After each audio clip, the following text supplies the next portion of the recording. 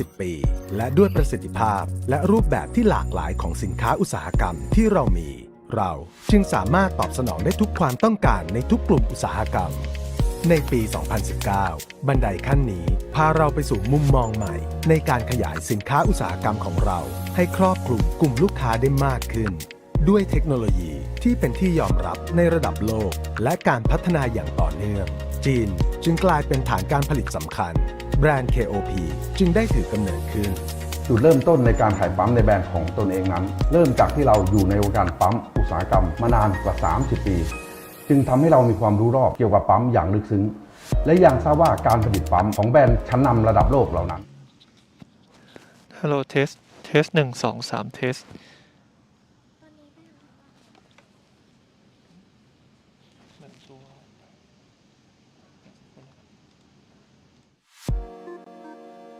ในโลกที่หมุนเร็วอย่างทุกวันนี้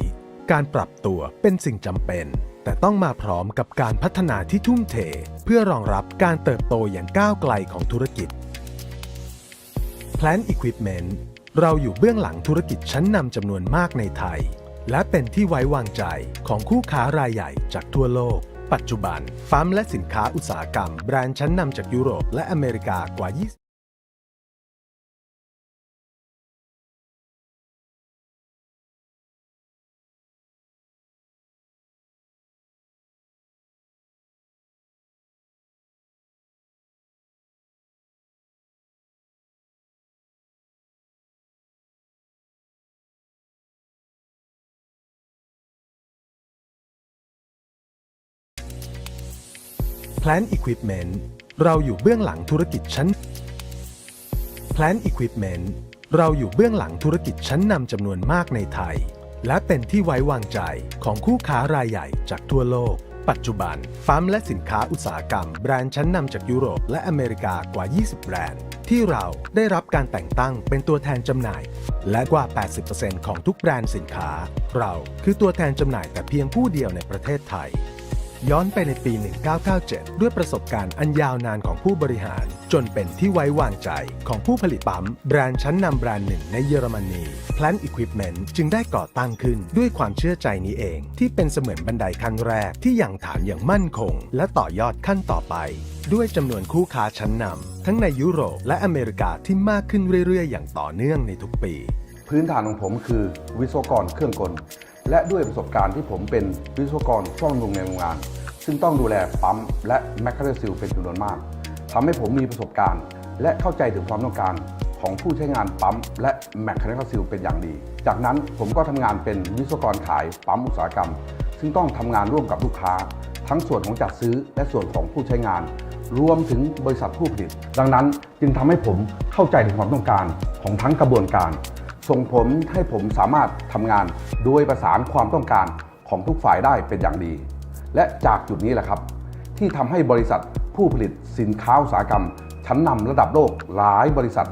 ได้ให้ความไว้วางใจกับบริษัท Plant Equipment โดยมอบหมายให้เป็นตัวแทนจำหน่ายแต่เพียงผู้เดียวการสินค้าอุตสาหกรรมมาได้ยาวนานกว่า 20 ปีและด้วยประสิทธิภาพและรูปแบบที่หลากหลายของสินค้าอุตสาหกรรมที่เรามีเราจึงสามารถตอบสนองได้ทุกความต้องการในทุกกลุ่มอุตสาหกรรมในปี 2019 บันไดขั้นนี้พาเราไปสู่มุมมองใหม่ในการขยายสินค้าอุตสาหกรรมของเราให้ครอบคลุมกลุ่มลูกค้าได้มากขึ้นเครื่องกลและด้วยประสบการณ์ที่ผมเป็นวิศวกรซ่อมบำรุงในโรงงานซึ่งต้องดูแลปั๊มและแมคคาเนซิลเป็นจำนวนมากทำให้ผมมีประสบการณ์และเข้าใจถึงความต้องการของผู้ใช้งานปั๊มและแมคคาเนซิลเป็นอย่างดีจากนั้นผมก็ทำงานเป็นวิศวกรขายปั๊มอุตสาหกรรมซึ่งต้องทำงานร่วมกับลูกค้าทั้งส่วนของจัดซื้อและส่วนของผู้ใช้งานรวมถึงบริษัทผู้ผลิตดังนั้นจึงทำให้ผมเข้าใจถึงความต้องการของทั้งกระบวนการ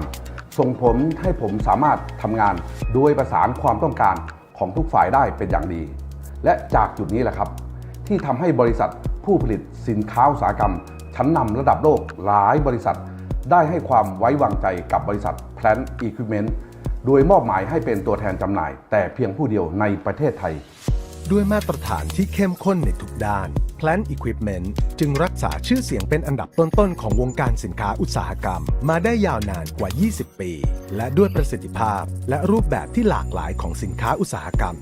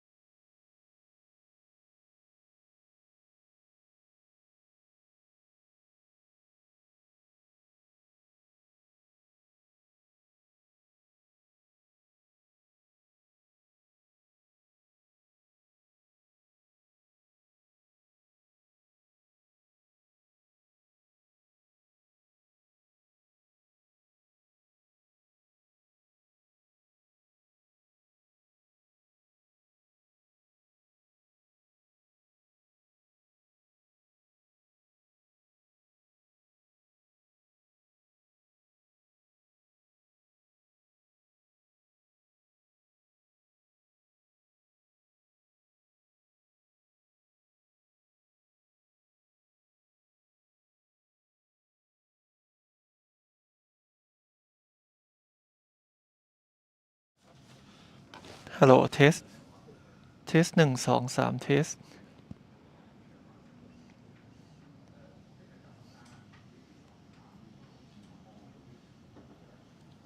เทสเทสหนึ่งสองสามหนึ่งสองเทส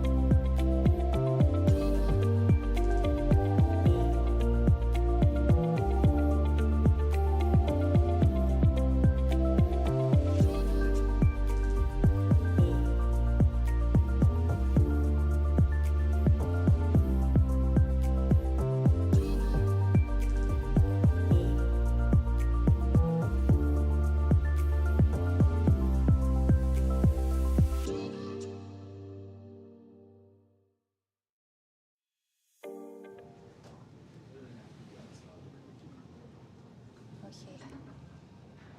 โอเคจอขึ้นละหนึ่งเดี๋ยววันนี้พูดกันไปก่อนเป็นยังไงบ้างอะไรอย่างเงี้ยสวัสดีค่ะ เป็นไงบ้างคะง่วงกันไหมเอ่ย รถติดไหมคะช่วงเช้าเดี๋ยวรอเพื่อนๆที่ลงทะเบียนข้างหน้าสักครู่นะคะ เดี๋ยวเราจะเริ่มสัมมนาในใกล้ๆนี้ละค่ะให้มาบอกให้พูดกันไปก่อน เดี๋ยวรอสัญญาณวันอีกที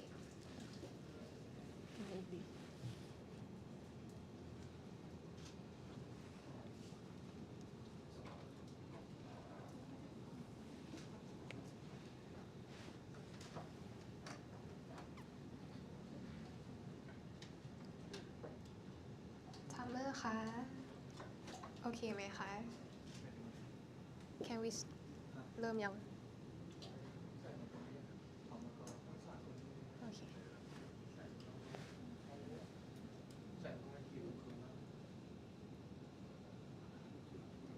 ทุกคนพร้อมกันยังคะ พร้อมแล้วแหละ โอเค หน้าตายิ้มแย้มขนาดนี้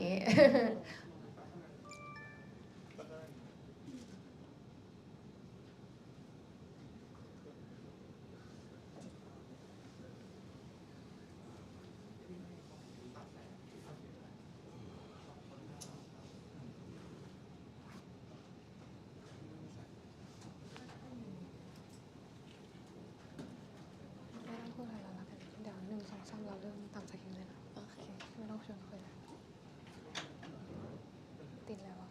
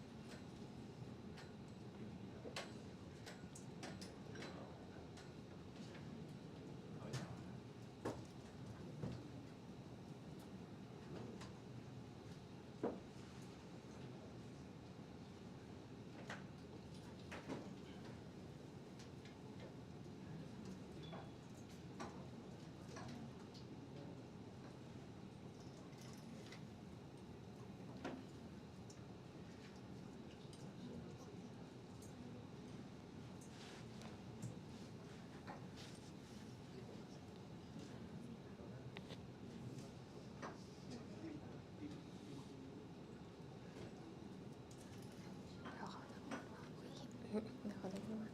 เดี๋ยวเพื่อไม่ให้เป็นการเสียเวลา เดี๋ยวจะขอเริ่มเปิดงานสัมมนาเลยแล้วกันนะคะขอเริ่มเลย2 3เราก็สวัสดีนะ โอเค จะได้ไม่เบียดกัน โอเคค่ะ คิดว่าทุกท่านน่าจะพร้อมกันแล้วนะคะ ก็เพื่อไม่ให้เป็นการเสียเวลา เดี๋ยวยังไงพวกเรา2 คนขออนุญาตเปิดงานสัมมนาเลยแล้วกันนะคะ โอเค 1 2 3 สวัสดีค่ะ ดิฉันนางสาวนนทิยาทิพย์โสดนะคะ หรือชื่อเล่นฟ้างค่ะดำรงตำแหน่งเซลล์เอนจิเนียร์นะคะ ดูแลสินค้าปั๊มน้ำปั๊มสารเคมีค่ะ ค่ะ ส่วนดิฉันนะคะ นางสาวพัทธมนต์อนันต์รัตนกิจค่ะ หรือเรียกว่าโบก็ได้นะคะ ดำรงตำแหน่ง Digital Marketing ค่ะ and good morning everyone my name is Pathamon Anand Ratanakit or you can call me Bo I'm a digital marketing from Plant Equipment ค่ะ วันนี้เรา2 คนเป็นตัวแทนของบริษัทแพนอีเคเมนต์จำกัดนะคะ ได้รับเกียรติเป็นพิธีกรดำเนินรายการสัมมนาในครั้งนี้ค่ะ และขอต้อนรับทุกท่านเข้าสู่งานสัมมนา นวัตกรรมสุดล้ำเพื่อการแก้ปัญหาปั๊มสำหรับงานอุตสาหกรรมที่ท้าทาย และการใช้งานสำหรับสารเคมีที่เป็นพิษ มีความกัดกร่อนสูง และสารเคมีอันตรายค่ะ And today, the two of us are so honored to represent Plant Equipment as a host of this seminar. We would like to warmly welcome all of you to innovative pumping solution for challenging industrial application toxic, highly corrosive, and hazardous chemical seminar 2025. ค่ะซึ่งงานสัมมนาในครั้งนี้ได้รับความร่วมมือจากทุกกลุ่มโรงงานอุตสาหกรรมในจังหวัดกรุงเทพและจังหวัดใกล้เคียง โดยมีรายละเอียดการสัมมนาครั้งนี้ค่ะ โดยช่วง 9 โมงนะคะ จะทำความเข้าใจเกี่ยวกับการออกแบบซิลเลตปั๊มบรรยายโดยคุณณัฐภาสค่ะ 9 โมง 15 เหตุผลว่าทำไมจึงเรียกว่างานปั๊มที่มีความท้าทายสูง บรรยายโดยคุณพงศวัสดิ์หานนรงค์ 9 โมงครึ่งปั๊มบุญก๊าซสำหรับงานท้าทายสูงช่วงที่ 1 ค่ะ แล้วก็ช่วง 10 โมงถึงช่วง 10 โมงนะคะจะเป็นปั๊มบุญก๊าซสำหรับงานท้าทายสูงช่วงที่ 2 โดยช่วงที่ 2 จะเป็นการสาธิตนะคะ แล้วก็ช่วง 10 โมง 45 จะเป็นช่วงพักเบรกค่ะ ต่อมาช่วง 11 โมงนะคะจะเป็นช่วงที่ 3 เกี่ยวกับปั๊มบุญก๊าซสำหรับงานท้าทายสูงค่ะ โดยหัวข้อจะเป็นการออกแบบผลิตภัณฑ์ คุณลักษณะและก็ประโยชน์ค่ะ แล้วก็ช่วงเที่ยงเราจะพักเบรกรับประทานอาหารกันนะคะ ต่อมาช่วงบ่ายโมงจะเป็นหัวข้อทำความเข้าใจวัสดุฟูออโลพลาสติกที่ใช้ในปั๊มและวาล์วบรรยายโดยคุณเจษดาพร ช่วงบ่ายโมง 15 เป็นหัวข้อลิตเตอร์ปั๊มแอนด์วาล์วบรรยายโดยทีมลิตเตอร์ ช่วง 10 โมง 45 จะเป็นช่วงพักเบรกนะคะ ต่อมาบ่าย 3 จะเป็นปั๊มแมกเนติกไดร์และปั๊มแคเนตมอเตอร์จาก KOP ค่ะ บรรยายโดยคุณพงศวัสดิ์ Okay, and for the English version, we gonna start with to understand in sealless pump design this session for the first session by Mr. Nathapat Sanpetnarong. And then we gonna go to what we call difficult pump application by Mr. Pongsawat Hanarong. And after that, we gonna go to Bungas pump for difficult application part 1about introduction by Busgat team. And at 10:45, we're gonna have Bungas pump for difficult application part 2 for demonstration by Bungas team. And after that, we're gonna have a coffee break for 15 minutes. And we're gonna come back at 10:45 for Bungas pump for difficult application part 3 for product design, feature, and benefits by the seminar team and Bungas pump. And then at 12 o'clock, we're gonna have lunch. We're gonna have lunch at the 10th floor. You guys have to go down to the lobby first and then go up by the elevator to the 10th floor. And then at 1 p.m., we're gonna have to understand in fluoroplastic material which used in pump and valve by Mr. Jesadaporn Sopon. And at 1 p.m. 15, we're gonna have Richter pump and valve by Richter speaker. And at 2 p.m. 45, we're gonna have a coffee break again. And at 3 p.m., we're gonna have KOP magnetic drive pump and can motor pump by Mr. Pongsawat Hanarong. And at 4 p.m. 30, we're gonna have a little bit of chit chat and group chat together, group photo, and we're gonna end this seminar together. ค่ะ และโอกาสนี้นะคะ ขอกราบเรียนเชิญท่านประธานขึ้นมากล่าววัตถุประสงค์ของงานและกล่าวเปิดงานสัมมนาในครั้งนี้ค่ะ ขอกราบเรียนเชิญคุณพงศวัสดิ์หานรงค์ค่ะ ฮัลโหลครับฮัลโหลครับสวัสดีอย่างเป็นทางการนะครับ ผมก็วันนี้นะครับก็ขอบพระคุณนะครับที่ทุกท่านนะครับให้เกียรติมาเข้าร่วมสัมมนานะครับ เราจัดสัมมนา2 วันนะครับ คือจัดเมื่อวานที่ระยองนะครับ จริงๆแล้วตลาดเราก็อยู่ที่ระยองเยอะนะฮะแต่ผมมองแล้วว่าตลาดที่กรุงเทพเนี่ยก็มีนะครับ เราก็เลยจัดสัมมนาขึ้นที่กรุงเทพด้วยนะครับ จริงๆแล้วนะครับสัมมนาในครั้งนี้นะครับหลักๆแล้วก็จะเป็นบุงการปั๊มนะครับคือบุงการปั๊มเองเนี่ยเขาก็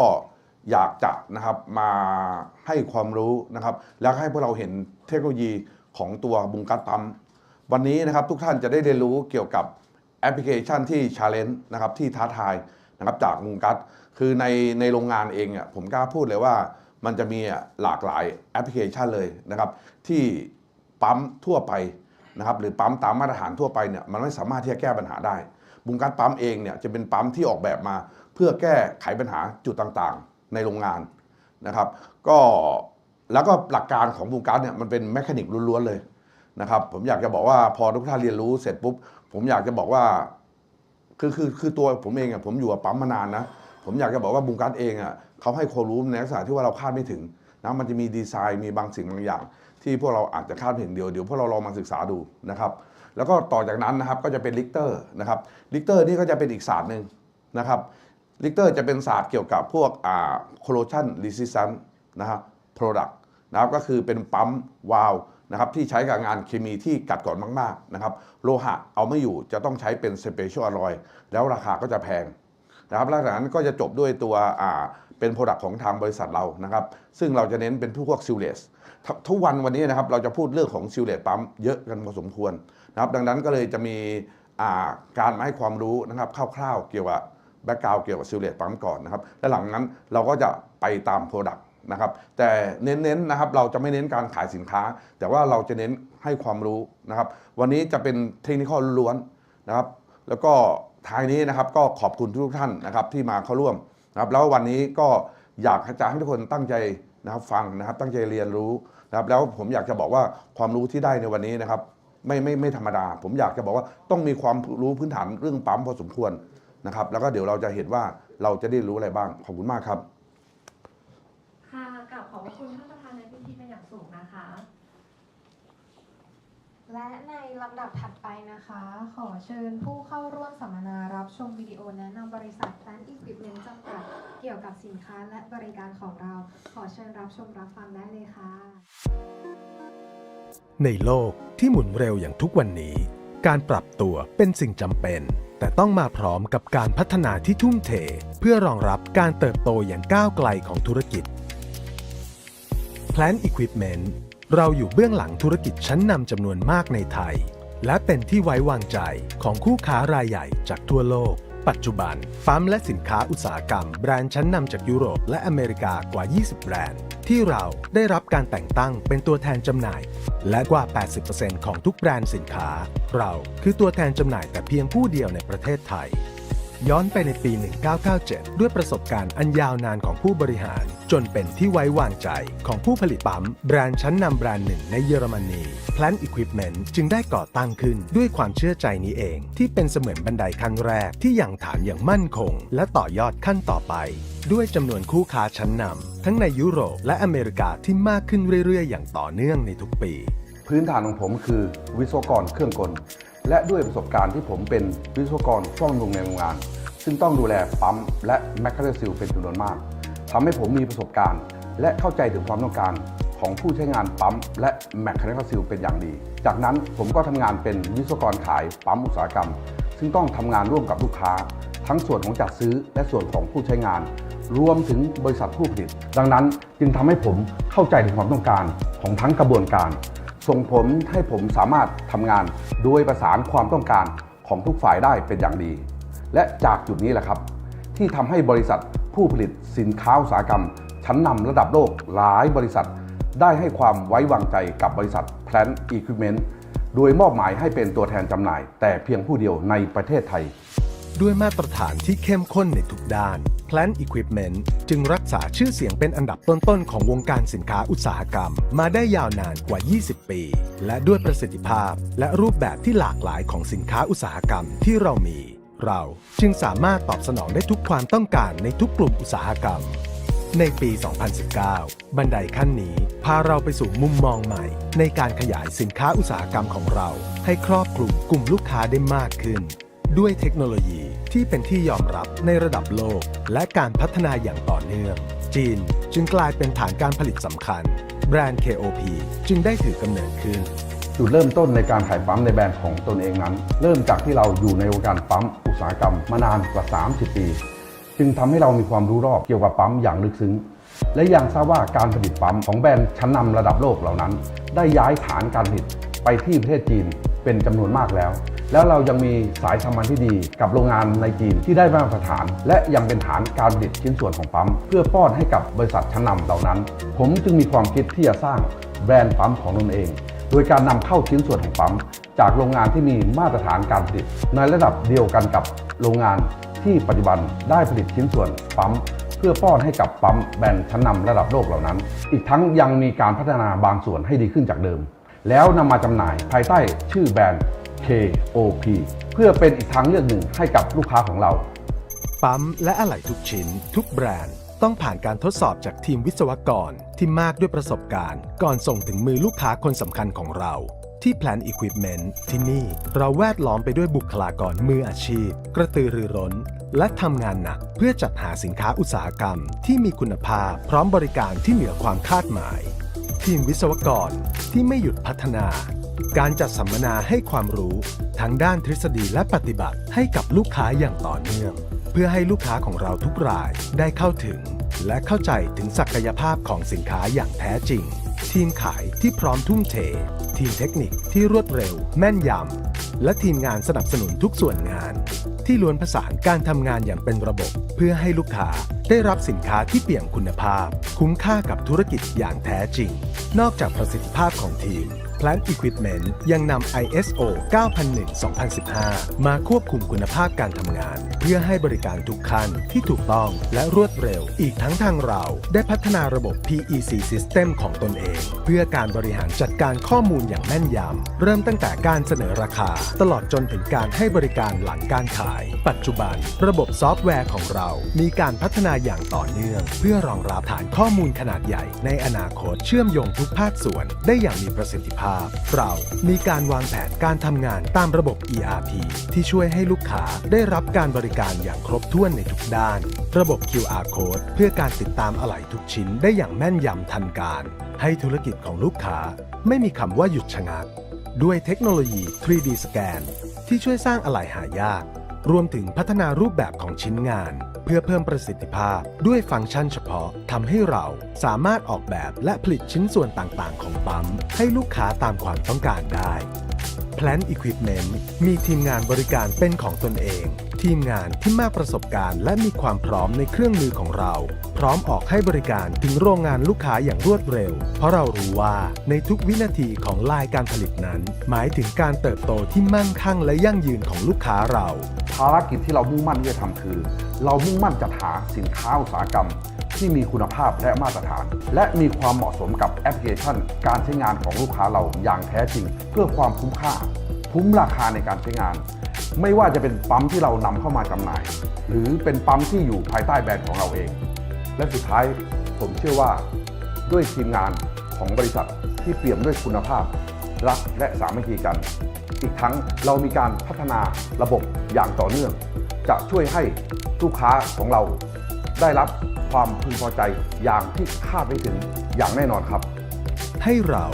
Plant Equipment เป็นส่วนหนึ่งในการเติบโตอย่างยั่งยืนพร้อมไปกับธุรกิจของท่านก้าวไปด้วยกันกับเรา Plant Equipment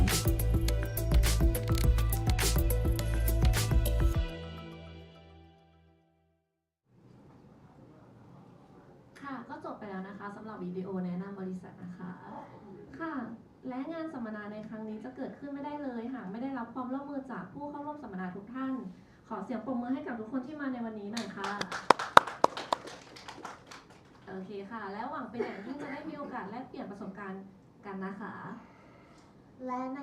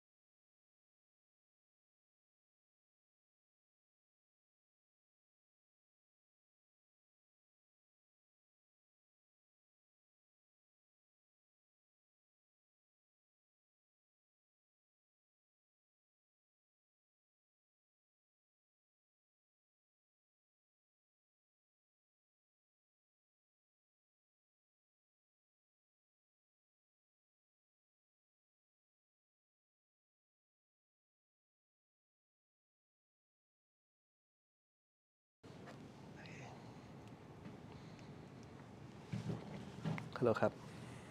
ฮัลโหลสวัสดีครับผมณัฐภาสนะครับเป็นเซลล์เอนจิเนียร์ของ Panicument นะครับผมก็เห็นหน้าเห็นตาผมมาบ้างแล้วนะครับผมก็สวัสดีตอนเช้าเลยนะครับผมก็เริ่มกันเลยนะครับตอนเช้าเนี่ยเราจะมาทำเข้าใจก่อนในเรื่องของ Silhouette Pump นะครับดีไซน์ว่ามันคืออะไรคราวนี้ก่อนที่จะเริ่มมันปกติแล้วแผนของทุกท่านเนี่ยจะมีปั๊มเซนติคอลปั๊มนะครับผมซึ่งเซนติคอลปั๊มเนี่ยเป็นปั๊มแรกเดิมทีก่อนที่จะแปลงเป็น Silhouette Pump โดยที่ภายในเขาเนี่ยก็จะมีpacking seal ครับผมรวมถึงsingle seal ครับ double mechanical seal คราวนี้เราจะมาลงรายละเอียดกันว่า 3 อย่างเนี้ยแตกต่างกันยังไงเริ่มจาก packing seal เนี่ยจะเป็นซีลเริ่มแรกของปั๊มนะครับโดยที่เขาจะใช้เชือกประเก็นเนี่ยในการกั้นไม่ให้ของเหลวภายนอกครับภายในออกไปภายนอกนะครับผมเป็นซีลเริ่มแรกเริ่มต้นเลยครับผมแล้วก็มีการพัฒนาถัดไปนะครับผมเป็น Single Mechanical Seal นะครับผมซึ่ง Single Mechanical Seal ของเราเนี่ยสามารถใช้ได้กับ General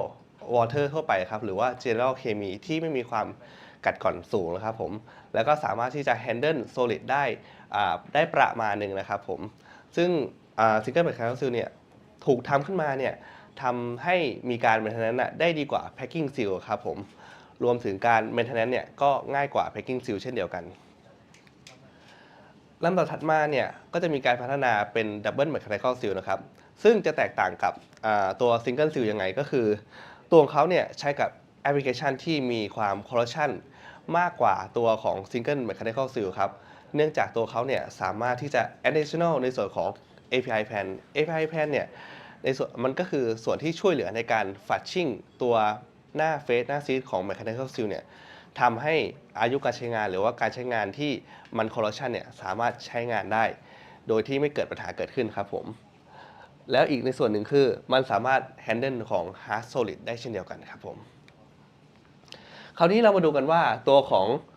mechanical seal pump กับ magnetic dye pump ต่างกันยังไงในความคิดของผมนะครับผมมองว่าตัวของseal pump เนี่ยเราก็มันบอกอยู่แล้วนะครับว่าชื่อมันก็คือมี mechanical seal ติดอยู่ในตัวปั๊มในตัวของ magnetic dye pump นะครับก็จะไม่มีตัว mechanical seal นี้ติดอยู่ในตัวปั๊มแล้วก็มีส่วนของเพิ่มเติมนิดนึงในเรื่องของ inner magnet แล้วก็ outer magnet นะครับในตัว magnetic dye pump ครับผมอันนี้ก็จะเป็นส่วนที่แตกต่างระหว่างตัว magnetic dye pump แล้วก็ cylindrical pump ครับผมคราวนี้เรามาดูข้อจำกัดระหว่าง mechanical seal กันเลยครับคือจริงๆแล้ว mechanical seal ครับมันเป็นตัวที่เราจะบอกว่ามันกั้นตัวของ pressure หรือว่าน้ำ application ภายในไม่ให้ออกจากภายในปั๊มนะครับจริงๆแล้วมันถูกทำให้สามารถออกได้นะครับแต่ว่ามันจะถูกทำให้ออกได้ในรูปแบบของไอน้ำดังนั้นแล้วถ้าเป็นของที่มันมี pollution หรือว่าเป็นสารเคมีที่มีความอันตรายหรือว่าเป็น corrosion มากๆเนี่ยมันก็จะส่งผลกระทบต่อระบบภายนอกเช่นตัวเหล็กหรือว่าตัวฐานเบสเพลทเนี่ยอาจจะเกิดสนิมได้รวดเร็วมากยิ่งขึ้นอีกทั้งความเสียหายด้านการสุขภาพร่างกายสำหรับสารเคมีที่เป็นฮัสดะในบางส่วนนะครับผมก็อาจจะมีผลทำให้ไม่สามารถป้องกันได้ 100% นะครับผมอีกทั้งข้อจำกัดในการดีไซน์สำหรับ Mechanical Seal เนี่ยก็จะมีหลายไทป์มากยิ่งขึ้นหากมีการเรียกไม่ตอบโจทย์การใช้งานเนี่ยก็อาจจะมีการใช้งานไม่สามารถกันการลีกได้นะครับผมและในส่วนสุดท้ายเนี่ยก็คือหากมีการ additional ในตัวของ device เพิ่มเติมเช่น API Pan เนี่ยเราก็ต้องมีการประเมินในส่วนของการติดตั้งdevice เพิ่มเติมในการมาใช้งานใน API Pan มากยิ่งขึ้นครับผมคราวนี้มาในส่วนของ Kinetic Motor Pump เรารู้จักmagnetic dye pump ไปเมื่อสักครู่แล้วครับว่ามันมี outer magnet inner magnet ในการขับเคลื่อนซึ่งในรูปแบบของการประกอบนะครับในmagnetic dye เนี่ยจะมีปั๊ม coupling และก็มอเตอร์รูปแบบจะคล้ายๆกับ cylindrical pump แต่ว่าพอมาดูในส่วนของ Kinetic Pump เนี่ยเราจะเห็นว่าตัวของ Kinetic Pump เนี่ยมันมีเซตมาในตัวเลยก็คือตัวของปั๊มถูกดีไซน์ให้มีสเตเตอร์และโรเตอร์ในซึ่งทำหน้าที่แทนมอเตอร์ครับผมทำให้การ alignment หรือการติดตั้งเนี่ยง่ายกว่าแต่ก็ขอโน้ตไปนิดนึงว่าในการที่จะถอดประกอบหรือเนี่ยต้องใช้ผู้เชี่ยวชาญในการดำเนินการ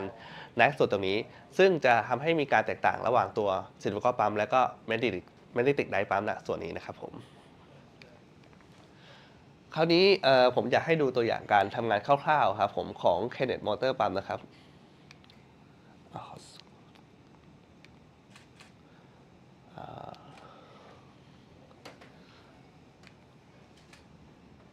โอเคครับการทำงานคร่าวๆครับก็คือตัวของ stator กับ rotor เนี่ยจะทำหน้าที่เป็น magnetic drive ครับผมก็คือการขับใช้ magnetic field ในการ generate ตัว torque ทำให้ impeller มันหมุนได้นะครับอันนี้เป็นหลักการคร่าวๆซึ่งจะแตกต่างกับ cylindrical pump ที่จะใช้หลักการชาร์ปส่งพลังงานจากมอเตอร์ไปที่ชาร์ปแล้วก็แปลงพลังงานจนเป็นพลังงานสักไปที่ impeller นะครับผมอันนี้เป็นข้อแตกต่างคร่าวๆระหว่างcylindrical pump แล้วก็ sealed pump นะครับผมคราวนี้เรามาดูข้อแตกต่างอีกอย่างหนึ่งระหว่าง sealed pump กับ magnetic dive pump ดีกว่าก็ในส่วนของ sealed pump ครับเราจะเห็นว่าเขาสามารถ request ตัว packing seal mechanical seal ได้แล้วก็การลีกในได้ประมาณนึงแล้วก็การลีกของเขาเนี่ยเป็นการลีกแบบเป็นไอนะครับผมแต่คราวนี้ตัว magnetic drive ของเขาครับผมแตกต่างกับยังไงคือไม่มี mechanical seal จริงๆแล้วถ้าเราเลือกแอปพลิเคชันที่ตรงกับการใช้งานจริงไลฟ์ไทม์จะนานกว่า cylindrical pump เนื่องจาก cylindrical pump เราไม่มีตัวของ mechanical seal ทำให้อายุการใช้งานของเขานานกว่าครับผมคราวนี้เมื่อไหร่เราจะใช้ magnetic dive pump หรือว่าเราจะเลือก recommend อย่างเรื่องอะไรก็คืออย่างแรกเลยมันไม่ลีกออกสู่บรรยากาศภายนอกแน่นอน 100% นะครับผมเพราะว่าเป็นระบบปิดเพราะเนื่องจากตัว magnetic dive pump และ sealed เนี่ยสามารถตัว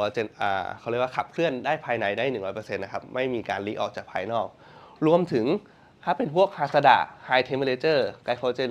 glycogenic นะครับผมหรือท็อกซิกต่างๆเนี่ยก็จะแนะนำให้ recommend เป็น magnetic dive pump เลยแล้วก็อีกส่วนหนึ่งที่เป็นข้อคิดสำหรับทุกคนครับทุกคนอาจจะมองว่าการใช้ cylindrical pump กับตัว double mechanical seal สมัยก่อน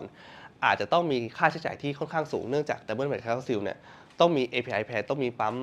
เข้ามาช่วยเสริมในการฟัดชิ่งหรือว่าเคว้นภายในระบบทำให้คอสในการสูญเสียตรงนี้มากยิ่งขึ้นเราจึงมองเห็นว่าการใช้ magnetic dive pump อาจจะมาช่วยในเรื่องของประหยัดคอสมากขึ้นแล้วก็ประหยัดในการ maintenance หรือว่าreduce cost ค่าใช้จ่ายต่างๆในการที่จะซื้อ double mechanical seal ที่มีราคาแพงยิ่งขึ้นครับผมคราวนี้ผมขออยากเพิ่มเติมนิดนึงในระหว่างของกลุ่มของ isolate can นะครับผมก็คือเป็นแคนที่อยู่ด้านในของ magnetic dive pump ซึ่งจะแบ่งเป็น2ประเภทนะครับผมก็คือกลุ่มโลหะก็คือเป็น metallic นะครับของเราเนี่ยของเขาก็จะเป็นตัวแทนของ Cow Union แล้วก็ถ้าเป็นของ non metallic ครับผมก็จะเป็น Teflon Line เป็นของ Lister นะครับผมซึ่งผมอาจจะอยากจะเพิ่มเติมของ eddy current นิดนึงก็คือ eddy current เนี่ยมีทั้งในตัว sealed pump ก็คือตัว Kinetic นะครับผมแล้วก็ magnetic dive pump ถ้า magnetic dive pump ที่เป็นพลาสติกเนี่ยมันอาจจะเกิด current แทบจะเป็นศูนย์แต่ว่าถ้าใน sealed ที่เคยมีคำถามว่าทำไมถึงมีการเบี่ยงเบนทางด้านของ permanent curve อะไรอย่างนี้ครับผมเนื่องจากมันมีการ loss เกิดขึ้นในระบบเนื่องจากค่าเหนี่ยวนำทางการไฟฟ้าเนื่องจากตัวของปั๊มเนี่ยเป็นโลหะทำให้มีการสูญเสียพลังงานจากการผลิตความร้อนนะตรงนี้เกิดขึ้นครับผมทำให้บางครั้งเนี่ยเราเลือกแมทเทียลที่เป็น stainless steel หรือว่าไทเทเนียมเนี่ยจะมีค่า eddy current loss เนี่ยแตกต่างกันโดยที่ eddy current loss เนี่ยแบ่งไปตาม2ประเภทก็คือประเภทของโลหะซึ่งเราจะเห็นว่า 3-6 เนี่ยมี eddy current loss มากกว่าตัว hydroxide 4แล้วก็ในช่วงของการทำงานที่รอบสูง eddy current loss ก็จะเยอะกว่าในรอบที่น้อยกว่าแต่แตกต่างกันระหว่างถ้าเป็น non metallic อย่างของ Lister ก็จะไม่มี eddy current loss ครับผมคราวนี้สิ่งที่ส่วนมากเราขาดประสบการณ์ในการเลือกปั๊มก็คืออาจจะในเรื่องของการรันได้ทำให้มีปัญหาเกิดขึ้นหรือว่าการโอเปเรตไม่เหมาะสมนะครับอย่างเช่นการเดินไปยัง minimum flow หรือว่าการเดินเกิน base efficiency point มากเกินไปเนี่ยหรือว่าเขาเรียกว่าปั๊มเบ้ขวากับเบ้ซ้ายแล้วกันครับผมอันนี้อาจจะทำให้ปั๊มมีปัญหาได้หรือว่ามี hydraulic power ที่มากเกินไปหรือว่าน้อยเกินไปก็จะทำให้ปั๊มเกิดความเสียหายได้รวมถึงในการที่ความร้อนสูงเกินไปเนี่ยทำให้ลิควิดเปลี่ยนเฟสได้เช่นเดียวกันแล้วเราก็ต้องในระบบในส่วนมาก System เนี่ยเราควรที่เช็คค่า viscosity นะครับว่ามีความ น้อยเกินไปหรือเปล่ารวมถึงค่า SG ครับผมมีผลต่อ Hydraulic Power เช่นเดียวกันและสุดท้ายครับค่า FSA ครับหากน้อยกว่า FSR เนี่ยก็อาจจะเป็นผลต่อการค่าการดูดของปั๊มได้เช่นเดียวกันครับครับผมอันนี้ขอเสริมนิดนึงของ decoupling นะครับผมก็คือ magnetic die torque เนี่ยปกติแล้วทาง Lister เนี่ยทางเราจะมี offer ให้ตัวกับมีข้อมูลของ magnetic die torque ซึ่งเราจะต้องไม่ดีไซน์นะครับผมตัว magnetic die torque ให้เกินกับมอเตอร์นะครับไม่งั้นน่ะมอเตอร์จะไม่สามารถขับได้ครับตัวอย่างเช่นmagnetic die torque เนี่ยอาจจะสามารถ maximum อยู่ที่15กิโลวัตต์เราจะไม่สามารถ generate ตัวมอเตอร์ได้มากไปกว่านั้นครับคือ maximum สูงสุดของ magnetic die torque อยู่ที่15กิโลวัตต์เป็นตัวอย่างนะครับผมแล้วก็ตัวเผื่อการ start motor นะครับก็คือสูงเกินไปอาจจะทำให้เกิดการ decoupling ได้นะครับผมและสุดท้ายครับการเรียกปั๊มไม่เหมาะสมครับเช่น flow rate มากเกินไปดีไซน์เมเชอร์ไม่เหมาะสมหรือว่า over temp นะครับในเรื่องของดีไซน์มี flow rate มากเกินไป magnetic die ปั๊มก็ไม่สามารถที่จะเห็นเดินได้ครับอาจจะมีในเรื่องของ external flush เข้ามาช่วย viscosity มากเกินน้อยเกินไปเนี่ยก็มีผลเหมือนกันส่วน SG เนี่ยก็เราควรที่จะรู้สารที่เราใช้งานในจุดที่มากที่สุดเพราะเนื่องจากถ้าเราไม่รู้จุดในการ operate SG ที่มากที่สุดเนี่ยมันอาจจะมีผลต่อการใช้งานได้มีผลต่อค่า safety factor ได้ครับผมและสุดท้ายครับก็ผมขอเน้นไปที่ magnetic die torque ที่ไม่เพียงพอแล้วกันครับไม่ควรให้กิโลวัตต์ของมอเตอร์เนี่ยมากกว่ากิโลวัตต์ของ magnetic die coupling แล้วกันครับผมณตรงนี้ก็ในสำหรับผมก็จบเพียงเท่านี้ครับสำหรับตัว Silate ปั๊มแล้วก็ความเข้าใจของ magnetic die ปั๊มนะครับผมครับแล้วก็เดี๋ยวลำดับถัดไปเลยครับผม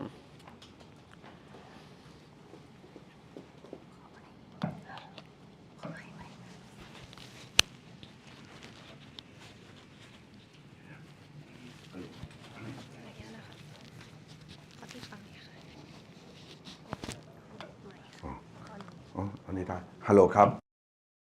ครับผมในพาร์ทของผมนะครับผมจะมาคุยเรื่องไอ้ตัววงการปั๊มนะครับคือก่อนที่จะเข้าวงการปั๊มนะครับผมก็อยากให้ทุกท่านได้ทราบนะครับได้เห็นว่าตัวปั๊มนะครับที่เอาไปใช้งานกับแอปพลิเคชันที่มันชาเลนจ์นะครับหรือว่าที่มันท้าทายมันมีลักษณะเป็นยังไงนะครับมาร์ทพรีเซนเทชันพี่ไม่ได้ขึ้นอ๋อโอเคนะครับทีนี้เราจะมาดูนะครับ Challenge Pumping Application นะครับจริงๆแล้วแอปพลิเคชันที่มันท้าทายนะครับมันจะมาจาก2ลักษณะนะครับผมแบ่งเป็น2ลักษณะลักษณะแรกเนี่ยคือเกิดจากตัวของเหลวมันเองนะครับเช่นของเหลวมันมีการกัดกร่อนสูงของเหลวมันท็อกซิกนะครับไม่สามารถที่จะปล่อยสู่บรรยากาศได้นะครับหรือว่าของเหลวมันมีอุณหภูมิสูงนะครับเช่นพวกฮอตออยล์นะครับหรือพวกน้ำมันร้อนนะครับแล้วอีกอันหนึ่งนะครับ Challenge หรือความท้าทายเนี่ยนะครับมันมาจากคอนดิชันการใช้งานนะครับเดี๋ยวเรามาดูนะครับว่าไอ้ความท้าทายที่มันเกิดขึ้นเนี่ยนะครับมันเป็นยังไงตัวแรกนะครับผมอยากให้ดูนะครับเป็นการชาเลนจ์นะครับตัวแรกอาจจะมาจากพวก highly corrosive liquid อันนี้เองเนี่ยเดี๋ยวลิกเตอร์เนี่ยเขาจะมาตอบนะครับว่าถ้าปั๊มเนี่ยไปใช้กับงานของเหลวที่มีการกัดกร่อนมากๆนะครับเราจะมีดีไซน์ปั๊มแบบไหนไปแก้โจทย์นี้นะครับแต่ตัวที่2นะครับก็จะเป็นเรื่องของเหลวที่มันไวไฟนะครับของเหลวที่มันท็อกซิกนะครับก็อาจจะเป็นพวกซิลเลสปั๊มเข้ามาแก้ปัญหาแต่ตัวนี้นะครับคอนดิชันที่มันท้าทายผมยกตัวอย่างนะครับไอตัวคอร์เรซีฟเนี่ยผมพูดไปแล้วตัวแล้วก็ท็อกซิกนะครับไฮเทมนะครับไฮวิคอสตี้นะครับอันนี้เป็นเรื่องของลิควิดล้วนๆเลยนะครับอันนี้เป็นตัวของลิควิดเองนะครับแต่ว่ามาดูตัวนี้นะครับสำหรับคอนดิชันนะครับที่ท้าทายนะครับสำหรับปั๊มใช้งานข้อแรกก็คือ dry running นะครับเราจะสังเกตเห็นว่าปั๊มในโรงงานส่วนใหญ่นะครับเรามักจะบอกเสมอเลยว่าเราไม่สามารถที่จะไดรันได้แต่จริงปั๊มมันไดรันได้นะปั๊มมันไม่มีทางเจ๊งหรอกแต่ส่วนที่มันจะเจ๊งก็คือไม่แม็กซิลก็ต้องเป็นสลิปแบริ่งนะครับปั๊มมันไม่เป็นไรหรอกครับเพราะว่ามันแทบจะไม่สัมผัสกันเลยนะครับตัวที่2เนี่ยบอกว่าแอปพลิเคชันไหนล่ะถ้าเกิดว่า NHA น้อยมากเลยบางครั้งเองนะครับปรากฏว่าทางดูดunder vacuum หรือของเหลวเนี่ยมันร้อนมากนะครับหรือว่า NHA เนี่ยเกือบจะเป็นศูนย์เลยถามว่าเราโซฟปัญหาได้ยังไงนะครับอันนี้ก็เป็นแอปพลิเคชันหนึ่งอีกอันหนึ่งที่ท้าทาย เดี๋ยวบุงกัสเขาจะมาตอบนะครับแล้วก็อีกอันหนึ่งก็คือว่าปรากฏว่าปั๊มการใช้งานของเรามันมีอากาศเข้านะครับมันมีแก๊สปนเข้ามาตลอดเลยนะเวลามันมีอากาศเข้ามันมีแก๊สเข้ามาผมบอกตรงเลยเดี๋ยวเราจะโชว์สาธิตให้เห็นเลยปั๊มมันจะล็อกในทันทีเลยนะครับถามว่าอากาศเข้ามามันมีผลกระทบอะไรเดี๋ยวเราก็จะมาคุยกันตรงนี้ด้วยนะครับขอโทษครับผมขอกลับไปก่อนครับอีกตัวหนึ่งunder vacuum นี่ถูกแล้วนะครับและอีกอันนึงก็คือเป็นการโอเปเรตปั๊มนะครับใกล้ๆกับ minimum flow หรือบางครั้งเราไปปิดวาล์วทางส่งเกิดขึ้นนะครับหรือเดินโฟน้อยๆนะครับมันอาจจะมีความร้อนเกิดขึ้นลองมาดูนะครับบุงกัสก็จะไม่ค่อยเจอปัญหานี้ลองมาดูนะครับตัวแรกทำไมปั๊มนะครับถึงไม่สามารถที่จะ dry running ได้สำหรับ mechanical seal ปั๊มนะครับมันมีความจำเป็นที่จะต้องใช้ของเหลวนะครับในการหล่อลื่นหน้าสัมผัสนะครับระหว่างเฟสกับซีดเพราะว่าขณะที่ปั๊มมันทำงานนะครับไอตัวเฟสกับตัวซีดเนี่ยมันจะสัมผัสกันอยู่ตลอดเวลาแล้วมันจะเจเนเรตฮีทขึ้นมันจะเกิดความร้อนขึ้นถ้าเกิดว่าเราไม่มีฟิล์มของเหลวนะครับไปเลี้ยงบริเวณเฟสกับซีดตรงนี้แม็กซิลก็จะรันไดนะครับแล้วก็แมคคานิคอลซิลก็พังอันนี้คือสาเหตุอันหนึ่งคือบอกว่าปั๊มไม่สามารถที่จะรันไดได้นะครับจริงๆเวลาปั๊มเสียเนี่ยเขาไม่ได้มองว่าแม็กซิลเสียนะเขาบอกว่าปั๊มเสียแต่จริงๆแม็กซิลแตกเพราะอะไรไม่มีของเหลวไหลเข้าปั๊มถ้าเกิดว่าไม่ใช่เป็นแมคคานิคอลซิลปั๊มล่ะเป็นตัวสลิปแบริ่งล่ะนะครับพวกแมกเนติกไดปั๊มหรือพวกแคนโมเดลปั๊มจะใช้จัวนอลแบริ่งเช่นกันครับจัวนอลแบริ่งเนี่ยก็ต้องการที่จะฟิล์มของเหลวมาเลี้ยงเมื่อไหร่ก็ตามถ้าเกิดว่าไม่มีฟิล์มของเหลวมาเลี้ยงนะครับแบริ่งพังทันทีเลยนะครับดังนั้นเนี่ยยังไงก็ต้องมีฟิล์มของเหลวมาเลี้ยงหน้าสัมผัสนะครับวันนี้นะครับบุงกัสเนี่ยเขาจะมีการดีไซน์นะครับอธิบายให้เห็นเลยว่าแมกนีติกไดปั๊มของเขาเนี่ยนะครับสามารถที่จะไดรันได้โดยที่ไม่ต้องมีของเหลวไปเลี้ยงปั๊มเดี๋ยวเราลองมาดูว่าเขาทำมันยังไงนะครับอันนี้เป็นอะไรที่ท้าทายนะครับอีกอันหนึ่งนะครับเรามาลองมาดูนะครับปัญหาที่เราใช้ปั๊มในโรงงานอีกอันที่เราเจอก็คือว่าปั๊มเกิดภาวะคาวิเทชันโจทย์ก็คือว่าคาวิเทชันเนี่ยเกิดขึ้นได้อย่างไรนะครับเอาเป็นว่าถ้าเรามองเห็นใบพัดปั๊มเป็นแบบนี้นะครับเป็นรูพุนเป็นตามดบริเวณตาใบพัดบริเวณนี้นะครับเรารู้ทันทีเลยว่าเกิดคาวิเทชันแต่ถ้าเกิดเรายังไม่ทันเห็นใบพัดนะเดินเข้าไปในแผ่นได้ยินเสียงแตกที่หน้าปั๊ม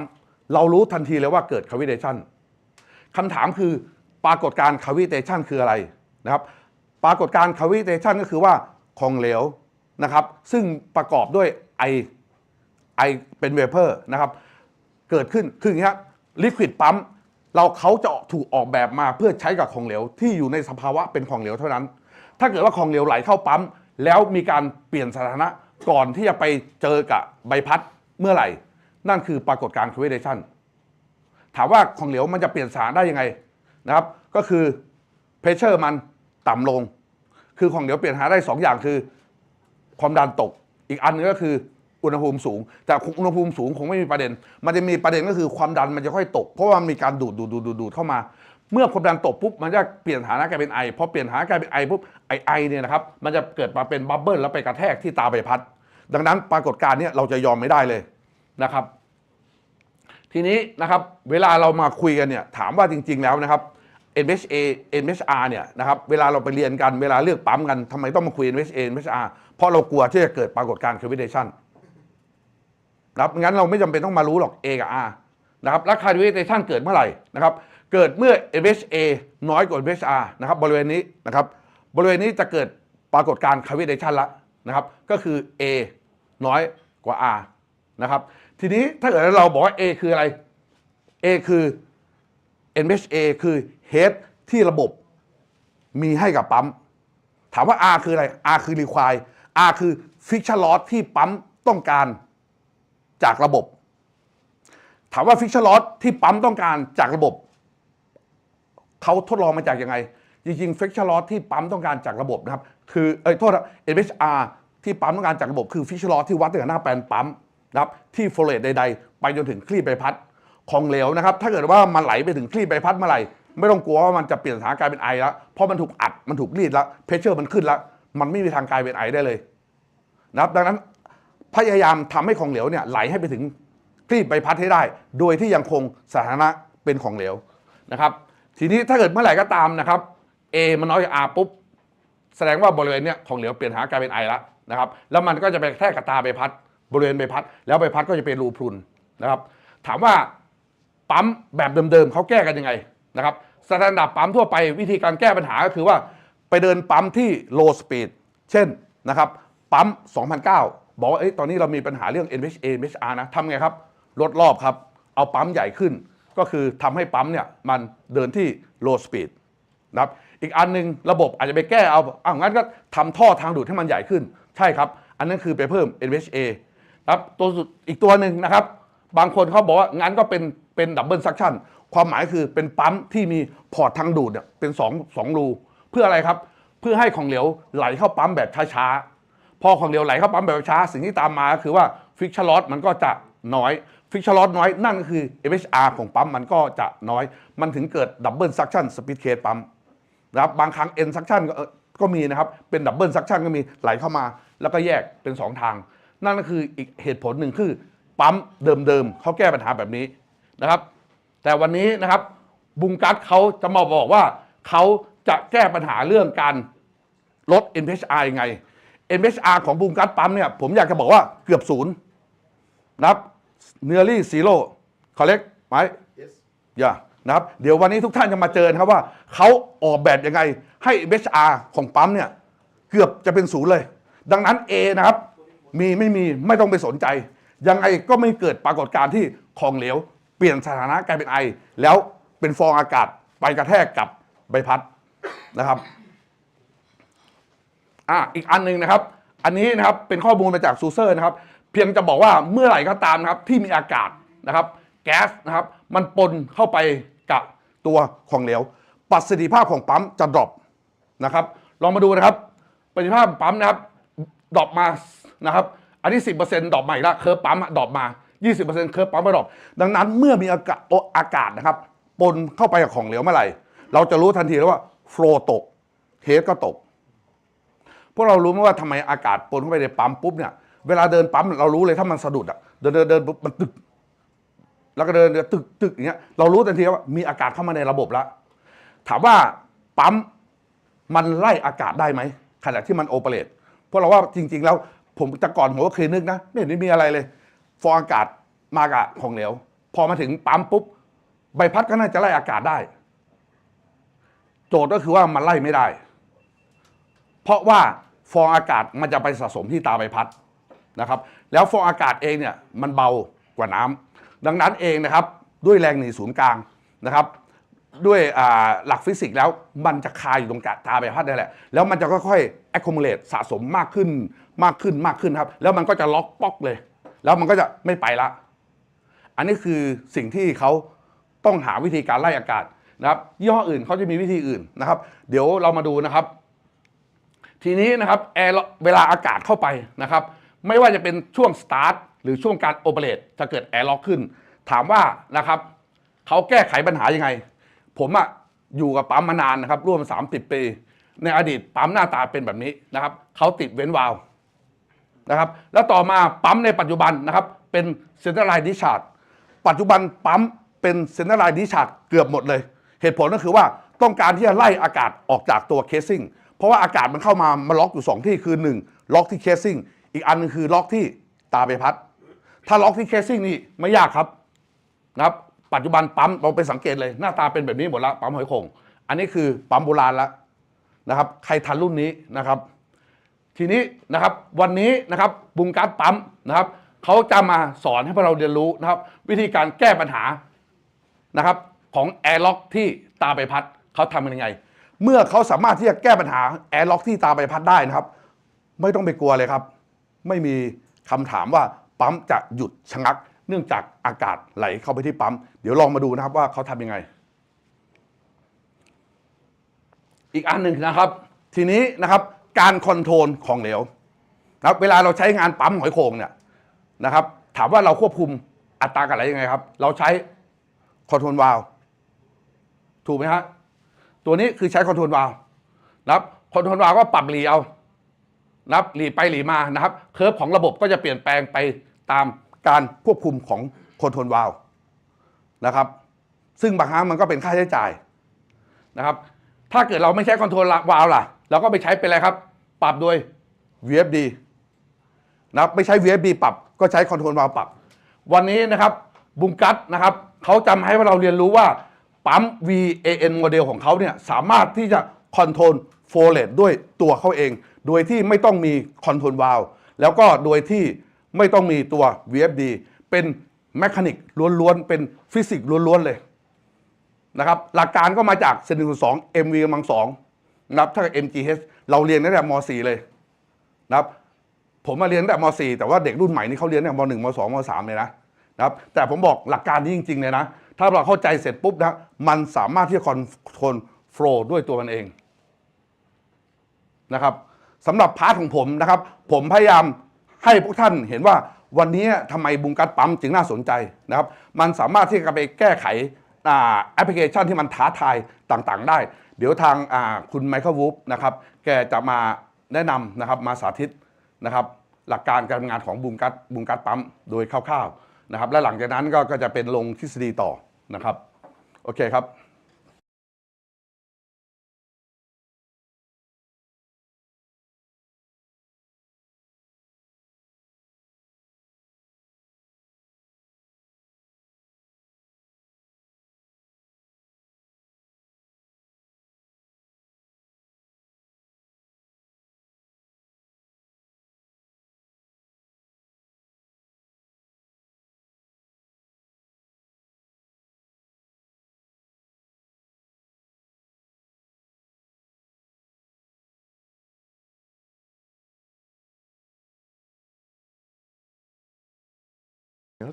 Sport. If you want to. Sorry, I'm a little bit frozen, so I have to warm up again. Maybe I have to move a little bit first. Good morning, ladies and gentlemen. Sawadee Kap. Sorry, my Thai is not good enough to have any form of presentation like our friends can do, so I have to stick to the good old English. I will try, though, to speak not too fast so that you can follow. And if there's any question, please,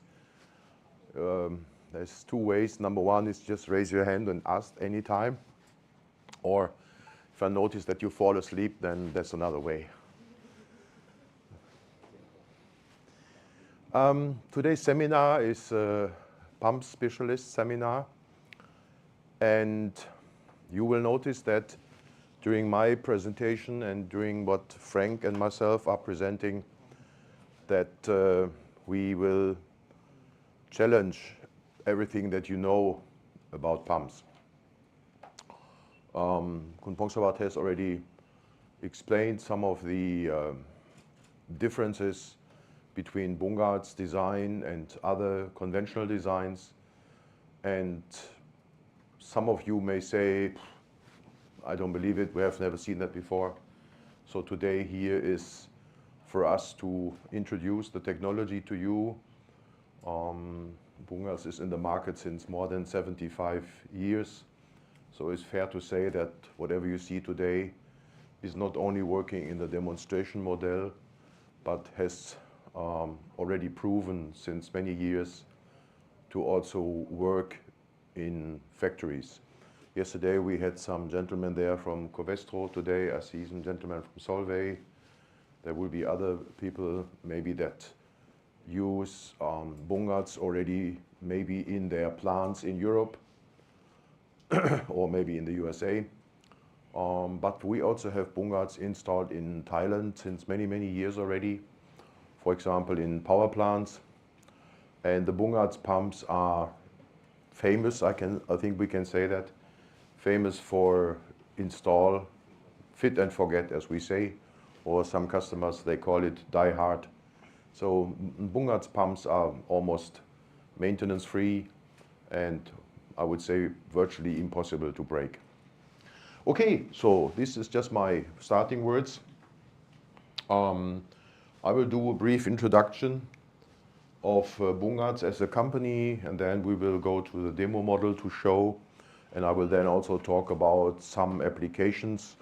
where Bungartz pumps can be used so that you see the real benefit for your day-to-day job also.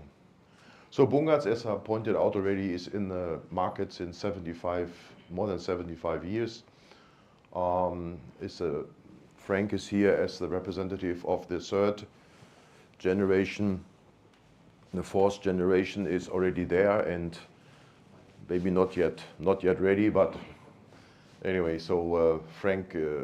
enjoys doing this also since more than 20 years already.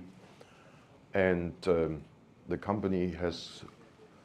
changed a lot thanks to his help. We are ready for more growth and for more happy customers. So our applications are mostly, as we call it, challenging applications. So that means almost each and every refinery, petrochemical plant, chemical plant, oleochemical plant, power plant, all of them, they have some application where the performance of the existing pumps are not to your satisfaction. So some of you may call it bad performing pumps. And those are the pumps that are of interest for Bungartz. So that means those pumps that work to your satisfaction, they are not really interesting for us. We look at those that do not work to your satisfaction. And if you have any of these issues here, frequent replacement of shaft seals, magnetic drives or CAN motors, frequent replacement of bearings, for example, especially intermediate bearings in long vertical pumps. If you have these problems, or if you have critical NPSH situation with cavitation, or if you have a process fluids that contain a lot of gas, that contain a lot of solids or crystals, these are cases where Bungartz has a very strong position in the market. Or even if you are pumping close to vacuum, you see here, we have some of the examples here. And even for operating up to 500 degrees, we can do this without external cooling. So I will explain all this during my presentation. So bear with me if some of those items are not yet clear, but they will be more clear afterwards. So,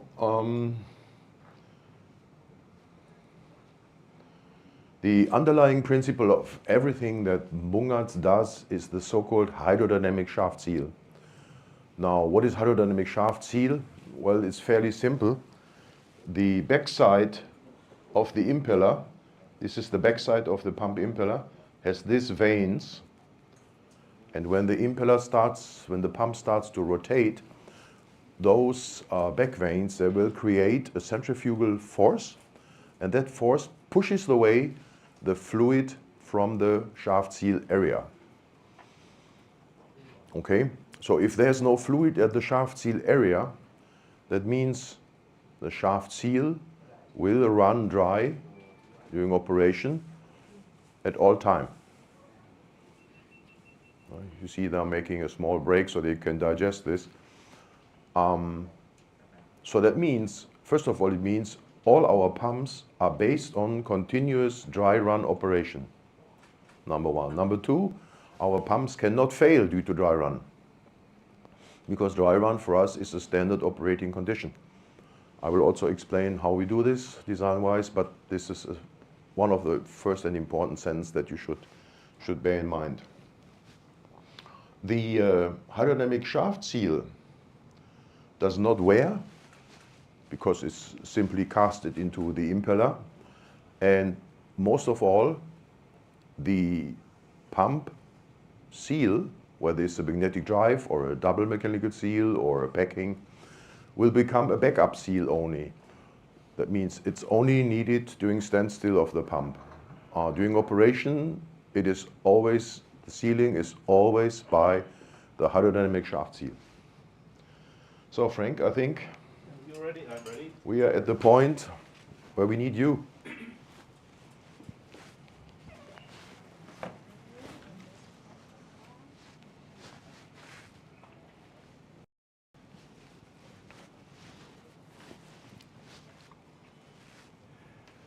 Good morning, ladies and gentlemen. Once again, thank you for coming in such a large number to the seminar, also from my side. Thank you, Michael, for your first introduction on our pumps. Here is a pump right now. We have a pump here in Thailand for many years now with our partners Plant Equipment. And it's a so-called AN pump. AN stands for abnormal behavior because it has a very unique physics. First of all, it's a vertical. Frank, I think it makes sense if you come to the front so that you can be closer to the pump. If you want to. Yeah, if you want to. If you want, you can also sit because this is Yeah, this is it's important okay. scale to see. It's okay. Okay. It's okay. because Good. This is an important scale to look at later on, and I hope the camera is also following me right now because in addition to a vertical pump, this pump has, in addition to the intake line and a discharge line, it has a so-called gas balancing line, which actually the purpose of the gas balancing line is to make sure that the pressure above the liquid is the same in front of the impeller where usually would create the suction. So if there is a pressure balance, which is actually realized by the hydrodynamic shaft seal, this line and some special balancing holes, if there is a pressure balance, there will be no suction. This pump is only taking liquid as it is coming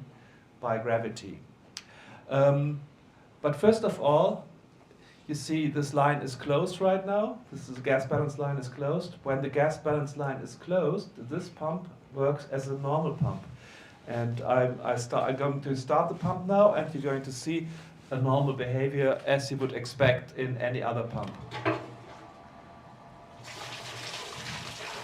Here you see that we have a very constant flow right now, basically. And the flow stays basically constant until the pump is dragging in a vortex and dragging in air, because right now it's a normal priming pump. The gas balance line is closed, no pressure balance between here and the impeller. This is what we expect from any pump. And I think we are at the moment of no pump. The pump has stopped, or the pumping process has stopped. And even if we have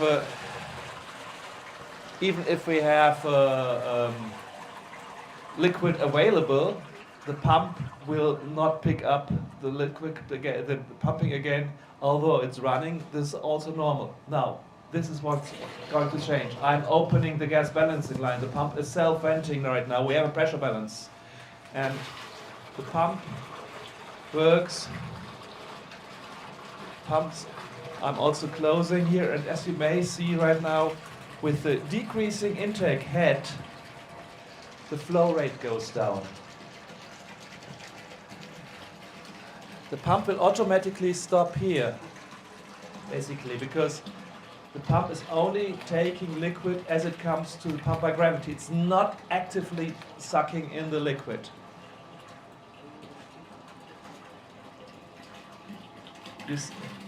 I hope you were able to see the difference. And now if I open up again, and as soon as liquid is coming to the pump automatically picks up the flow again. And as I said before, this is a pump which takes liquid only by gravity. So that means if we have less flow coming to the intake, for example, it's basically only level controlled. You see, I've closed the intake a little bit right now, reduced it, and so at a certain point we have an equilibrium between intake and discharge. It's only controlled by gravity. And by the way, it does that under all pressure condition. It also does it as it is not actively sucking in liquid. It can also handle liquids which we usually would start boiling or which could cause cavitation. This is a cavitation-free pump because it's not NPSH is basically a value for which says how much sucking a pump does, you know, and how much priming. Our NPSH is 0, so it's not sucking. And that this is very important to understand. So it's a self-leveling pump. I increase the intake here, the level goes up. It does it under all pressure conditions. Most important, but never forget to connect your gas balancing line to the atmosphere of your vessel. If this can be a vacuum vessel, this line has to be connected to the vacuum. If it's a pressurized vessel, this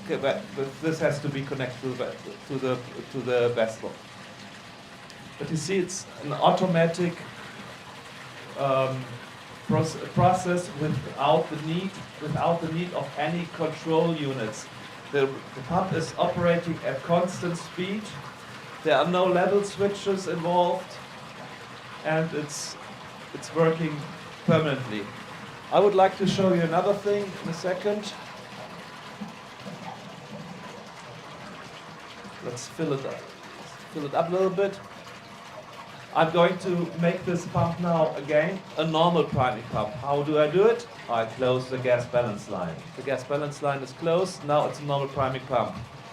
Now, let me show you something down here. I'm going to introduce some gas to the system.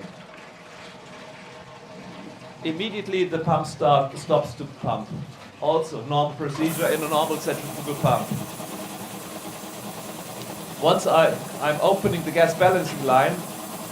the pump can handle the mixture of gas and liquid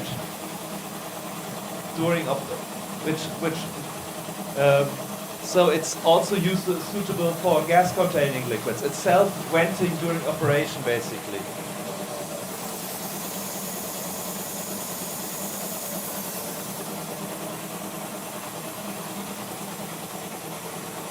So this is basically what I wanted to show you here in short.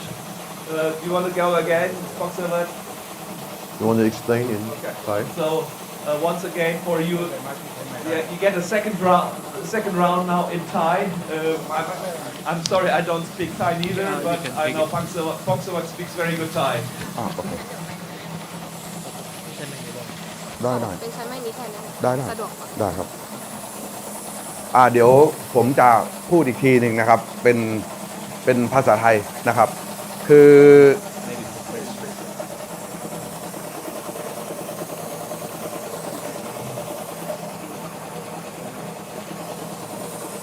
โอเค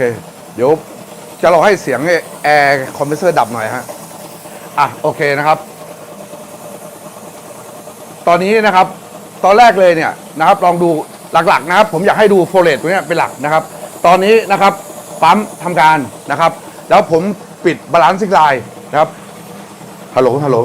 ได้ยินนะครับผมปิดบาลานซิ่งไลน์นะครับแล้วผมให้ปั๊มทำงานตามปกติอันนี้คือลักษณะที่ปั๊มทำงานนะครับถ้าเกิดว่าผมปิดการจ่ายของเหลวนะครับ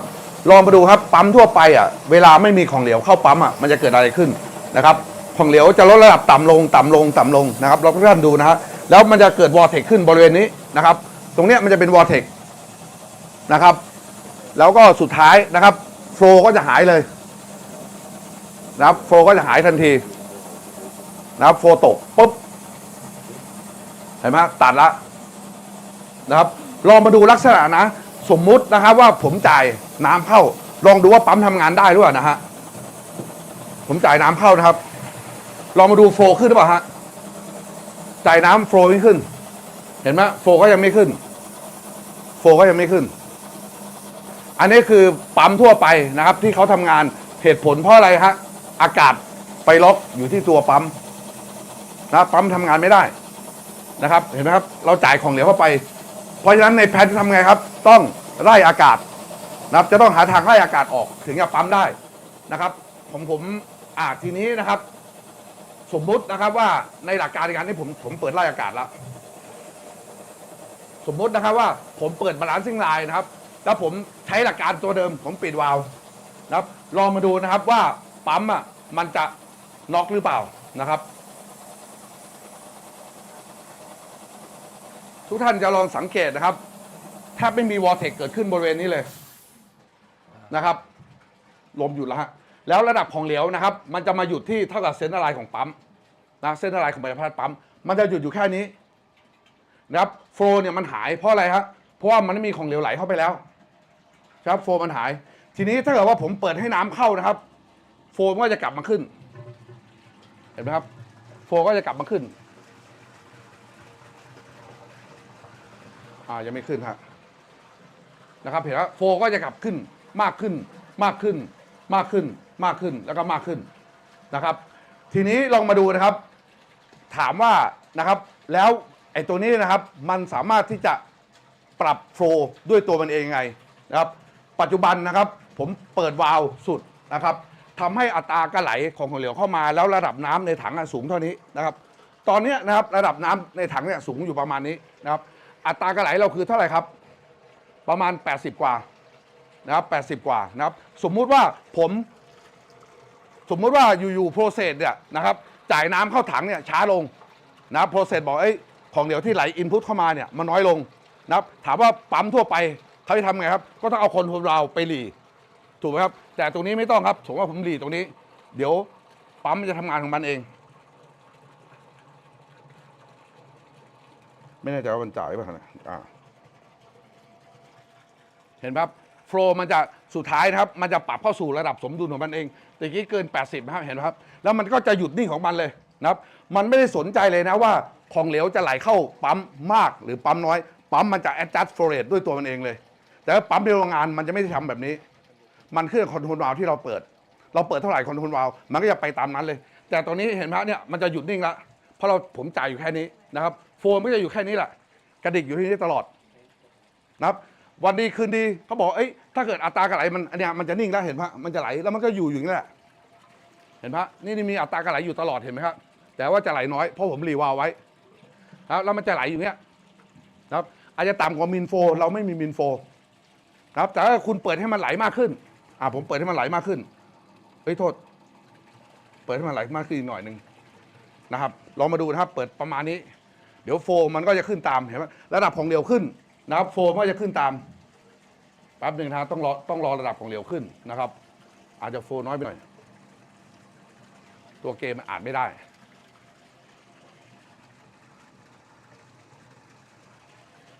เดี๋ยวขึ้นแล้วฮะ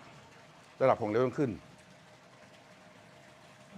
เห็นไหมฮะถ้าเกิดว่าเราเปิดวาล์วนะครับให้มันกว้างมันก็จะอยู่ของมันอย่างนั้นนะครับคือตัวมันเองเนี่ยสามารถที่ adjust ตัวมันเองโดยที่ไม่ต้องใช้ VFD ไม่ต้องไปใช้คอนโทรลวาล์วนะครับเดี๋ยวเขาจะมีแอปพลิเคชันโชว์ให้เราดูว่าโรงงานเนี่ยบางครั้งเนี่ยเดี๋ยวเขาจะโชว์อย่างกับคอนเดนเซตในโรงไฟฟ้านะครับเวลามันคอนเดนเยอะของเหลวอยู่ในถังเยอะปั๊มตัวนี้ก็จะปั๊มไปเยอะเวลาคอนเดนเซตมาน้อยมันก็จะปั๊มไปน้อยตามถามว่าใช้หลักการอะไรเดี๋ยวเราจะลงทฤษฎีแต่ตอนนี้ผมพยายามให้ทุกท่านเห็นภาพก่อนว่าปั๊มตัวนี้มันแก้โจทย์ได้เยอะมากเลยนะครับตอนแรกก็เป็นเรื่องของที่สามารถที่จะดูดนะครับดูดของเหลวได้ทีนี้ลองมาดูนะครับอีกอันหนึ่งนะครับผมให้ปั๊มมันทำงานตามปกตินะครับผมให้ปั๊มทำงานตามปกติผมเอาเป็นปั๊มธรรมดาก่อนนะครับผมเอาเป็นปั๊มธรรมดาก่อนทีนี้ปรากฏว่าเราใส่อากาศเข้าไปนะครับตอนนี้เราจ่ายอากาศ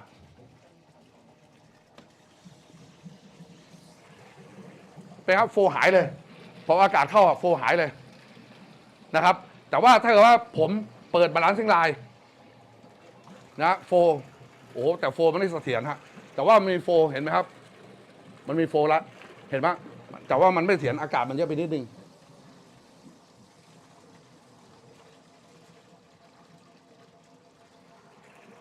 นะครับมันสามารถที่จะให้อากาศเนี่ยเข้ามาได้เห็นไหมครับไม่มีปัญหาเลยนะครับอันนี้ไม่เห็นตูดด้านล่างไม่เป็นไรฮะนะครับ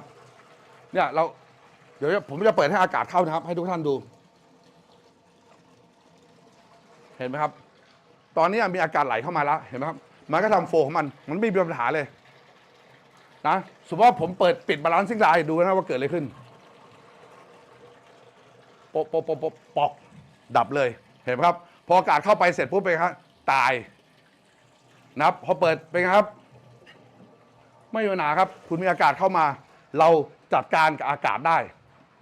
นะครับจริงๆไม่ใช่เท่านี้นะเดี๋ยวเขาจะมีการโชว์ดีไซน์ของเขานะครับอากาศของแข็งเข้ามาก็จัดการได้แล้วอุณหภูมิถึง400 องศาก็จัดการได้โดยที่ไม่ต้องมีระบบคูลิ่งเดี๋ยวเขาจะพยายามดูดีไซน์ว่าเขาเป็นยังไงเชื่อไหมว่าผมไปเจอโรงงานนี้ครั้งแรกต้องประมาณ20 กว่าปีที่แล้วตอนนั้นคุณปู่แกยังทำงานอยู่นะแล้วผมก็ไปดูเหมือนกับแบบเราดูหนังอ่ะคนที่แบบว่าชอบศึกษาพวกนักประดิษฐ์อ่ะทำนั่นทำนี่อ่ะนะครับคือจริงๆแล้วอ่ะถามว่าทำไมบุงกัสยังอยู่ได้เขามีออเดอร์ตลอดเลยนะครับเพราะว่าเขาจะไปโซลปัญหาจุดที่โรงงานเนี่ยมีปัญหาแล้วแก้ไม่ได้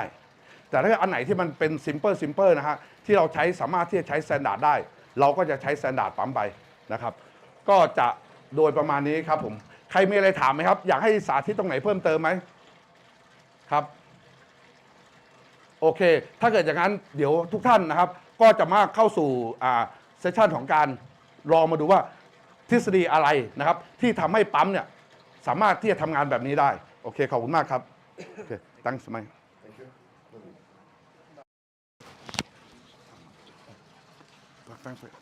stop the pump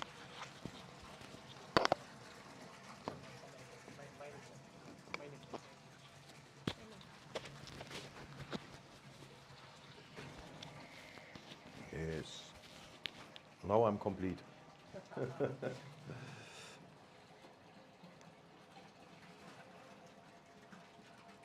Okay, thanks, Kunpongsavat. Thanks, Frank, for the demonstration. So now you have seen basically all the functions of the Bungart's special pumps you have seen already. You have seen that the pump can handle very large amounts of air, or that the pump is self-venting during operation, thanks to the gas balancing line. That the pump would also be able to handle a large amount of solids. And this is also for a very simple reason, because remember, because of the hydrodynamic shaft seal, the pump fluid never touches the shaft seal. And if the fluid does not touch the shaft seal, it does not really matter what is your percentage of solids. The pump is also self-regulating or self-leveling, means whatever capacity is there in your suction tank, this is also the capacity that the pump will pump away. Means if the level in the tank is high, your capacity and pressure is high. And if the level in the tank is low, then capacity and pressure are also low. And the pump does all this with a fixed speed motor, so we don't need a variable frequency drive. And it works simply by the level in the tank. So if you want, it works by the gravity of the fluid in the tank. So this is the underlying principle or these are the underlying principles for all the different applications that we will be talking about now. And my focus here is mostly on magnetic drive technology, but we will also talk about double gas lubricated seals, and we will also talk about pumps with stuffing box packings. The pump uses, and as you have seen from the picture before, we have two options. The pump can be as a horizontal pump and can also operate as a vertical pump, even though the NPSH available 0 feature is only available with the vertical AN type. So the horizontal type can handle solids and gas and so on, but cannot operate at NPSH available of 0. Now here you see some of the design features. I mentioned already that we can go up to 500 degrees without external cooling. I will also later on explain how we do that. Now, one thing that is also important if you operate such pumps, we use ball bearings that are greased for life, and the operating time is at least 40,000 hours. 40,000 hours in continuous operation translates into about 5 years of continuous operation. Or of course, if you have discontinuous operation, then we talk about 6, 7, 8, 9, 10 years. And to be honest, this is also, but in all reality, for your maintenance team, this pumps is making them jobless. That's just the reality. So I hope it's nobody from maintenance here. Nobody, very good. But this pump is really install and forget.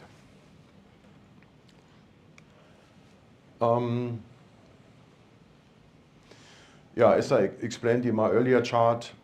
this pump is interesting whenever you have pumps that don't perform due to dry run related issues, that don't perform due to gas or solids being present, due to temperature too high, due to cavitation issues, then this pumps are very interesting. Okay, this part we can skip because Pongsavat has explained all this already.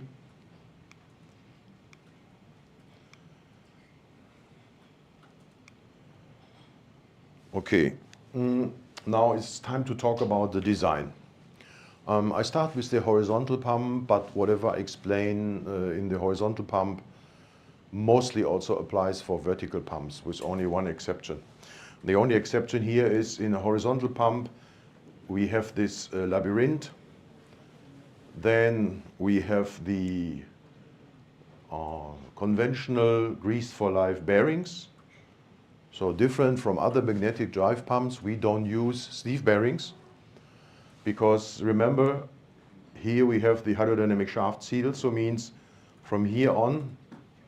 there is no fluid. This is entirely dry. So we have the grease for life bearings, 40,000 hours operating time, and then here we have the magnetic drive with the separating can. So if you want the magnetic drive, again, is a conventional standard magnetic drive. There's nothing really exciting. We typically use a ceramic can, so to make sure it's eddy current free without eddy current losses, like Pongsavat has explained already. But the difference really is due to the hydrodynamic shaft seal, our pump is not from the inside, not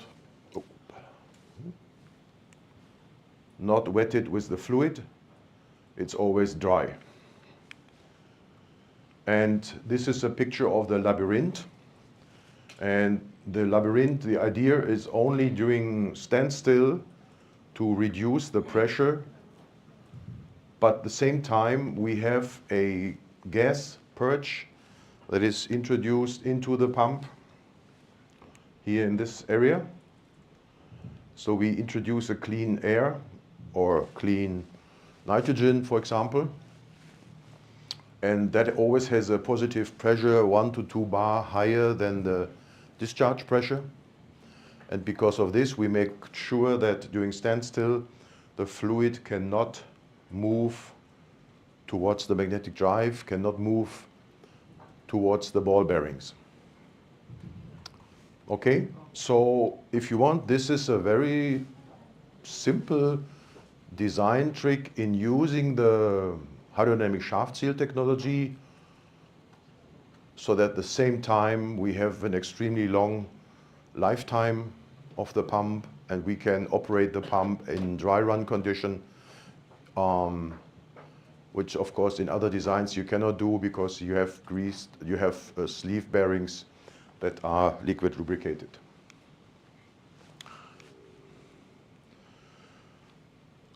Now this picture is to show a pump situation with a heating or cooling jacket. Well, as a heating jacket, we typically don't use it, but we use it as a heating jacket, I'm sorry, if you have crystallizing fluids. As a cooling jacket, it's typically not used because the external cooling is good enough, which you will see on the next slide. This picture shows the pump side bearing here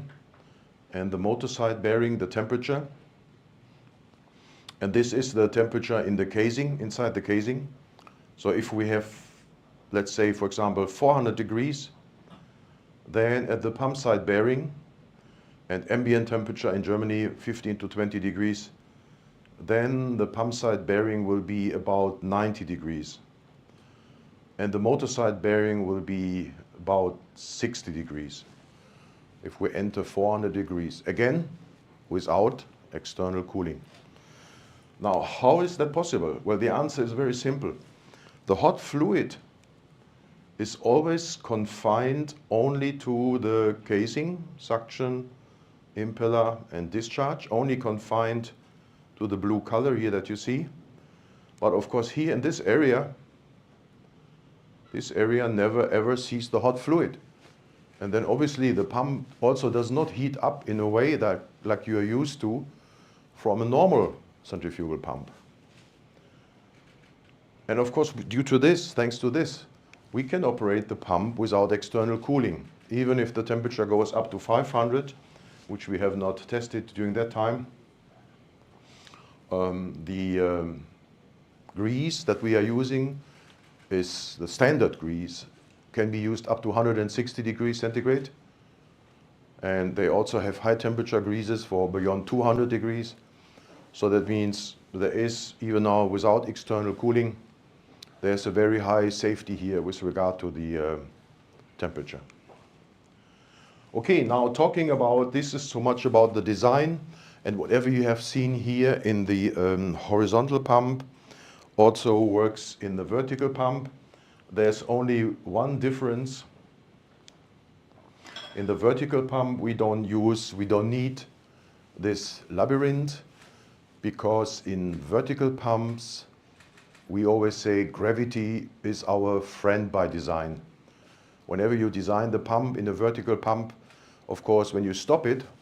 then the fluid cannot flow back to the shaft seal area. It will just stay, as you see here now, the fluid will just stay below the shaft seal area simply by gravity. So that's why we always call it gravity here is our friend. While in horizontal pumps, gravity is our design enemy, and that's why we had to use this labyrinth. So design-wise, the vertical pump, as I said, is exactly the same, except we don't have the labyrinth. Now I would like to look at some industries and look at some potential or possible applications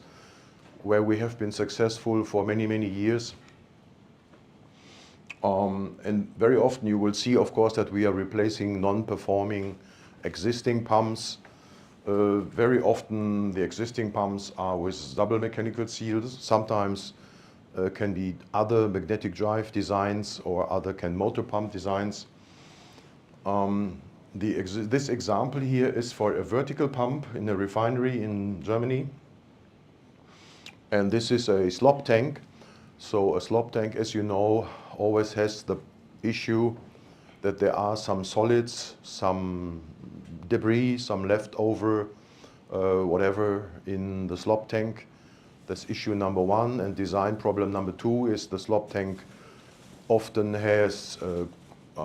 explosive atmosphere at all time. So that means we have zone zero, explosive atmosphere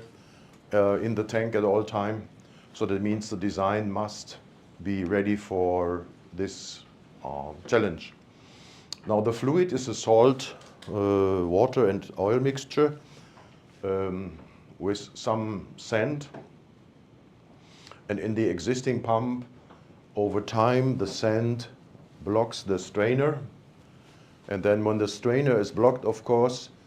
the existing pump simply used to run dry. And obviously then it will fail after a very short time. Now, remember again, whenever we talk about existing pump runs dry, for Bungards, dry run is our standard operating case.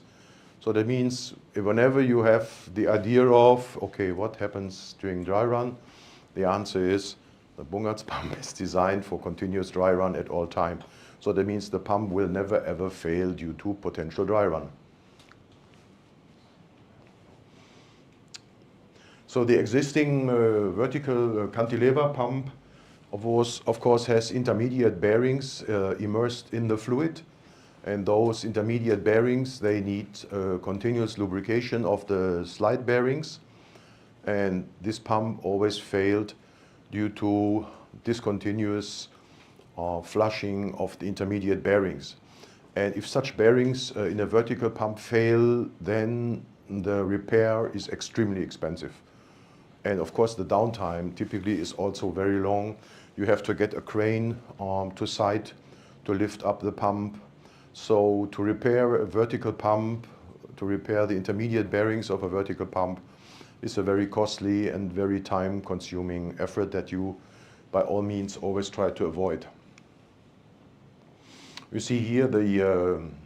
strainer in blocked condition, and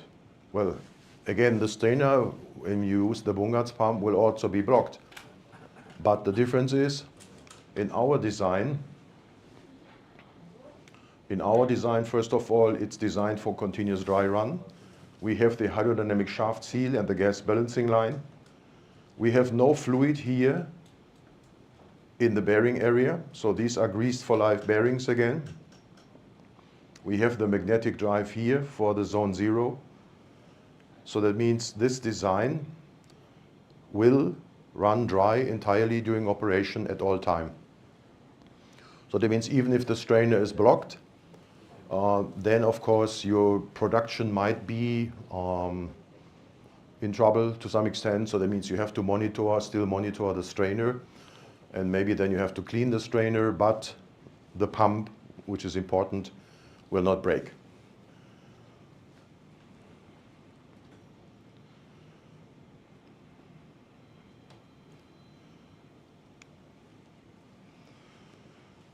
Okay, so this is another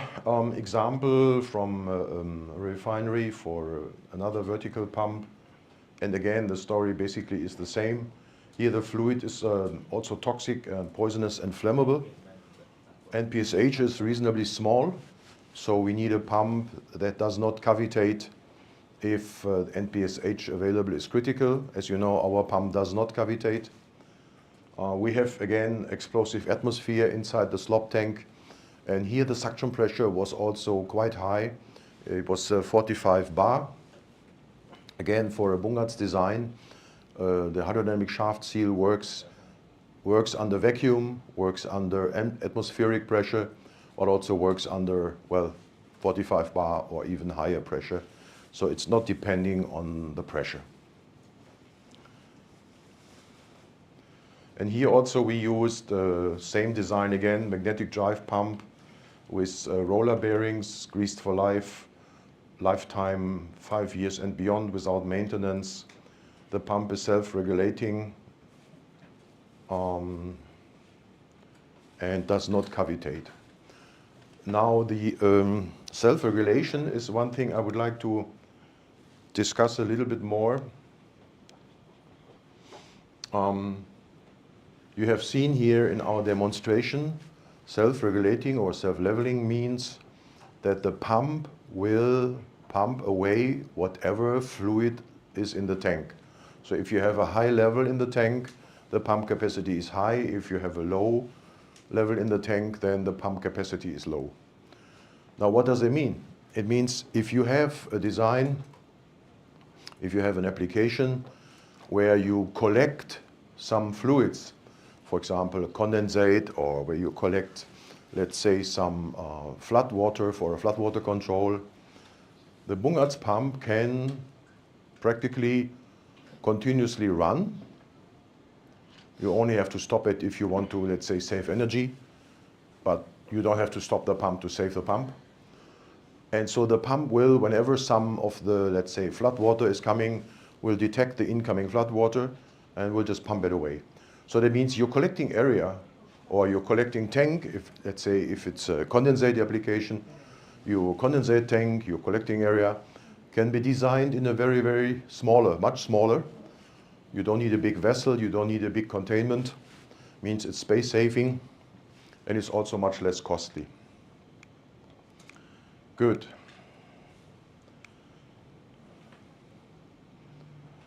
Here we have some example from the chemical and oleochemical industry. This is acrylic acid, and the customer is Evonik in Germany. This was an existing double mechanical seal pump, and we replaced it with our magnetic drive pump.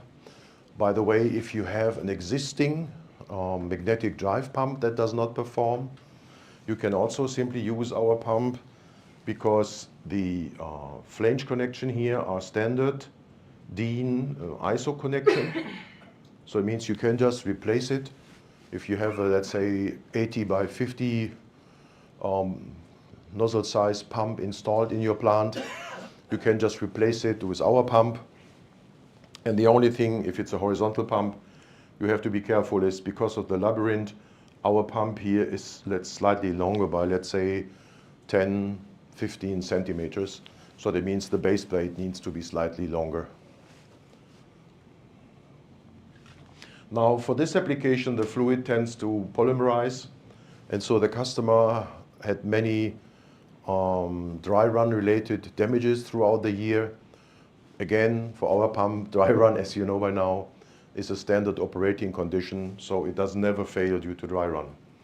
We also use a sealing gas here, which is simply clean air. We can use any kind of clean liquid clean gas that is tolerable to your process fluid. So it can be nitrogen, can be air, can be whatever.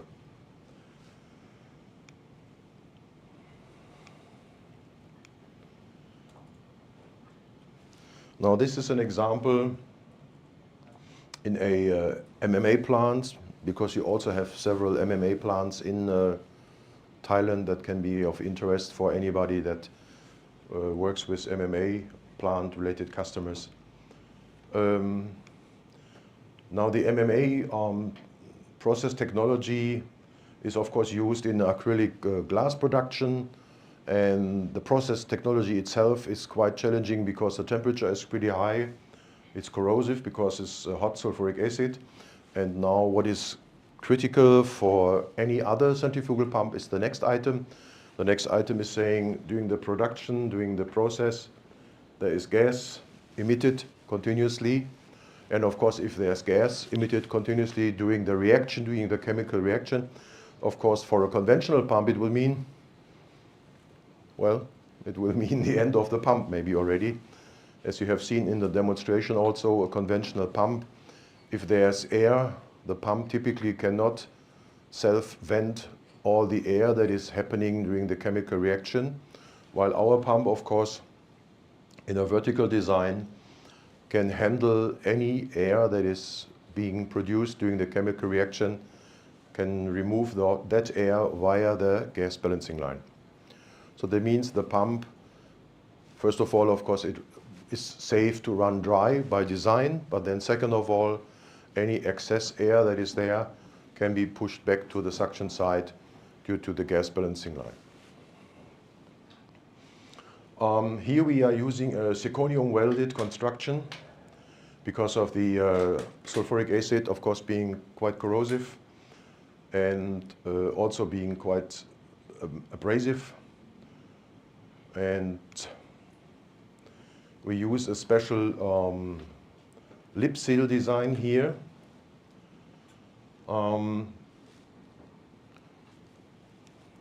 So that means we don't operate this with a mechanical seal,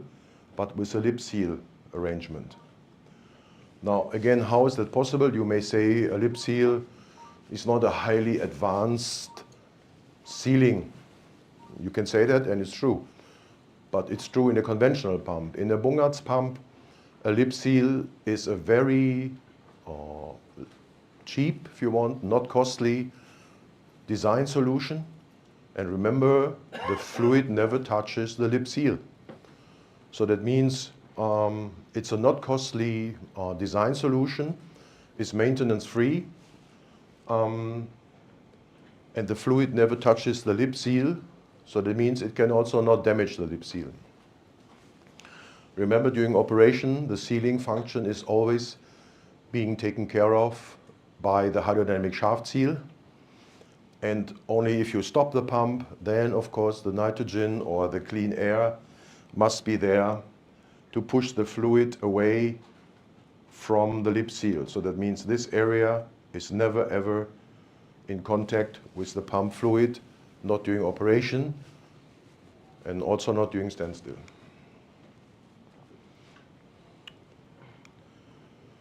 I don't go into too much details of the construction and of the design. This is something, if these applications are of interest,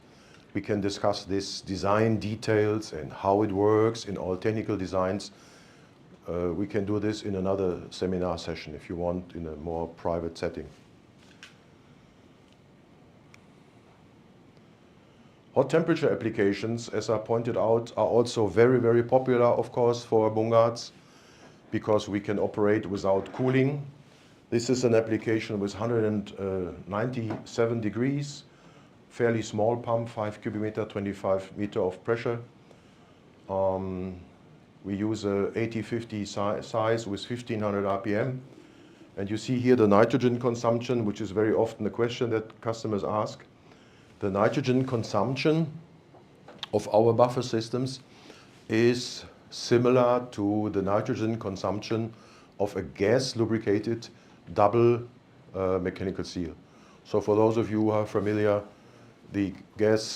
buffer gas consumption of our system is comparable to a gas lubricated double mechanical seal.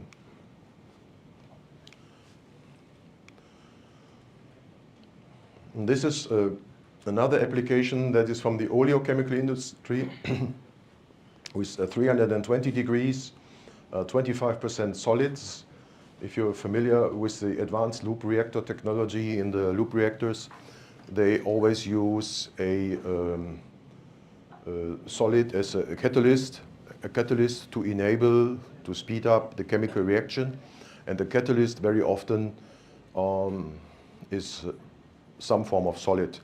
So for a conventional pump, of course, that means the pump will not work. But for bungards, 25% solids is completely uncritical, because remember our pump demo here, the solids, they will always stay away from the shaft seal, because in conventional design, the solids will damage the pump because they will damage the magnetic drive or the mechanical seal. But in our design, that's the simple trick here. In our design, the solids, they never touch the shaft seal. So here we can also use a magnetic drive, vertical pump, self-venting operation, no need for cooling, bearing temperature at 70 degrees. Magnetic drive with very high time to maintenance, 5 years and beyond. And the pump is also self-regulating without cavitation, even though the NPSH here is also very, very small for this application.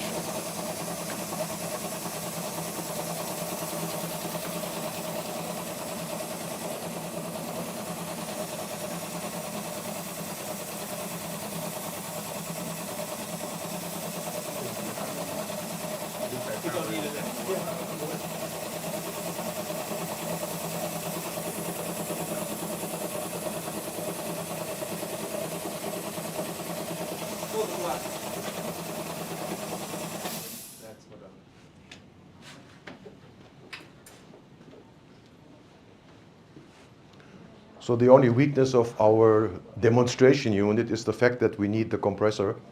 In your plant, you don't have a compressor. For our demonstration, unfortunately, because here we are using gas lubricated double mechanical seal. This demo unit is in Thailand now since 15 years, I think. This demo unit is in Thailand since 15 years and more. And the unit itself, I think, is probably older than some of you. So let's say 25 years and more. And that's why when we built this design, this demo unit, we did not yet use magnetic drives. Nowadays, we would use the demo unit with magnetic drives, so then you don't have all these noise-related issues during your presentation. Okay, finally, this one I would like to highlight here. For temperatures up to 500 degrees, here we have one existing application where the operating temperature is 465 degrees, between 320 and 465. And you can see here at the lower bearing, we have 70 to 100 degrees. And of course, the only thing that the customer needs is a touch protection so that nobody touches this pump, which is obviously hot. But an external cooling for this pump is not needed. Okay, so this takes me straight into the break. I see you again in 15 minutes. And enjoy your coffee and tea and whatever. Thank you very much. Thank you so much, Mr. Mike. Thank you.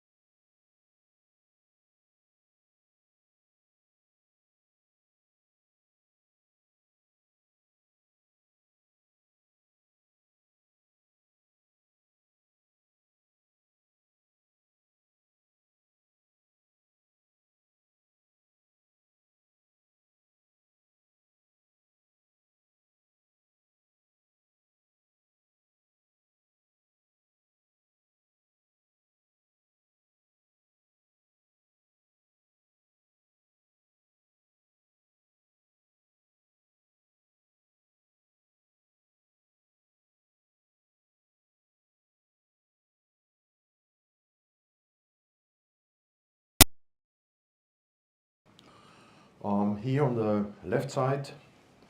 this is the so-called HRSG system for a power plant. So HRSG stands for heat recovery steam generation. And in this system, I think it's a bit loud now, yeah? It's a bit loud, 1, 2, 3, 15, getting better, yeah? In the HRSG system, you have a flash tank where the condensate is being then collected and led towards the condensate tank. You have a low and a high level alarm, and you have the supply obviously, and you have vacuum condition typically. Then in the conventional design, you may use a horizontal pump, and the horizontal pump will normally be installed in a pit. You need a minimum static head here of 6 and 7 meters normally to have sufficient NPSH available, so that the horizontal pump here operates without cavitation. Now, here on the right side, you have the same system as the Bungard system, using our AN type vertical pump, using the flash tank here. You see the flash tank here in our design is much smaller. It does not have to be a huge collecting tank. And in fact, we don't need the condensate tank here. We don't need this tank at all. So that means the condensate is being collected in the flash tank. And whatever level of condensate is being accumulated in this vessel, the pump will simply pump it away due to the self-regulating function. Due to the self-regulating function. Okay, so and as a design, of course, it means the flash tank can be much smaller. We don't need a huge flash tank like here, and we can completely eliminate the condensate tank. Everything can be collected here in the flash tank. And in fact, this flash tank is just an extended pipe, if you want. It's a 200 millimeter pipe where the condensate is being collected. Now, moreover, we don't need the low level, and we also don't need the high level alarm. Why we don't need that? The low level for our pump is always the entrance level of the pump impeller. Like you have seen here also in the demonstration, the lowest level that the pump can reach is the entrance level of the pump impeller. So that means there is no need for a low level alarm, because this low level point is always the entrance of the impeller. And a high level alarm is also not needed, because that is simply then the design capacity of the pump. So that means you can save on instrumentation, and as we say in Bungards, every instrument that you can avoid, every instrument that you don't need, is a good instrument. Because instrumentation, probably I guess all of us have made this experience. Every instrument sooner or later has a tendency to fail, to give a faulty signal. Of course, the wiring, the connecting to your system is if wiring needs continuous maintenance, wires might be broken. But faulty signal, I would say probably 50 or more % of the signals you get from an instrument, probably 50% of signals you may get are faulty signals. And when you look in your private life, you will probably see the same pattern also in your private life. I can talk about myself, a very recent case, just 2-3 days ago. My wife drive the car, and then the car gives alarm in the sense of saying the tire pressure is low. Normally the alarm goes on with a small light flashing up when the tire pressure reaches 1.9 bar. Then you increase the tire pressure, and then the alarm goes off again. So that means, of course, my wife, being a girl, being a woman, what happens is in the middle of the night when she drives to her work, the light starts flashing again, and it keeps on, and now it started to flash. It's not just on, but it's blinking. And you can guess if you drive in the night and everything is dark around and then there's something blinking in your car all the time, this is quite annoying. So as a bottom line, even though the pressure was correct, we had a faulty signal and we had to go to the car shop. They had to reset. They had reset the system. And then now, since I'm here, hopefully it's working. But this is, for me, a very recent example for a faulty signal. I have another very, very funny story, to be honest. About 20 years ago, I'm driving with my sales partner in Korea with the car, also the car story. And then when he's driving, suddenly while driving, the check engine light flashes. Okay, it's the first time I'm driving with him while the check engine light flashes. So, okay, he's driving and he's looking and he's driving. And apparently this happened to him since quite some time already. So we are on the highway. So what he does is, on the highway at a speed of, 80 kilometers an hour, he switches off the car. And I'm like, what's going on here? And to switch it on again. And the idea was, of course, that the check engine sign goes away. And of course, it's highly dangerous to switch off the car while you're running on the highway. And I'm like, I'm probably sitting like this, yeah? He maybe not noticed my face, but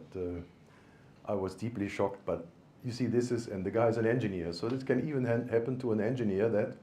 such a faulty signal creates some very funny habit. By the way, the faulty signal came back again and again and again while he was driving. So, long story short, for us, the design principle is an instrument that we don't need is a very good instrument. Okay, now in HRSG application, we of course have the situation that the NPSH is available here is almost zero, but for our pump, that's no problem because we can operate here without cavitation, while here you need the 6-7 meter static head. We can pump out of a vacuum, we can pump the boiling fluid, and the pump, as I explained, is self-regulating, means whatever capacity comes into the pump will also be pumped away. The pump can handle large amount of gas. You have seen it here. The pump is self-venting during operation. You just have to open the gas balancing line. Or we don't need a condensate tank. We don't need a pit. Pit maintenance is also something which is extremely costly over time. We don't need a minimum flow. The pump can operate at any almost zero flow continuously. We don't need level alarms. We don't need a variable frequency drive. The pump is dry run safe by design. We use a hydrodynamic shaft seal, so that means there is no wear. As a bottom line, these pumps in a power plant, frankly, they run for 20 years with zero maintenance. So business-wise, it's not a good idea for us, but in reality, for the customer, it's a major benefit. Because it also, of course, means you have no downtime. You don't have to schedule this pump into your downtime schedule, because you know the pump will continue to run throughout the regular downtime schedule. And here there are some examples of typical packings. And again, please always bear in mind, here we have the hydrodynamic shaft seal, and here there is never fluid at the bearings, or also not here at this. In this case, we are using the graphite impregnated dry running packing. So that means there is never fluid at this packing. They are running continuously dry by design. Now this can also be, of course, adapted to any condensate system that you may have.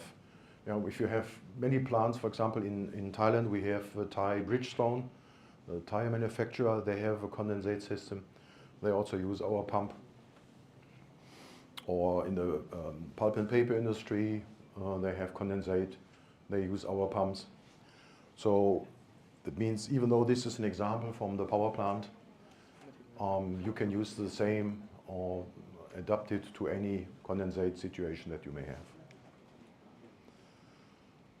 Mm, yeah, this one maybe not so interesting here.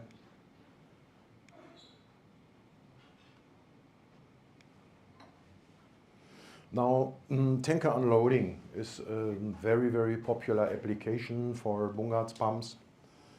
By the way, you also find very nice videos and animations on the Bungart's website,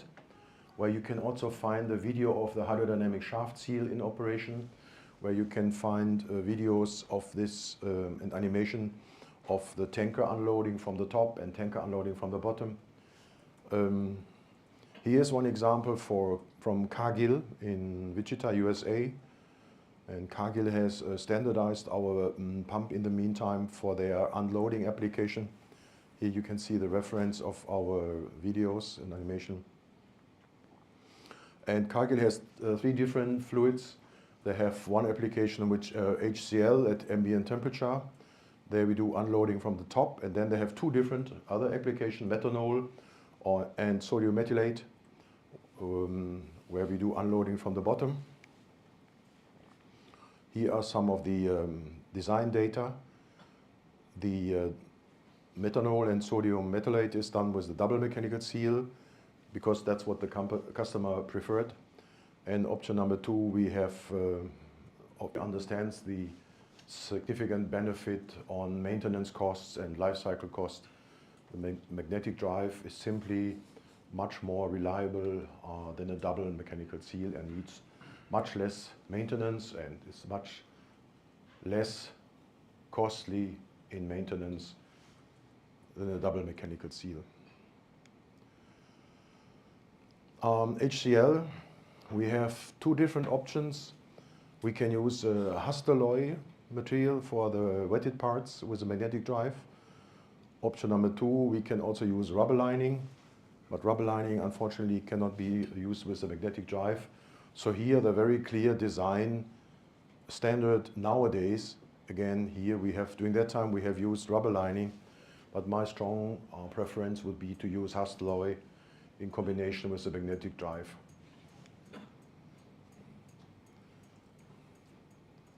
So now we are discussing with Cargill in other locations in Brussels, in Belgium, in Indonesia, and also here in Indonesia. They have in Thailand we have Cargill. They have their operations. This is a picture from the installation. Yeah, you see our pump here again, the vertical pump, almost the same like we have this one here. Now this is another very interesting application for unloading, because we can unload up to four tankers at the same time with just one pump system. So that means we have one pump and that handles up to four tank wagons that are arriving at different times at the unloading station. And then the driver himself, he can just start and stop the pump. And of course this pump is extremely reliable and is difficult or impossible to break by even an unskilled worker. Here you see the slightly highly complex system overall of the unloading because of all the tankers and the instrumentation of the tankers. Well, the pump itself obviously don't need any instrumentation. The pump does not need any low-level or high-level alarm, as I explained in my earlier charts. So the system was installed in the center of those four units so that we have almost equivalent distance, piping distance, between those four tankers towards our pump. And this is also a magnetic drive pump. So that means the reliability is extremely high. And what is important here, the tankers can be unloaded with zero fluid left in the tanker. Especially if you have, skip this one here. This is an example with Vinachem in Vietnam. This is also about the pump was installed about 15 years ago. And this is ammonia unloading from the bottom. And engineering was done by Toyotai here in Bangkok during that time. And this is unloading from the bottom. And for our pump, of course, as our pump can operate with the incoming air towards the end of the priming process, of course, you have air coming in here, like you have also seen here in our demonstration unit. And if the air then comes in, our system will self-vent via this small pipe that is part of our scope of supply. Now this, if you want, is a priming vessel that enables the pump to suck, to prime. And with the gas balancing line, we will self-vent the pump in the moment when the gas, the air, starts to form here and starts to enter the suction line. Now for the design of this unit, there's only one thing is important. And guess what? This also happened during that time. The customer called me because he said, we cannot totally empty the tanker. And I said, that is impossible. There must be something wrong. And I asked him to send me some photos or pictures or sketches or whatever. And he sent me a photo, and in the photo, the pump base plate was not here, but somewhere here. Means higher than the discharge nozzle of the tanker. Now remember, the pump can only empty the tanker until the lowest level, which is the impeller inlet. So that means if you elevate the impeller inlet to, let's say, higher than this point, let's say somewhere here, then of course the pump will only empty the tanker until here, and then it's finished. And the pump cannot completely empty the tanker. So it's a very simple design rule. The pump must always be lower. The pump nozzle here must always be lower than the lowest point of the tanker outlet. So that's the only design observation that is important. Besides that, the pump will always completely empty the tanker. It will empty the tanker in a very short time, because if you use a conventional system, then a conventional system, you have to start and stop and vent the pump during the unloading, while our pump is self-venting during operation.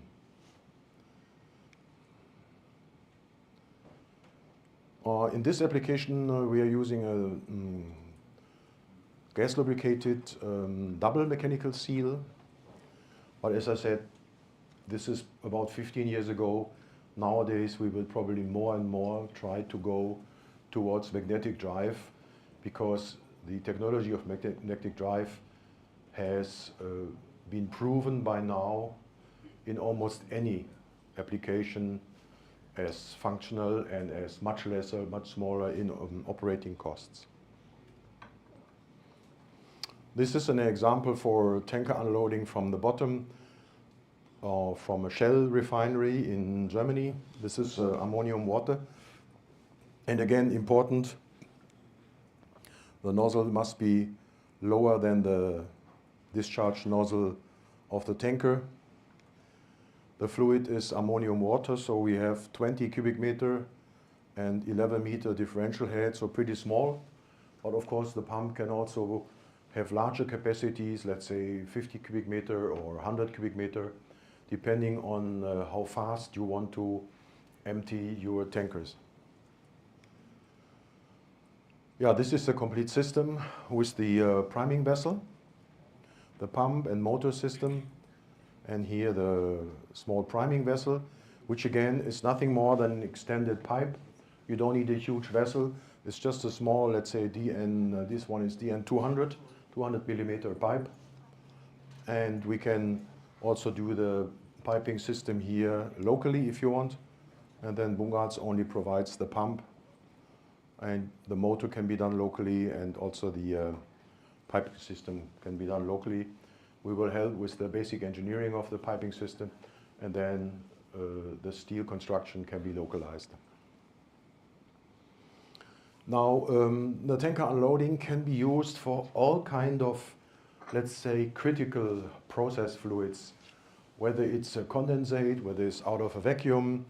or whether this example here is sulfuric acid and liquid tar. We have suggested a magnetic drive pump for this, also due to safety reason, of course. This one is the example for unloading from the top. We again have this priming vessel here to enable our pump to suck the fluid out of the tanker. This is for sulfuric acid, and this is basically the same installation for liquid tar. So you can see you can pump all kind of highly, let's say, fluids that are highly difficult to pump normally with the conventional pumps. So if you have any such installation where you are unloading fluids where you say, okay, the existing system is not really reliable, then we have alternatives here. Here we also have a magnetic drive with nitrogen, and again you can see the yellow. Yellow means no fluid during standstill and no fluid during operation. So this left side is standstill and the right side is operation. So the fluid never ever touches the bearing area, the fluid never ever touches the shaft seal area. Now this example is also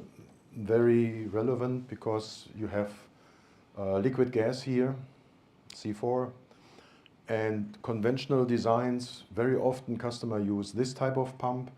the vertical can pump, where the can of course is installed in the pit, in the ground, and they have a long shaft here to make sure that the pump can operate with the low NPSH available. Now the disadvantage of this pump here on the left side is that the shaft design of this pump typically is not very robust and not very strong. I have had this, one of my first experiences in Thailand was exactly with this pump being installed in Rayong, not from Bungarts, from another pump company. And they had 7 of those pumps, and they broke all 7. And they broke all 7 simply because the shaft was very, very thin. The maintenance team, the operation team, during that time was not very experienced. It was a brand new plant by TPI. And during that time, they simply did not have the experience with such kind of pump. And so they broke all 7 of the 7 pumps that we have supplied. But frankly, when you see the pump design, the shaft is a very, very thin. And then you have, let's say, 2 meters of shaft with like, 38 millimeter of diameter. This is, of course, not mechanically very strong. If you see the Bungarts design, all our pumps are designed from the shaft diameters with API 610 or API 685 requirements in mind. So that you can say all our pumps are mechanically, well, frankly, over-designed. Over-designed means that's the reason why we achieve this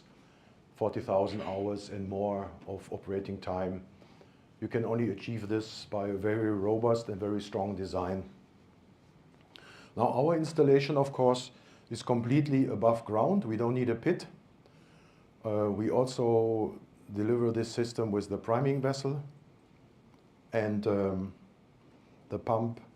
again, here is self-venting during operation and is self-regulating, self-leveling. Pump capacity here was 100 cubic meter, 110 meter differential head. C4 is boiling. Yeah, from the pump design, you will probably by now notice that Bungarts typically, they have always the same, if you want, standard design, whether it's a mechanical seal, double mechanical seal, or a magnetic drive. Well, after you have seen 5 of our cross-sectional drawings, you will notice they all look the same, yeah, or similar, because the design solution is always quite similar and straightforward. Okay, I'm almost coming to the end. So here is another example. Very often our Bungart's pump is being used as a booster pump, because there's one design limitation of Bungart's, which is all our pumps are single stage. So we don't do multi-stage pumps. And as a single stage pump, of course, we are limited to somewhere, let's say 150 meter differential head. So that means if you have a high pressure application, then our pump is used as a booster pump to provide the NPSH to the multi-stage or to the triplex pump, to the high pressure pump, which then, now because of the NPSH being elevated by our pump, can operate properly and safely. Now this is how the complete system looks like with our pump here and the triplex pump here. So this is a complete skid-mounted solution that is also very often used in offshore or onshore platforms for the high pressure system. Okay. I can give you many more examples, but you will probably by now start to notice that most of what I'm saying keeps repeating, because the solution to your critical application is, from Bungart's perspective, fairly simple. It's our AN, our vertical pump, or if you have a horizontal pump, you can also use our horizontal magnetic drive pump. Okay, thank you so much. Mike. Questions? Okay, it's Q&A time for course, and actually before we go to that, I will recap a bit in time Yes. first. Okay. ก็จบไปแล้วนะครับ ก็จะเห็นว่าการที่ปั๊มของเราครับสามารถรับได้ทั้งliquid ปกตินะครับแน่นอนแล้วก็ไม่ต้องกังวลเรื่อง NPSHA NPHR นะครับแล้วก็สามารถรับแก๊สได้นะครับ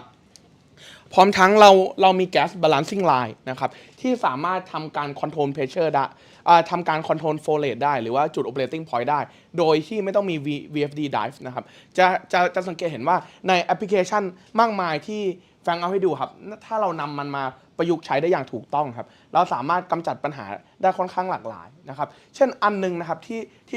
เห็นชัดๆนะครับก็คือไอ้ตัวที่เราต้องเป็นโปรเซสที่อยู่หลัง condensing ครับปกติเราต้องมี condensing tank ตัวหนึ่งนะครับแล้วเราต้องมี high level switch low level switch ถ้าเราใช้ปั๊มตัวนี้ครับเราไม่จำเป็นต้องมี condensate tank ไม่จำเป็นต้องมี high level switch low level switch เพราะว่าตัวเนี้ยมันสามารถไดรันได้นะครับการไดรันเป็นเรื่องปกติของปั๊มตัวนี้เลยนะครับและตัวมันสามารถปรับความเร็วนะครับหรือว่าเรียกว่า flow rate ได้ตามความสูงของระดับน้ำฉะนั้นเราเลยไม่จำเป็นต้องมี high level switch และ low level switch พร้อมทั้งตัวมันเองสามารถรองรับแก๊สได้ฉะนั้นตัวมันก็เลยสามารถรับแก๊สได้เลยโดยที่คุณไม่ต้องกังวลเลยว่ามันอาจจะเป็นว่าเราต้องมาคอนเดนเซตก่อนเพื่อให้มีแค่น้ำนะห้ามมีอากาศเข้ามานะครับนอกจากนี้ก็ยังมีแอปพลิเคชันอีกหลากหลายไม่ว่าจะเป็นพวกเราจะมาดัมแทงนะครับโดยที่ตัวของเหลวค่อนข้างหนืดมากนะครับแล้วก็สามารถมีตัวพัมมิ่งแทงนะครับของเราเองนะครับพอเรามีพัมมิ่งแทงของเราเองมันก็สามารถแก้ปัญหาได้เช่นเดียวกับปั๊มปกติทั่วไปนะครับ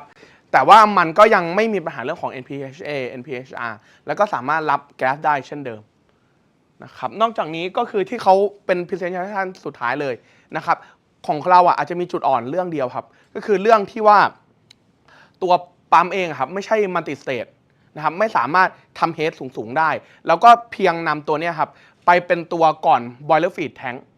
นะครับเป็นตัวหลัง boiler ปั๊มเพื่อทำการเพิ่ม pressure ให้มากพอและลดปัญหา NPHA NPHR ของปั๊มที่เป็นmulti state ปั๊มนะครับต่อไปได้เช่นกันนะครับโอเคเดี๋ยวผมขอมาเป็นช่วงคำถามแล้วกันครับถึงตรงนี้มีใครสงสัยไหมว่าปั๊มตัวเนี้ยมันทำงานพิเศษอย่างนี้ได้ยังไงหลังจากที่ทางไม้เขาได้อธิบายไป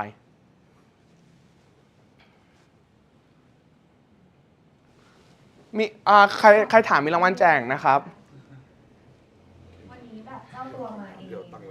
ยเจ้าของแบรนด์มาเองเลยคือแบบตอบได้ทุกคำถามจริงๆ ไม่ต้องห่วงเรื่องภาษาทางเรามีล่ามให้ค่ะใช่สงสัยตรงไหนนิดๆหน่อยๆถามได้หมดเลยนะคะ โอเคถ้างั้นผมขอไปต่อนิดนึงนะแต่ว่าเมื่อกี้คืออันนี้คือที่เราเห็นเป็นปั๊มแนวตั้งถ้าเป็นแนวนอนของเขาเป็นแมกเนติกไดร์แต่แมกเนติกไดร์ของเขาพิเศษมากๆครับมันสามารถทนอุณหภูมิได้สูงถึง500องศาซีนะครับแล้วก็เป็นแมกเนติกไดร์ที่ไม่กลัวการไดรันนะครับเดี๋ยวผมจะให้เขาตอบคำถามให้เราว่าเฮ้ยมันทำได้ยังไงนะครับ how is it possible that we can use a magnetic dye pump that can tolerate dye run without knowing any damage I think we go back to the presentation probably. Sure. Why not?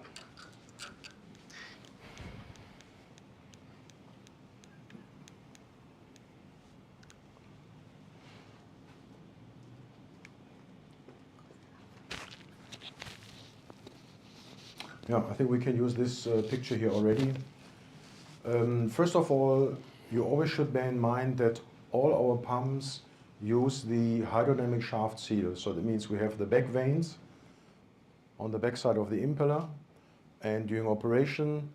the fluid is being removed from the shaft seal area. And now, different from other conventional magnetic drive pumps, we don't use sleeve bearings. You know, if you're used to magnetic drive pumps or can motor pumps, they always have liquid lubricated sleeve bearings, normally silicon carbide material. And this is a proven design, but of course this proven design has some weakness, and it has some weakness whenever it comes to dry run. And Pongsavat has explained it already. When it comes to dry run of those sleeve bearings. And this is why we, utilizing the hydrodynamic shaft seal, we decided to come up with this design where the fluid during operation and during standstill never reaches the bearings. And of course now our design idea is, because we are in a dry run, continuous dry run situation, we don't use sleeve bearings, but we use conventional roller or ball bearings. And they are greased for life. So that means the lifetime of the grease is normally minimum 40,000 hours or 5 years of continuous operation.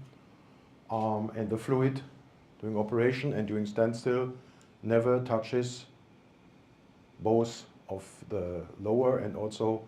if there's any upper side bearing, also not that one. And of course the magnetic drive is also not in touch with the pump fluid, and we can do this because we use a ceramic can which is eddy current free. So that means we do not generate any heat here, any eddy current related heat in the magnetic drive in the can. Furthermore, of course, we have the buffer gas, which, as I explained, can be nitrogen or can be clean air or any other gas tolerable to your process fluid. And this nitrogen, of course, serves as a continuous cooling.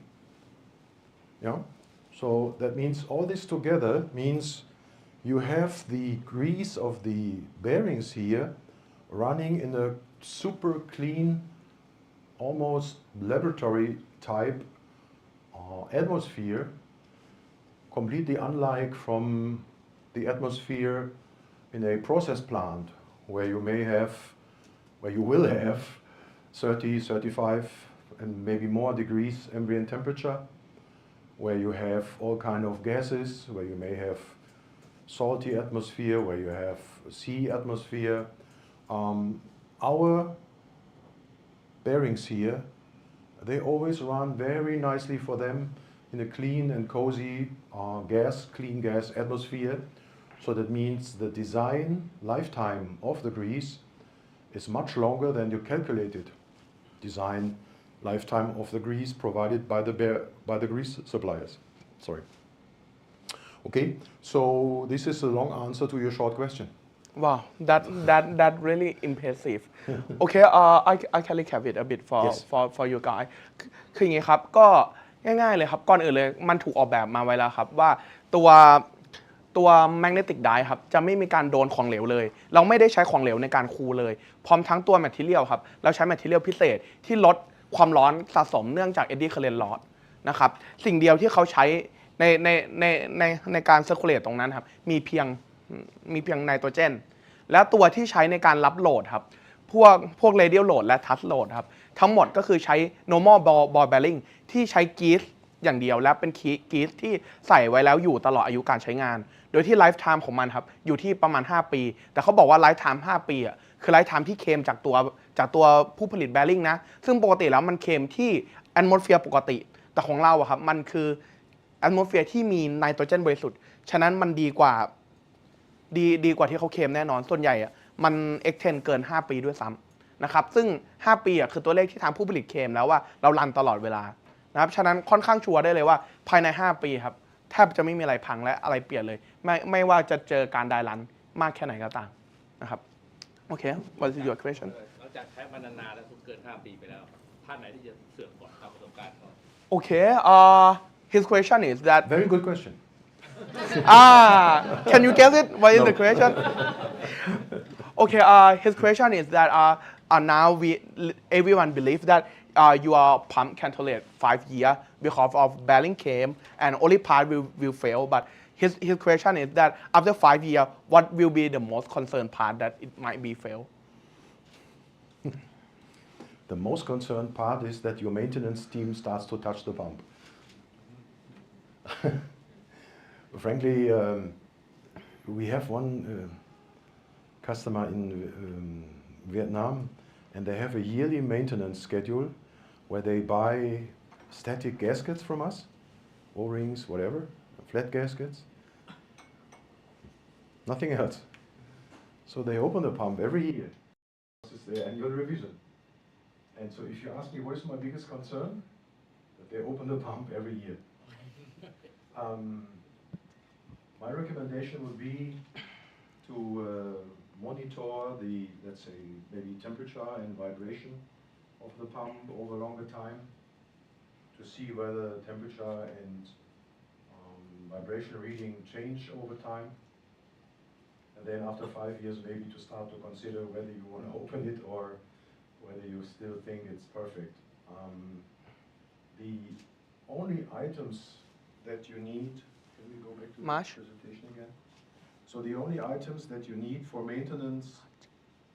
in a in a mechanical seal pump, obviously you should have a mechanical seal in stock, yes. For a magnetic drive pump, the only thing you need is the static gaskets here between this one and here. If you dismantle the pump, static gaskets, set of roller bearings. Even though when they are 5 years on the shelf, that's also meaningless. So that means these are standard SKF or FAG or whatever roller bearings. You can buy them in Thailand at every corner. So as and when you need them, you just buy them locally. And frankly, these are the only spare parts. Less than that. Okay. Everything else is just lying on the shelf and aging too without any benefit. If you have an abrasive application, for example, where you have sand and so, then it's recommendable to, let's say, have one impeller. Because the impeller, of course, is a casted material, and every impeller we buy based on customer-specific order. So that means we always depend on the delivery time of the foundry, which typically is, let's say, 4 months. So it is recommendable if you have an abrasive application, and only for an abrasive application or corrosive application, to have one spare casting. Let's say probably the impeller only. Else than that, on a clean application without abrasion, only static gaskets, O-rings, and roller bearings. I recommend to just buy locally when you need them. Thank you so much ครับ Mike ครับก็ ก็อย่างที่เขาบอกไปครับก็คือปั๊มตัวเนี้ยเขาอะส่วนใหญ่เขาขายแล้วลืมครับเขาอะแทบไม่เคยได้รายได้จากการขายสเปร์พาร์ทเลยนะครับสิ่งที่ต้องเปลี่ยนหลักๆครับก็มีแค่พวกแบริ่งนะครับที่เราสังเกตได้แล้วก็แบริ่งเกือบทั้งหมดครับสามารถหาโลคอลได้นะครับจะมีคอนดิชันเดียวก็คือถ้ามันเป็นมีเดียที่แอบราซีฟมากๆคือมีทรายเยอะมีอะไรเยอะอาจจะต้องสั่งใบพัดกับเขาเพื่อเตรียมไว้สำรองเปลี่ยนนอกนั้นก็ไม่มีคอนเซิร์นอะไรนะครับโอเคเดี๋ยวผมให้เขาอธิบายอีกเรื่องหนึ่งให้ฟังแล้วกันเพราะเราคงสงสัยนิดนึงว่าเฮ้ยมันเป็นไปได้ไงทำไมปั๊มของคุณอะมันไม่เกิด cavitation เลยแล้วก็NPHA NPHR ทำไมเราไม่ต้องสนใจขนาดนั้นนะครับFrank why there is no cavitation in your pump especially in type AN Okay sure This one. And yeah. I like that. Yeah. Can we? run out okay Cavitation. Okay. Okay, yeah. Well, the answer here is also very simple. Frank explained briefly that part of the hydrodynamic shaft seal system is small holes drilled through the impeller in a very special arrangement. And these are needed for the hydrodynamic shaft seal and for the self-leveling, self-regulating feature. And because of this holes drilled through the impeller, the pump cannot cavitate. Why is that? Because the pressure right in front of the impeller inlet, the impeller eye, and behind the impeller, the pressure is always the same. It's the same also towards your suction tank via the gas balancing line. And for cavitation, you need a certain level of pressure built up.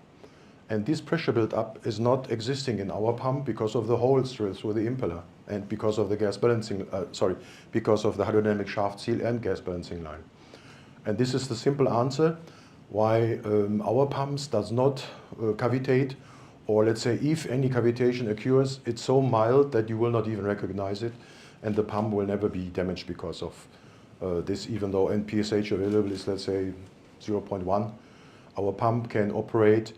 without the normal 0.5 meter or 2 feet safety distance. Our pump can operate at NPSH available of 0.1 without cavitation because simply of this combination of hydrodynamic shaft seal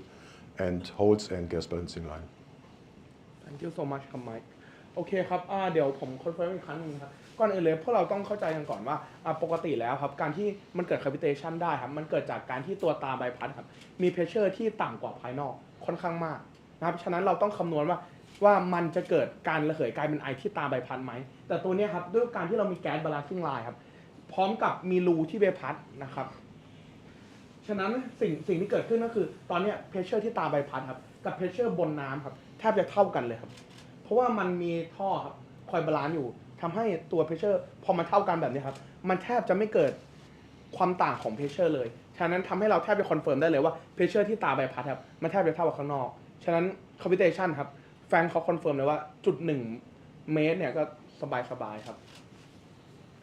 โอเคครับanother question we would like to know how can your pump handle 500 degrees Celsius mediums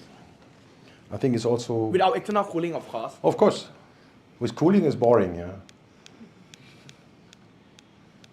Every pump can handle 500 degrees with cooling. Sorry, I have to go a little bit more backwards here.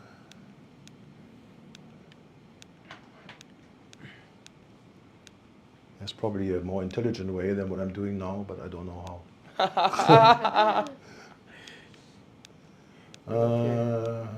Well, we have spoken about quite a lot of things. yeah sure that's why we need a great recap for them Yeah, maybe this one. yeah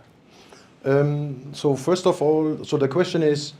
how come we can operate without external cooling? And you always have to remember that in our design, due to the hydrodynamic shaft seal, the fluid is not circulating inside the pump. Why does a conventional pump need cooling? Well, if it's a magnetic drive pump at 400 degrees, you need cooling to protect the magnets, because the magnets, they have a design application limit of somewhere 260 degrees, let's say. So if the magnets see a temperature beyond 260 degrees, they will lose their magnetic force, and that loss is irreversible. So that means the magnets, when they heat up to 300 degrees, 400 degrees, you can just throw them into the trash or maybe recycle the material nowadays. But why is that? Because in a conventional pump, the fluid, the hot fluid, is circulating inside the pump. In our design, the hot fluid is never circulating inside the pump. It's only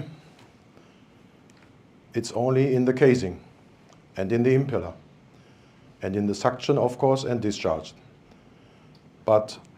already behind the impeller, there is no more hot fluid. So that means here you have a cooling effect from the ambient and also, of course, from the buffer gas we are using, which is cooling. And as a result, you can see these are numbers from an actual order where the operating temperature of the customer is between 320 and 465 degrees, while without cooling, here 250 millimeter higher in the bearing area, we have only 70 to 100. Without external cooling, just by the heat being dissipated in the ambient air, and of course with the cooling effect of the buffer gas. So it's important to understand that the hot fluid is not circulated inside the pump,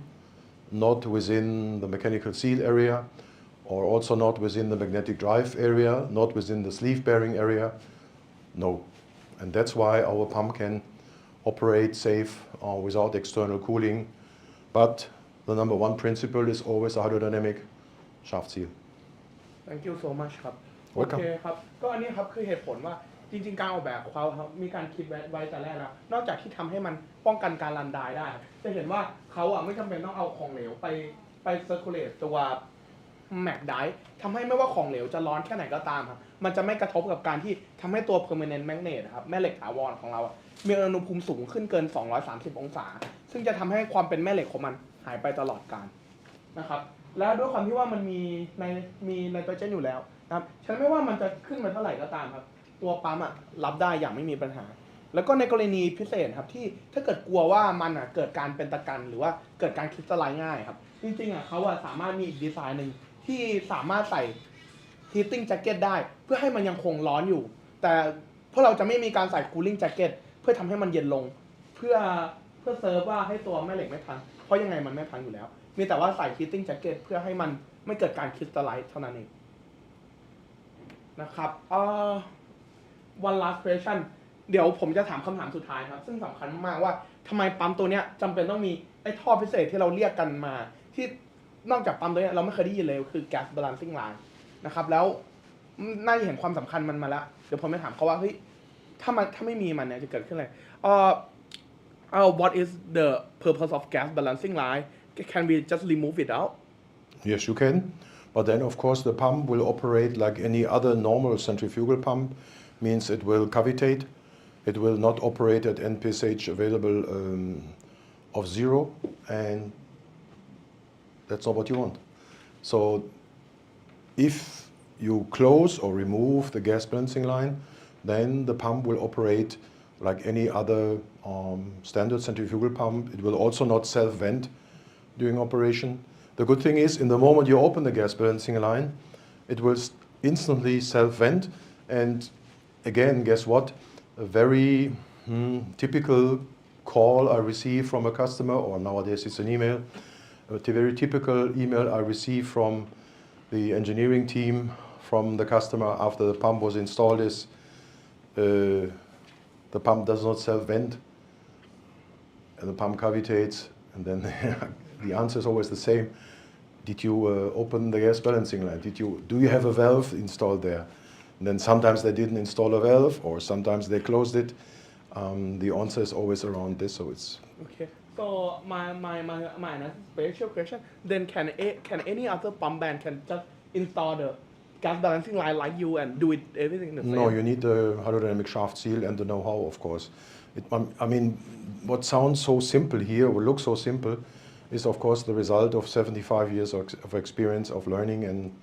making pumps better and making pumps more reliable. Okay, thank you so much ครับก็แก๊ส balancing line ครับเกิดจากประสบการณ์ของเขามากกว่า 75 ปีนะครับที่ออกแบบมันขึ้นมา ซึ่งถ้าเราปิดตัวนี้ไปแน่นอนปั๊มตัวเนี้ยไม่ต่างกับปั๊มธรรมดาเลยนะครับไม่สามารถทำแก๊ส venting ได้หมายความว่าฉะนั้นมีแก๊สเข้าไปปุ๊บปั๊มก็ไม่ทำงานแล้วแหละครับนอกจากนี้ก็ไม่สามารถ self regulating ได้หมายถึงว่าปรับโฟลว์ไปตามความสูงของตัวระดับน้ำครับฉะนั้นแก๊ส balancing line สำคัญมากๆครับกับปั๊มตัวนี้ฉะนั้นก็โปรดอย่าไปปิดมันแล้วก็นี่แหละครับคือเหตุผลสำคัญว่าทำไมปั๊มตัวนี้ถึงสามารถรองรับแอปพลิเคชันแปลกๆได้มากมายครับคิดว่าเซสชันนี้น่าจบประมาณนี้ถ้าไม่มีใครมีคำถามเพิ่มเติมครับผมในห้องของแก๊สเนี่ยครับ ครับผม กับไอตัวลิควิดนะครับมันสามารถที่จะลีกเข้าหากันได้ไหม โอเคครับเป็นคำถามที่ดีมากhe have a really great question he really curious that can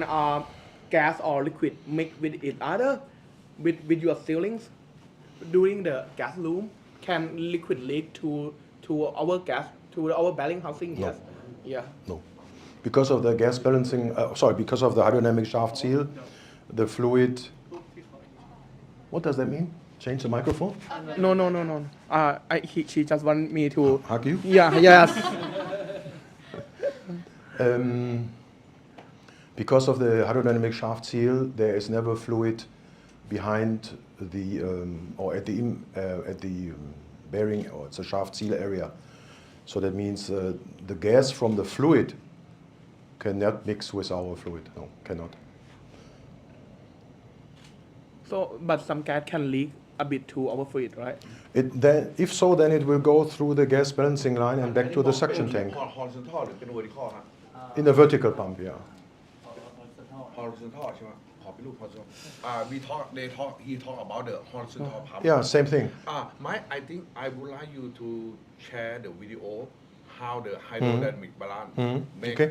Can you go to the Bungart's website? yeah sure go to the Bungar go to website the Bungar website please คืออย่างนี้นะครับต้องบอกว่าบุงกัดปั๊มนะครับทุกตัวเลยนะครับที่เขาขายเนี่ยนะครับ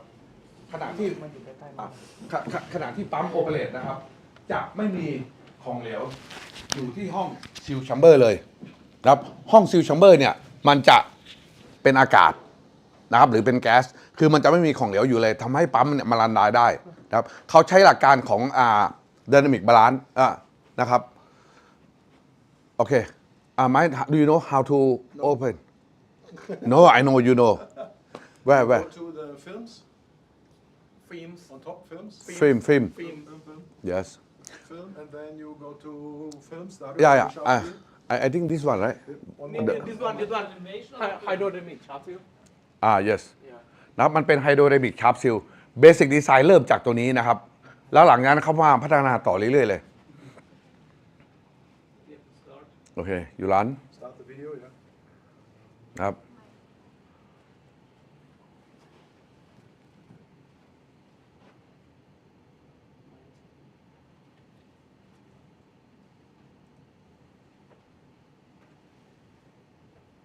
So in the video you will see the back vanes, the blades as we call here. So these are this is the front side of the impeller. And now you see the back side of the impeller. The back side. ตัวนี้นะครับแบ็กเวทตัวนี้นะครับที่จะสร้างเพรสเชอร์ขณะที่ปั๊มโอเปเรต And once the pump starts to rotate, once the impeller starts to rotate, then the fluid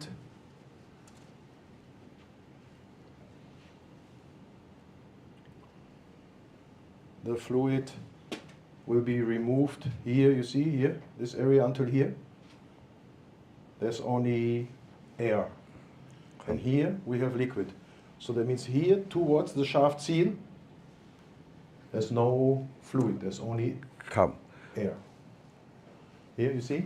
from here to here. Due to the back vanes, they create a centrifugal force which pushes away the fluid.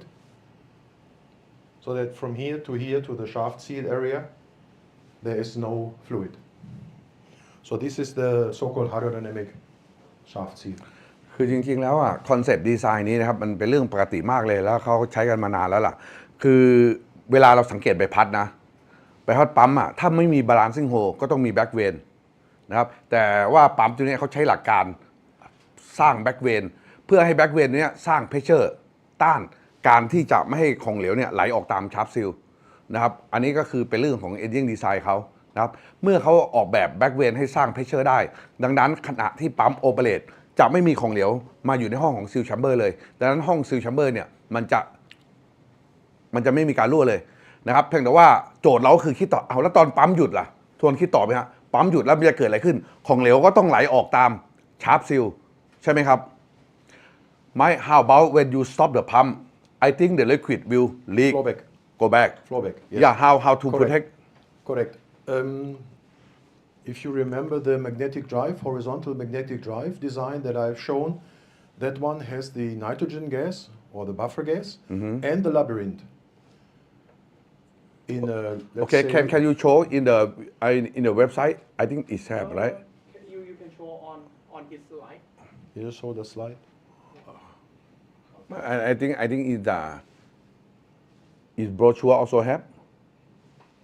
No, here you can. okay สไลด์เอาเป็น horizontal มากลับไปเรื่อยๆดิ If you have a vertical. โอเคเอาดูตรงนี้ก็ได้ครับเหมือนกันครับหลักการเดียวกันโอเค If you have a vertical pump, gravity is our friend, so the fluid does not rise up to this area. In a horizontal pump, yes, the fluid will try to move to the shaft seal area. Now there are different designs. For example, if you have a horizontal pump with a clean fluid, then the customer would say, okay, we can tolerate some drop leakage. Collect the drop leakage, and then it's no problem. If you have a, let's say, more critical fluid and where you don't want any external leakage in a horizontal pump, then of course you need to do some countermeasures, which is our labyrinth and which is our pressurized seal system.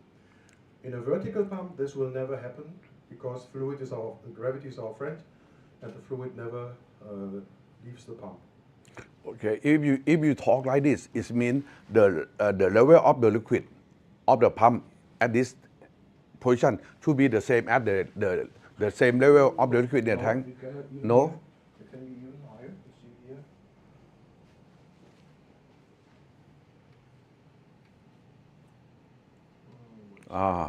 Just one second. No. Where's the picture?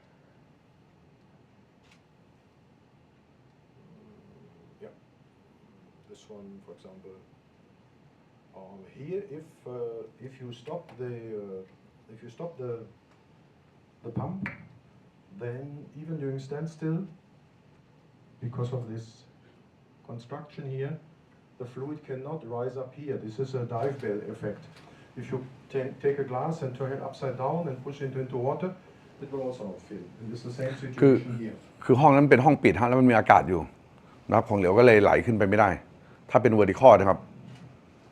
แต่ว่าเป็น horizontal เองเนี่ยนะครับของเขาเองเนี่ยจะมี lip seal อยู่เหมือนกันฮะ I mean if we talk about the horizontal you have the seal right I mean static seal Depends on the application. okay If it's a critical application, if you use a magnetic drive pump, then this one Then we have the buffer gas, plus we have the labyrinth system. There's also a lip seal arrangement here. So all this in combination makes sure that if you stop the pump, the fluid will not move towards this area. During operation, we have the hydrodynamic shaft seal, so we never have problem. How about if it's not that critical? I mean, Then you just the conventional horizontal pump design does not have a labyrinth. If it's a clean process fluid, a clean condensate, where you say, okay, if it gets a few drops per hour, no problem. คืออย่างนี้ครับตัวห้องนี้ปกติมันมีไนโตรเจนอยู่แล้ว นะครับเขาจะมีการอัดไนโตรเจนเข้ามานะครับแล้วก็ตัวโฟเลตของไนโตรเจนเนี่ยนะครับมันก็จะวิ่งเข้ามาในตัวปั๊มแต่จริงๆโฟเลตของไนโตรเจนเนี่ยนะครับปริมาณมันเทียบเท่ากับตัวไดแก๊สซิลมันไม่ได้เยอะคือถ้าใครอยู่ในโรงงานโดยเฉพาะโรงงานพวกปิโตรเคมีนะครับเขาจะมีพวกไดแก๊สซิลใช้นะครับไดแก๊สซิลนี่ความหมายคือแมคคานิคอลซิลเนี่ยส่วนใหญ่ต้องเป็นลิควิดฟิล์มในการลูบริเคทนะครับแต่ตัวนี้ใช้หลักการของแก๊สนะครับเวลาโอเปเรตเนี่ยมันจะจากกันนะครับแล้วทำให้ตัวแก๊สเนี่ยอยู่ที่ผิวบางอันนี้คือโฟเลตประมาณนั้นเลยเมื่อวานเราก็ไปสัมมนาที่ทางระยองถ้าเกิดว่าคนคุ้นเคยกับการใช้ไดแก๊สซิลนะครับไอ้ตัวนี้คือหลักการเดียวกันนะครับไม่มีความแตกต่างนะครับดังนั้นเนี่ยก็เป็นการเมคชัวร์ว่าจะไม่มีของเหลวที่วิ่งเข้ามาในห้องนี้นะครับแต่ว่าถ้าเกิดว่าไปเจอพวกคิดที่ข้ออย่างนี้เขาบอกนะครับเขาอาจจะมีการติดลิปซีลเข้าตรงนี้นะครับไอ้ตรงเนี้ยเป็นลิปเบลลิงอยู่แล้วตอนที่ปั๊มโอเปเรตอย่างที่บอกหลักการของไอ้ตัวไดนามิกนะครับไดนามิกชาร์ปซิลเนี่ยของเหลวเนี่ยจะไม่มาถึงห้องนี้อยู่แล้วตรงนี้จะแห้งหมดเลยนะครับแล้วจะมีก๊าซไนโตรเจนอยู่จะโดยประมาณนี้แหละครับทำให้เขาบอกว่าปั๊มของเขาเนี่ยแต่ปั๊มเขาได้หาจริงนะผมบอกให้ผมไปที่คอกนิสไทยแล้วก็ใช้ไอ้ตัวบุงกัดปั๊มอยู่เขาบอกปั๊มนั้นเขาไม่เคยได้แตะเลยเขาก็สงสัยมากเลยว่าทำไมมันไม่เจ๊งลองคิดดูดิไม่มี NHA มันก็ไม่เป็นไรมีอากาศเข้ามามันก็ไม่เป็นไรนะครับใครจะไปปิดวาล์วไปเปิดวาล์วไม่มีปัญหาเลยนะอยู่ๆเราไปปิดวาล์วทางส่งทิ้งไว้มันก็ไม่เป็นไรไปปิดวาล์วทางดูดมันก็ไม่เป็นไรนะพอดีเทสไม่ได้นะผมบอกคราวหน้าผมจะเอาวาล์วทางดูดมาติดด้วยคือเอาเป็นว่าทุกสภาพแล้วปั๊มตัวนี้อยู่กับผมมากกว่า10 ปีนะผมบอกตรงช่างผมเล่นนะปิดเปิดเปิดมันไม่เคยเจ๊งคือผมไม่ต้องไปสนใจเลยนะครับคือใช้แล้วคือจบนะครับแล้วก็ผมอยากจะบอกว่าเซฟตี้แฟกเตอร์เขาใส่มาค่อนข้างเยอะนะครับเซฟตี้แฟกเตอร์ในการไลฟ์ไทม์ของแบริ่งดีเฟคชั่นอะไรต่างๆที่เกี่ยวกับการออกแบบปั๊มI repeat again you understand me thank youโอเคครับพอดีติดเที่ยงแล้วล่ะนะครับแล้วช่วงบ่ายอย่าลืมนะครับช่วงบ่ายจะเป็นลิกสเตอร์นะครับจะเป็นเทปละลายปั๊มแอนด์วาลเกี่ยวกับงานพวกโคโลซีฟโดยเฉพาะนะครับและในนี้มีมาจากผมเข้าใจว่าลูกค้าเนี่ยใช้ลิกเตอร์กันแล้วหลายๆคนเลยนะครับเพราะว่าเป็นงานโคโลซีฟล้วนๆจะเป็นทั้งปั๊มและก็วาลนะครับลิกเตอร์เองเนี่ยเขาจะไม่ทำโปรดักต์อื่นเลยนะครับเขาทำเทปละลายโปรดักต์อย่างเดียวนะก็คือโฟกัสอย่างเดียวคือต้องของเหลวที่กัดก่อนมากๆเท่านั้นนะครับและหลังจากนั้นผมก็จะตบด้วยแคนกับแมกนิกไดปั๊มอีกทีหนึ่งนะครับประมาณ1 ชั่วโมงนะครับโอเคในช่วงเช้าก็เดี๋ยวผมส่งต่อให้น้องเขา thank you Mike thank you so much Thanks for your interest โอเคค่ะ Thanks for our team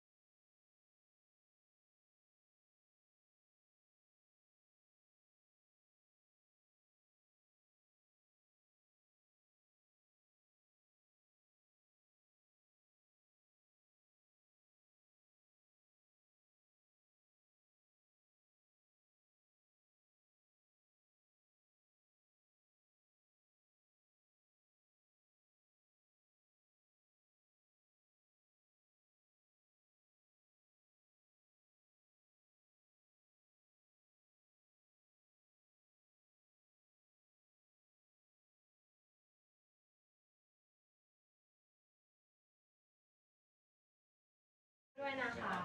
ก็ถ้าในช่วงบ่ายถ้ามีใครสงสัยอะไรตรงไหน มีการตอบคำถามทางเรายินดีแจกมากๆเลยค่ะเพราะฉะนั้นถ้าถามตรงไหนไม่ต้องเขินถ้าอยากถามตรงไหนไม่ต้องเขินถามได้เลยนะคะ อยากแจกครับเตรียมของมาเยอะมากเลยครับวันนี้ ใช่ค่ะงั้นก็น่าจะ ทุกคน แล้วเนาะเดี๋ยวยังไงโบส่งต่อให้น้องเจแล้วกันนะคะ นะครับก็ทุกคนมาอย่างพร้อมเพรียงกันแล้วนะครับผมก็ขออนุญาตเริ่มทางเซสชั่นบ่ายเลยนะครับครับก็ขออนุญาตแนะนำตัวอย่างเป็นทางการอีกครั้งหนึ่งนะครับผมเจษฎาพรนะครับเป็นซีเนียร์เซลล์เอนจิเนียร์ที่ดูแลสินค้าเกี่ยวกับ corrosion resistant product นะครับจะเป็นในส่วนของวาล์วท่อ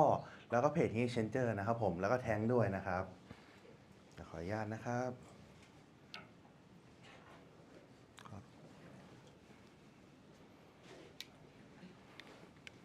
ครับก็วันนี้นะครับหัวข้อของเรานะครับ Fluoroplastic Material in Pump and Valve นะครับผมเรามาดูกันดีกว่านะครับว่า Fluoroplastic คืออะไรนะครับผมในส่วนของ Fluoroplastic หรือเรียกว่า PTFE PFA นะครับก็หรือว่าทุกคนอาจจะติดคำว่าเทฟลอนนะครับผมมันคืออะไรในส่วนตัวนี้ครับมันจะเป็นในส่วนของ Fluoropolymer นะครับเป็นโพลิเมอร์ชนิดหนึ่งที่มีส่วนประกอบของฟลูออรีนก็คือตัว F นั่นเองในตารางธาตุของเรานะครับผมซึ่งคุณสมบัติของสารตัวนี้นะครับเขาจะสามารถทนความร้อนได้ถึงประมาณ260องศาเลยแต่ถ้าเราออกแบบกับพวกปั๊มกับวาล์วมันก็จะลดลงมาตามsafety factor ของเขานะครับก็มีความทนต่อสภาพแวดล้อมค่อนข้างสูงสัมประสิทธิ์ความเร็วเสียดทานต่ำมากก็คือมีความไหลลื่นในท่อค่อนข้างลื่นไหลเลยนะครับผมแล้วก็ทนต่อสารเคมีทนการกันก่อนมากเลยก็อย่างบริษัทในโตก็มีใช้โนเบล NC หรือสยามพีเวก็จะรู้จักประเภทนี้เป็นอย่างดีนะครับผมก็เป็นสารเป็นวัสดุที่ไม่นำไฟฟ้ามีความบริสุทธิ์ค่อนข้างสูงก็ใช้ในส่วนของพวกเซมิคอนดักเตอร์เงี้ยเป็นหลักเลยเพราะว่าเซมิคอนดักเตอร์ครับถ้ามีความแบบมีเขาเรียกว่านะมีสิ่งสกปรกนิดนึงครับมันจะถูกรีเจ็คทันทีเลยครับผมอย่างนี้ทุกคนอยากรู้ไหมครับว่าตัวที่เราเรียกกันว่าฟลูอโรพลาสติกสักครู่นะครับโทษทีครับผมทุกคนจะรู้ไหมครับว่าตัวที่เราเรียกว่าเทฟลอนนะครับทำไมเขาถึงเรียกว่าเทฟลอนจริงๆแล้วครับเทฟลอนนะครับเป็นชื่อทางการค้าของบริษัทประเทศของบริษัทเคมัวเขามาตั้งเป็นชื่อเครื่องหมายการค้าครับผมคนเราก็เลยติดเป็นเทฟลอนนั่นเองซึ่งบริษัทเคมัวครับเป็นบริษัทที่ผลิตสารเคมีนะครับผมถัดมานะครับเรามาดูกันดีกว่าครับว่าตัวพวกนี้เกิดจากอะไรกันนะครับในส่วนของฟลูอโรพลาสติกนะครับก็จะเกิดจากฟลูอโรโพลิเมอร์นะครับก็เป็นโพลิเมอร์ชนิดหนึ่งนะครับผมซึ่งเราจะแบ่งออกเป็น2ส่วนนะครับแบ่งประเภทออกเป็น2ส่วนได้แก่โคโพลิเมอร์และโฮโมโพลิเมอร์นะครับผมซึ่งโฮโพลิเมอร์คืออะไรโฮโพลิเมอร์ครับเกิดจากการที่โมโนเมอร์ก็คือเป็นโพลิเมอร์ชนิดหนึ่งต่อบรรทัดกันไปเรื่อยๆครับจนเกิดออกเป็นโฮโมโพลิเมอร์ส่วนโคโพลิเมอร์นะครับเป็นสารเคมีโพลิเมอร์ต่างชนิดกันมาต่อพันธะกันขึ้นมานะครับผมซึ่งทั้ง2ชนิดเราก็จะแบ่งเกรดของ PTFE ออกมาเป็น9ชนิดนะครับผมนะครับตามนี้เลยครับก็ในส่วนของ2ตัวบนนะครับเป็นจุดสูงสุดของตัวฟลูอโรโพลิเมอร์เลยได้แก่ PTFE PFA นะครับผมซึ่งอย่างอื่นก็เรียกว่าเทฟลอนได้เหมือนกันครับผมแต่เราจะมีการแบ่งเกรดเป็น9ชนิดดังนี้เลยครับได้แก่ในส่วนของ PTFE PFA นะครับเป็นจุดสูงสุดรองลงมาจะเป็น FEP ETFE PCTFE ECTFE PDF TFE แล้วก็ PVF นั่นเองนะครับผมซึ่งเราจะแบ่งเกรดของเขาออกมาเป็น2ประเภทที่ได้กล่าวไปข้างต้นก็คือในส่วนของฟลูอโรพลาสติกโฮโมโพลิเมอร์และโคโพลิเมอร์นะครับ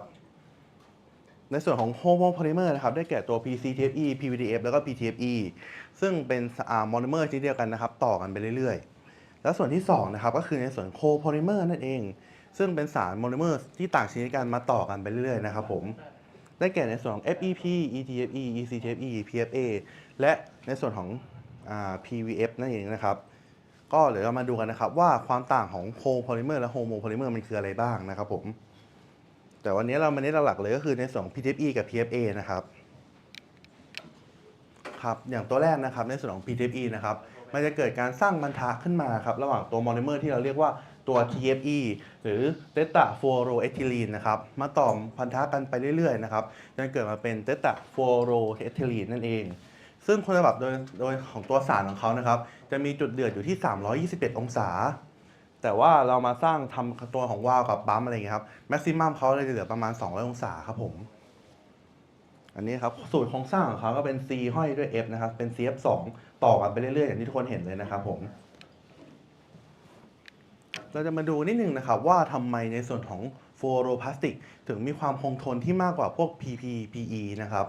ในส่วนแรกเลยนะครับก็ PE นะครับเขาจะเกิดการสร้างควอนทะระหว่างคาร์บอนกับตัวของ CH นะครับขึ้นมาก็มีลักษณะที่เป็นแบบซิกแซกอย่างนี้ส่วนฟลูออรีนนะครับก็มีการสร้างควอนทะออกมาเป็นแบบลักษณะเป็นเกลียวซึ่งเมื่อเรามาคำนวณทางพลังงานของทางธาตุนะครับแรงยึดเหนี่ยวระหว่าง C กับ H นะครับมันจะมีค่าน้อยกว่าพันธะของ C กับ F นะครับทำให้ตัวของยึดพลังงานพันธะมีความมากทำให้มีแรงยึดเหนี่ยวค่อนข้างมากจึงทนต่อสภาพแวดล้อมมากกว่าในส่วนของ PE หรือ PP นั่นเองนะครับผมครับก็มาดูวิธีการผลิตในของตัว PTFE กันนะครับวิธีการแรกของผลิต PTFE เขาเรียกว่าในส่วนของ isostatic molding นะครับก็คือเราจะมีในส่วนของนี่นะครับก็คือเป็นผง PTFE นะครับผมจะเป็นลักษณะสีขาวๆแบบนี้เลยนะครับซึ่งก็ขาวขุ่นนะครับผมเป็นผงนะครับแล้วก็มาอัดเจอการให้ความร้อนและเพชเชอร์ของมันในอุณหภูมิที่สูงแล้วก็เพชเชอร์ที่สูงนะครับให้เกิดเป็นรูปร่างต่างๆนะครับก็จะเป็นรูปแบบนี้เลยอยู่ไหนนะนี่เองนี่นะครับก็เป็นลักษณะที่เป็นขาวขุ่นอย่างนี้เลยนะครับเกิดการขึ้นรูปโดยการใช้ความร้อนแล้วก็อุณหภูมินะครับผมแล้วก็ความดันที่สูงเกิดเป็นรูปอย่างนี้ซึ่งในส่วนของตัว PTFE นะครับเขาจะขึ้นรูปได้ลักษณะที่เป็นลักษณะตรงๆหรือว่าลักษณะแบบอย่างเงี้ยนะครับตรงๆออกมาซึ่งจะขึ้นรูปแบบคอมเพล็กซ์ค่อนข้างได้ลำบากนะครับเราจึงต้องมีการปรับปรุงคุณภาพเพื่อเป็นในส่วนของตัว PFA นะครับเพื่อให้มันสามารถขึ้นรูปเป็นพวกวาล์วหรือพวกที่มีความคอมเพล็กซ์ที่ซับซ้อนได้นะครับซึ่งตัวนี้ครับชื่อเต็มๆของเขาก็คือ fluoroalkylcy alkane นะครับ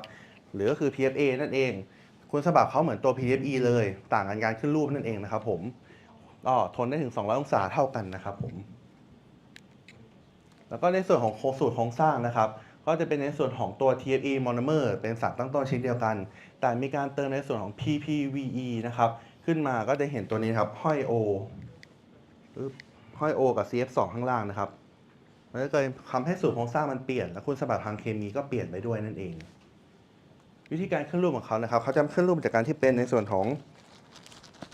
เม็ดพลาสติกนะครับเหมือนกับพวกพลาสติกบ้านเรานะครับผมแต่ว่าเม็ดของเขาจะมีความพิเศษด้วยที่ว่าสามารถทนต่ออุณหภูมิได้นะครับ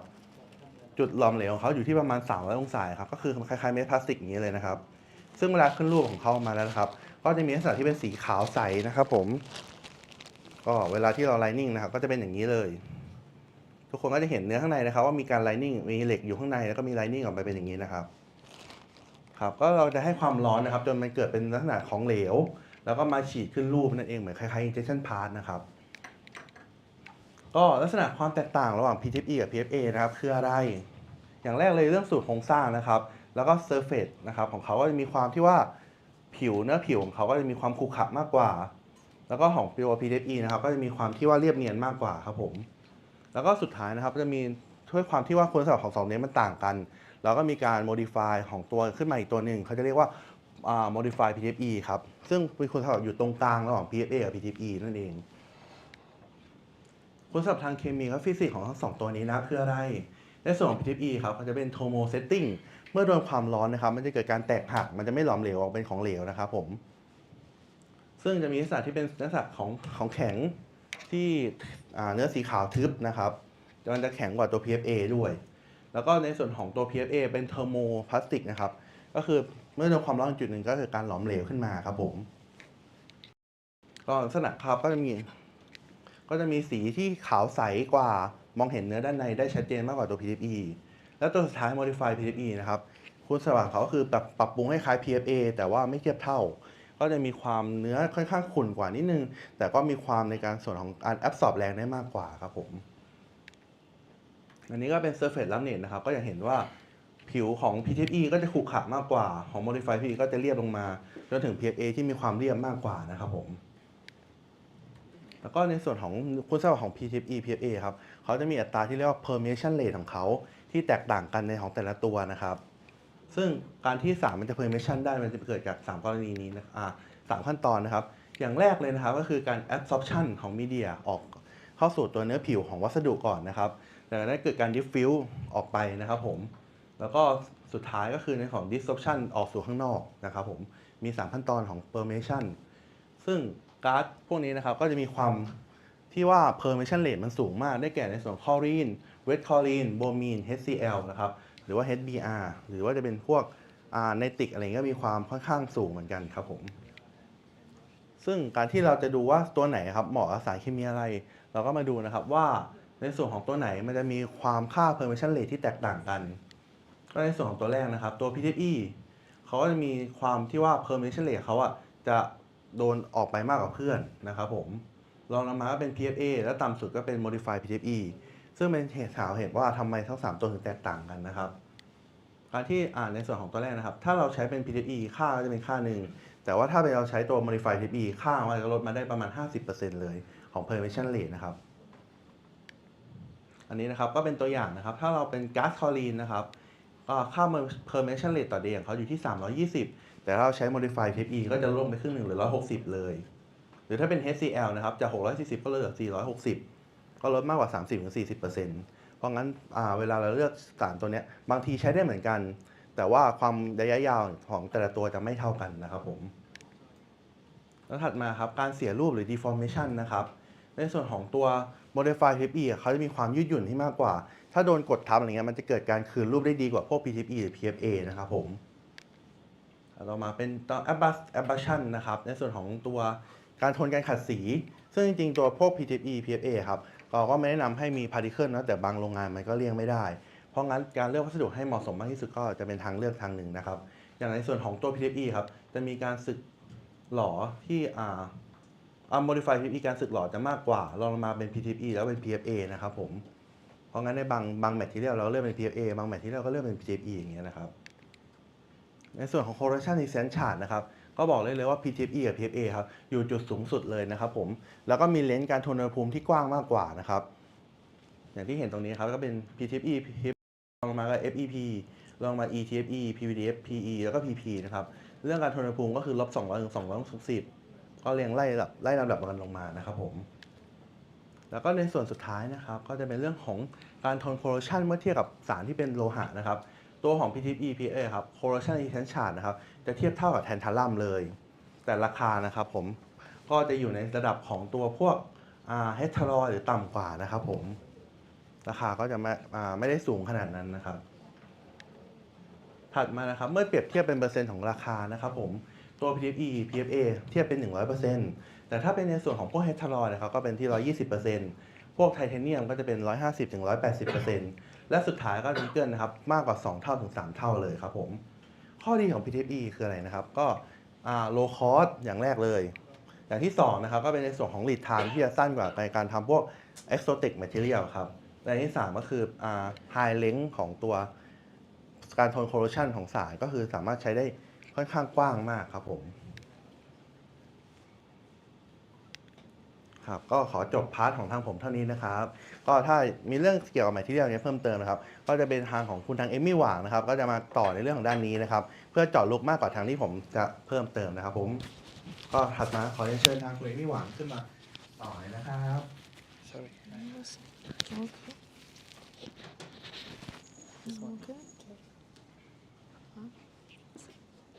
Okay, thank you, Jay. Hello, everyone. So next slide, right? Okay. Hello, everyone. I'm Amy from Richter. I'm come from China, and has been the 7th time I've been Thailand.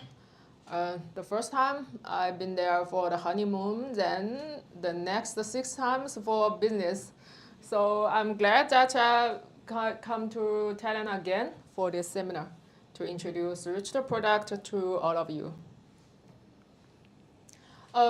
So this is our company introduction. So we are also a manufacturer from Germany, and Richter is a specialized manufacturer for PFA and PTFE lining products. So you can see that we have the group of our product. This is the pump group, and this is the valve group. So, but you can see that from these products, this white color or this almost white color, this is the PFA. as Jay I don't understand what Jay just said, the Thailand language, but I know that he want to introduce the difference for all these plastics. And this kind of transparent color, you can see this is a PFA material. And the white color, more white, this should be the PTFE material. So both material provide our products specialized for the chemical resistant ability, very good chemical resistant ability.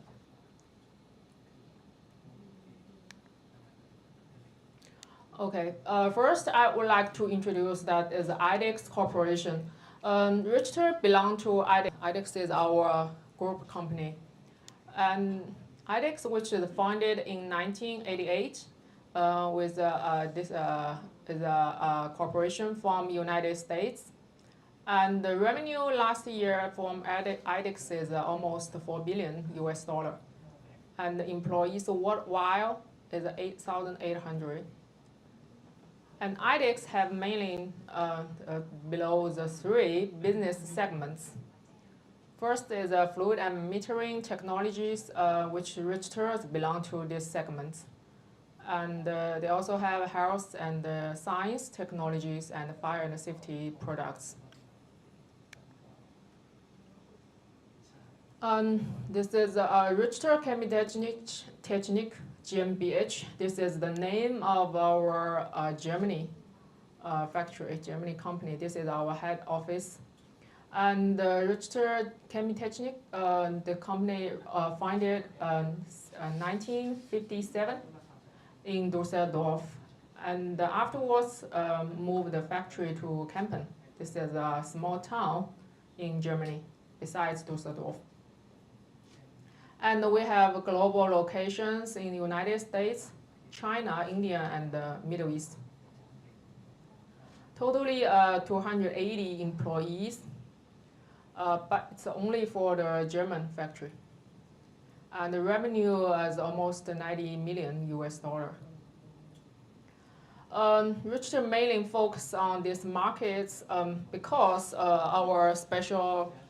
lining material, PFA or PTFE. So we are focused on this almost on chemicals because of our material gives our products, especially handling this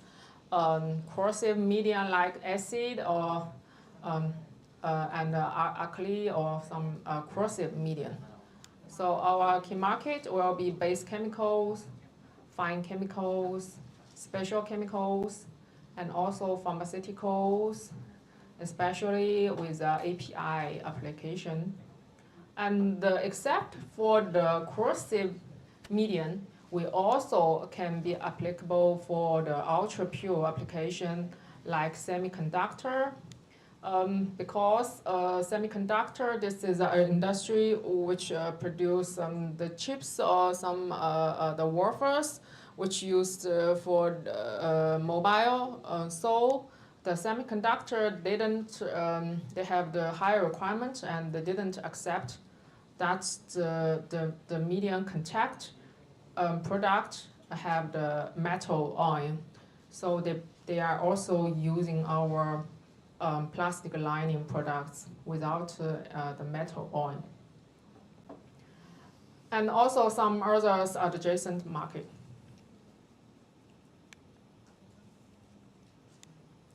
Okay, this is the location on the map. We have Germany manufacturer. This is manufacturing the factory with the sales office in Kempen, Germany. And we have Richter EP China. This is a factory in Suzhou city in China. And we also have this Indian factory which belongs to IDEX. And we have this Richter Inc. This is our United States factory. And also Middle East office.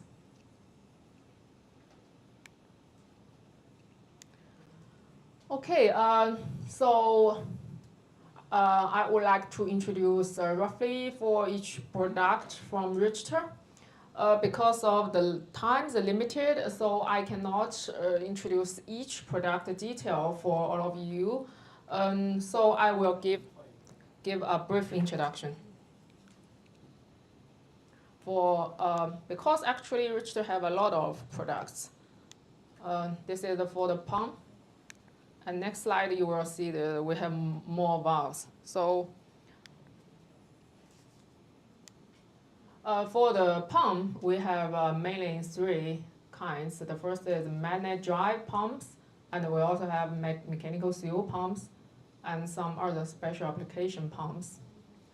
So from magnet drive pumps, we have this heavy duty design pumps, medium duty design pumps, and the standard duty design pumps. Normally we will differs the product with different levels, like you will also see such description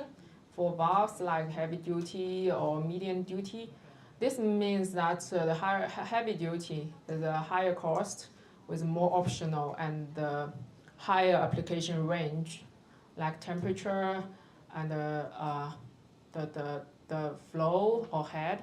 For this MNK or MNKA. MNK is our ISO standard. MNKA is the ASME standard. This heavy-duty design magnet drive pumps only manufactured from Germany. And the temperature range is minus 60 degree to 200 degree. And IMI or IMA, IMI is ISO standard, IMA is ASME standard. This is medium-duty magnet drive pumps, and the temperature range minus 30 degree to 150 degree. Almost all of our products, the pressure is 16 bar for the pump. And the QMD, this is a temperature range will be narrow, minus 10 degree to 100 degree. This is because of this lining material, not PFA, PTFE. This is a FEP lining. So FEP is also fully fluorinated plastic, but with a lower temperature applicable cable range. So QMD with FEP lining, this will give this pump, the standard duty pump, same chemical resistant with MNK or IMI. But FEP have a lower temperature application, so the pump will have a narrower temperature range. The mechanical seal pump, we have SCK. This is a heavy-duty design mechanical seal pump. This is the pump only manufactured from Germany factory. And we also have SCK-C. You can see that these two pumps looks almost same. Actually, the picture is the same picture. And the SCK-C is the pump that we import almost every parts from Germany, then do the assembly in China factory with the local mechanical seal. So this is the SCK-C. So the temperature range is the same as the SCK, is minus 60 degree to 180 degree. And we also have ISI, mechanical seal pump. This is the medium duty design mechanical seal pump. Actually, we have this product 15 years ago. We have ISI and ISA, but after several years, we phased this out. And now we revalued this product, ISI. So now we have this medium duty design mechanical seal pumps, which have lower cost, especially for more competitive market. The temperature range will be minus 30 degree to 150 degree. I will have especially slides for ISI afterwards. And this is special application pumps. So the first is the Voltex pumps. Voltex pumps is specially designed for the high solids content medium. For normal SCK pump, maximal handle 10% solids content. And for vortex, if SCK have vortex design, it can handle maximum 30% solids. And MNK can also have this vortex design because this pump have this. So this is open impeller design, and actually the picture here is MNK, the manual drive pumps with the external flushing, for this MNK-X. This is a vortex design. If you want, because normally manual drive pumps we don't use for high solids application, but this is exceptions. If this MNK, the manual drive pumps, have the vortex design and with external flushing, we can handle also very high solids content. And this is a self-priming pump. And this pump, you can see that it have a very big head, the housing area. Actually, normally, as a watch Bangkok's team said that a conventional pump cannot handle the self-priming application. So normally, so for such kind of standard centrifugal pumps, they cannot handle. Self-priming pumps can handle because of this big head have some special design for the pump self-venting. So when the pump used for the low MPSHA application, they can self-venting the gas and just leave the liquid inside the pump for the pumping. But this pump only have one size available. This is 50, 32, 160. Only one size. So we have limitation on this design, so not much choice. If you need other pumps, other flow, other head cannot be selected within this pump size, you have to use that the standard pumps with the suction vessel. And this is the MPB. MPB pump is a special pump used for low flow rate, meanwhile the high head. This pump is, can handle very low flow, like for example 0.5 cubic meter per hour, then with a 40 or 50 meter head. And this pump is not strictly centrifugal pumps. This pump is some kinds of metering pump design.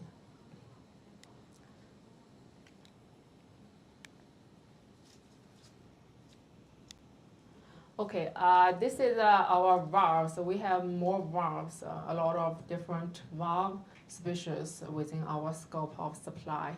But every valve with a lining material. We have ball valves, butterfly valves, control valves, safety valves, side glass, check valves, diaphragm valves, and other valves. So for ball valves, we also have this heavy duty design, KN or KNA, and the standard duty, which actually is a medium duty BVA. And we also have this TE, this is a tank bottom valve, which is especially used for the tank. And we also have this KK, this is a compact ball valve, which have a very short face-to-face length for the very compact application space. And the butterfly valves, we have this lug-style butterfly valves with flange, and the waffle style butterfly valves without flange. This is for smaller size. And we have this NKS-T. This is actually also another waffle style, but this valve is specially designed together with to be used together with this tank bottom valve. So these two valves need to be combined together. And for control valves, we have this ISS bellow sealed valves. This valve is very, how to say, we can, how to say, the top sales in China mainland market. Our customers all love this product, which can provide very precious controlling on their application. And this valve also can provide a lot of optional for different application, like very strong permeation application. They can have special design. And this is also a bellow sealed control valve, but only almost same as the ISIS, but the only difference is that ISIS is the valve with pneumatic control only, with the actuator, positioner, and some other accessories. But HV is with a hand wheel. And this is our V-bore control valve. This V-bore control valve, this is also very precious control. Not maybe a little bit not as good as ISIS, but this valve can also achieve the equal percentage control characteristic with a special design bore, which we call it a V-bore. But all the others are bore valves, but only the bore is different. It's a control bore. And we also have the safety valves. The safety valves is very important for customers' piping the whole system to protect the whole system, avoid any unexpected pressure coming from the system. If any unexpected pressure, the safety valve will open and under the setting pressure, and to relieve the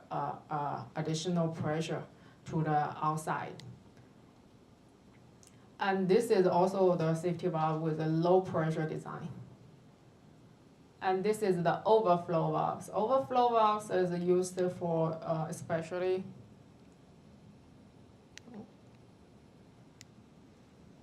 this is overflow valve is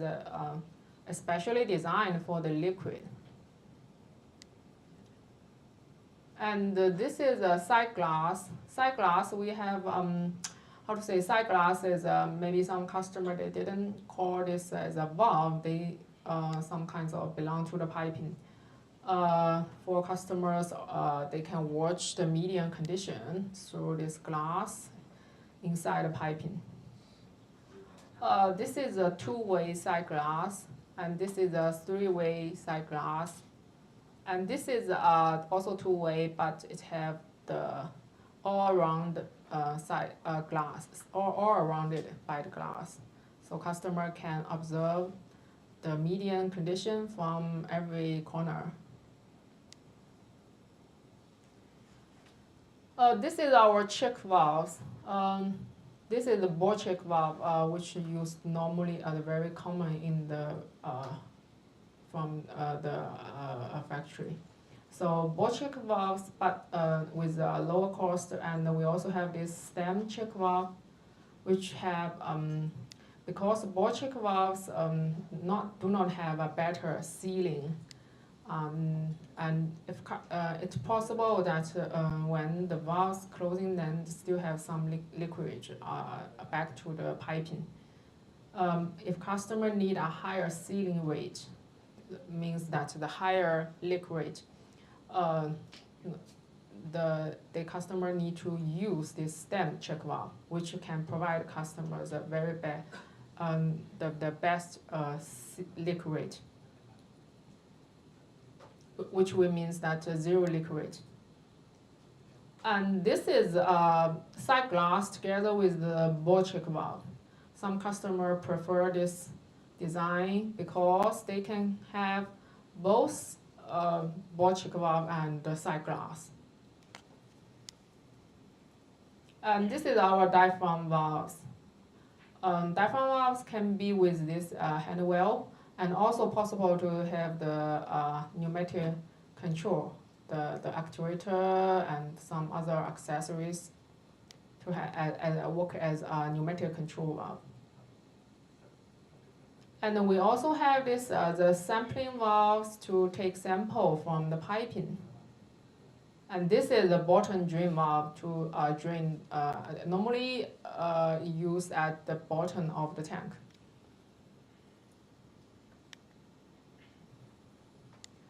Okay, this should be which Jay just introduced to you for the typical lining materials. So for these materials, which Richter used is a PTFE, PFA, FEP, which is a fully fluorinated, which means that these materials have a universal corrosion resistant. It means that customer can use these materials for almost every chemicals. And PVDF, ETFE, which is a partially fluorinated, which means that this material have limited corrosion resistance. And PPE, this is a non-fluorinated material. So these two materials even more have more limitation on the corrosion resistance. For these materials, customer have to check if it's possible to use it or not. To check the chart, material resistant chart. Okay, this is what I think has been introduced. This is, I think, also introduced by Jay. Also, yeah. This is the lining process from Richter. We use the transfer molding process. And we also have this, this is the afterline the picture. So you can see that we have some ankle triangle area which can give that lining can be integrated with the metal body very tight, not possible to drop off.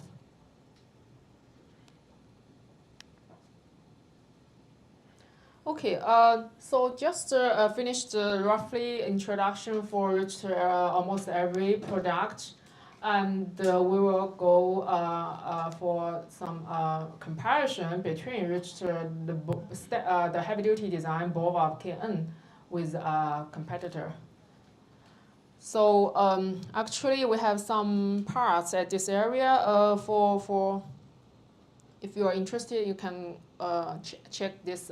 closely, then you will see more clear for the difference. You can show in the camera. Yeah, I will show. I will also show in the camera. Yeah. Okay. Okay, this is a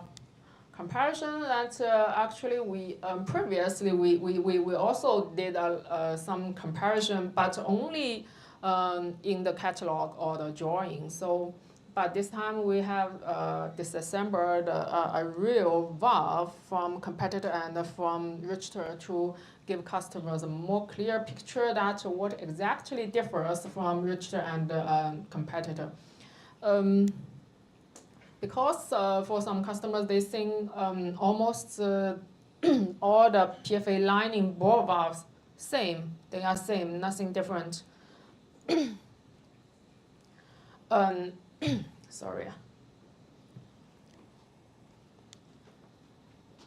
Because it's a very simple construction, and they think both Richter and the other vendors are PFA lining ball valves, so why Richter's price is higher than the others. So I can show you today that they're really something different. This is a sectional drawing for a ball valve. So the ball valve have a very simple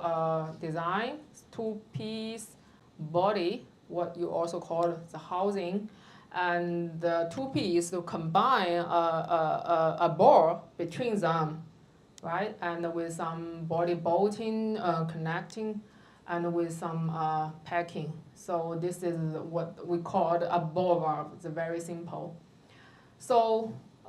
but for us, Richter, because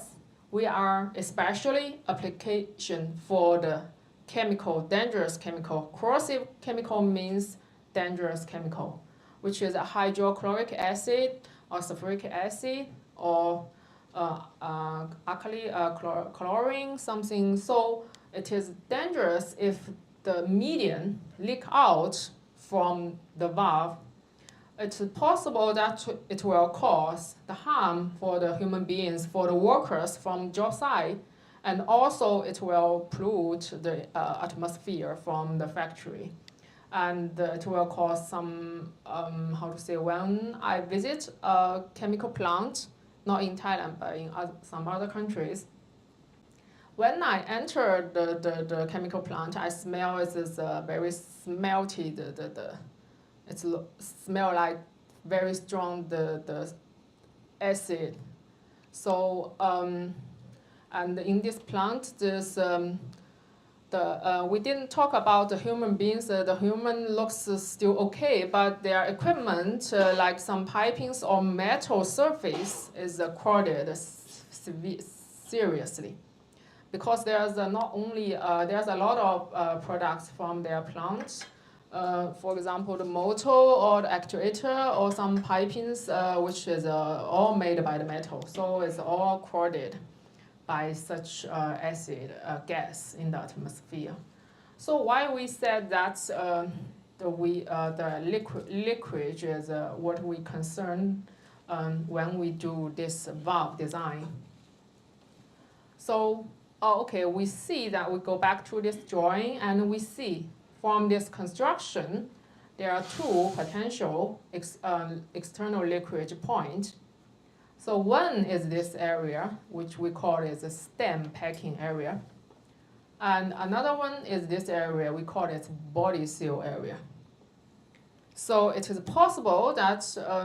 when the medium goes through this valve, the medium will leak out from this area or from this area, right? So we can show you that how we did our design at these two important areas. First is the stem packing. Okay, this red colored circled is a Richter, and the blue colored is from the competitor. So we where's the ball?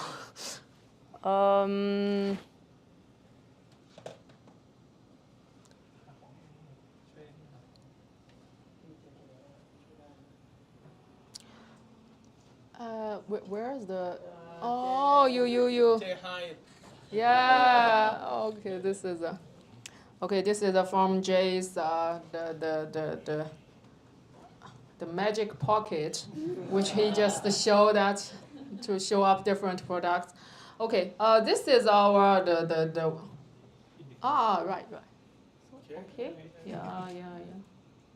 It's a little bit strange that with. Okay. This is our bore valves, and with this, the white color, this is a PTFE, the bellow seal. We call it bellow seal. And, okay.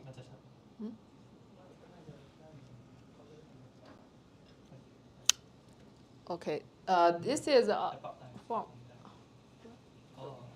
Where? So you might be able to see it yourself too. Oh, so fun. It's like streaming. Okay. Yeah, okay. This might be a lot better for you now. Okay, Okay. good. Yeah. Okay. Okay, so. Okay. Yeah.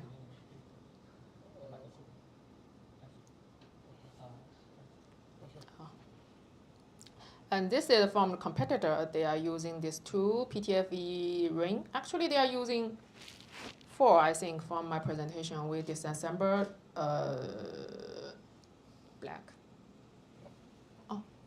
Okay, so it will turn black after maybe 5 seconds. Oh, nothing. or maybe okay. And they use several these PTFE rings to one by one to put one Yeah, I will by. hold this for you and you Yeah. can speak with them, okay? Yeah, thank you. One by one to as the stem packing area. So where's my presentation? We go back to okay. Then this is the first difference, and then we can see that after this packing, we also need to need some something above it, which we call it a gland. Okay, we how to? Okay. No. Okay, I bring this gland. There's a gland. This is the metal part above this packing, and you can see that these two parts. Well. Okay. Oh, okay. Okay. This two part, if you combine it, Yeah. and you can see that there's a gap between. The first one is flat, the second one is not flat, it's a little banded. But this is not means that this part is not qualified. It is just what Richter designed to be like this way. So when we assemble this valve, we will push down direction, then the two parts will be flat, both of them flat. So you can see that for the second piece, it will be transformed and to produce a down direction force continuously. Just work like a spring. So it will have this continuous down direction force to keep this bellow sealing tightly at this area. So customer, which we also call this is maintenance free. That means customer not need to tightening the valve body, the bolting from time to time to keep tightening at this area for the better sealing. Then this design will provide customer continuously tight the stem packing sealing tightly. Okay, thank you. You're welcome. My pleasure.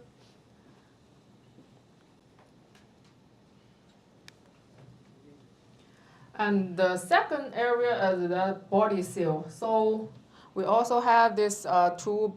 body, which we also call the housing or casing from the valve. And we can give this, this area. Richter have such zigzag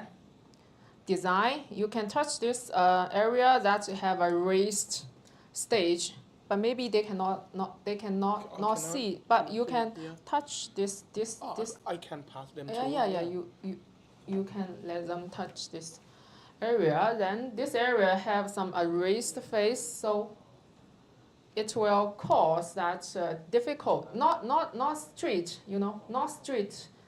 lining. They have a zigzag path, so difficult for the medium to leak out from this body area.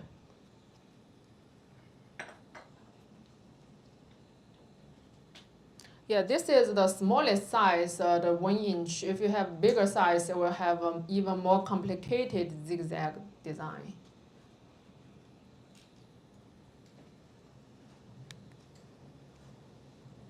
Okay, this then we go to the citron. So citron is this two part. One ball valve have two citron, left side and the right side,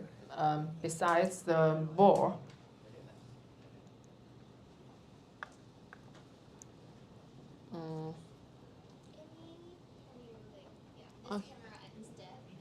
Change to a.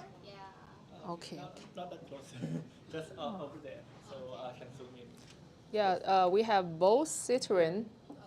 for a ball valve. So you can see that when the valves, the bores are open or closed, this citron is. Okay, may I help you? Yeah, thank you. Okay. So only 2 hands, limited. Yeah. So So this is the citrine besides the bore, and when the valves is open and close, these two citrine helps for the internal seal. That means when the valves closed and okay, this this citrine, you can see that Richter citrine have a groove in the middle area.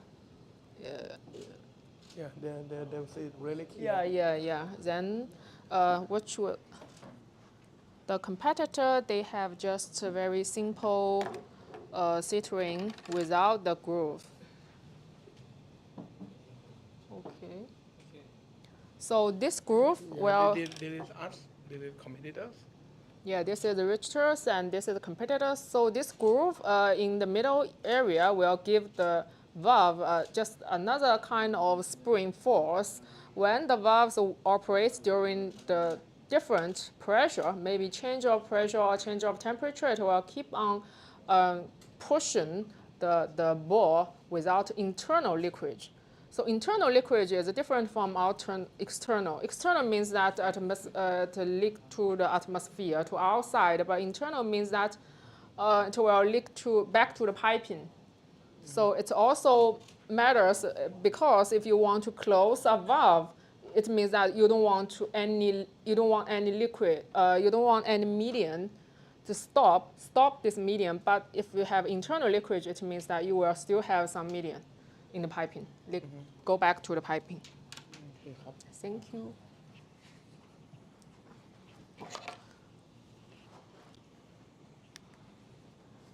Okay, then we have the bore. This is what Richter's bore. We have one piece design. Bore and the stem is a one piece. And the internal, we have the metal core. Metal core is also one piece. And this is from the competitors. This is you can see that it's separate. You can pull it out and separate stem with the bore. So this is what we call this two-piece design, bore valve. And the disadvantage will be that if you open, close the valve, open and close, this area, which called the shoulder area, is easily to get wear off. The PFA will be wear off at this area, which will cause the thinner lining thickness. It will become thinner and thinner at this area because it's a wear. So it will cause a potential leakage or permeation at this area.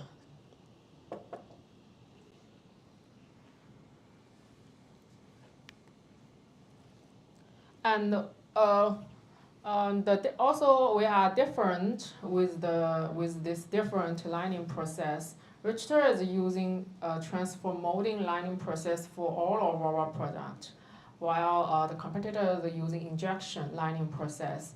So maybe for customer they are same, they are lining products, but actually we have different lining process. That means how you made this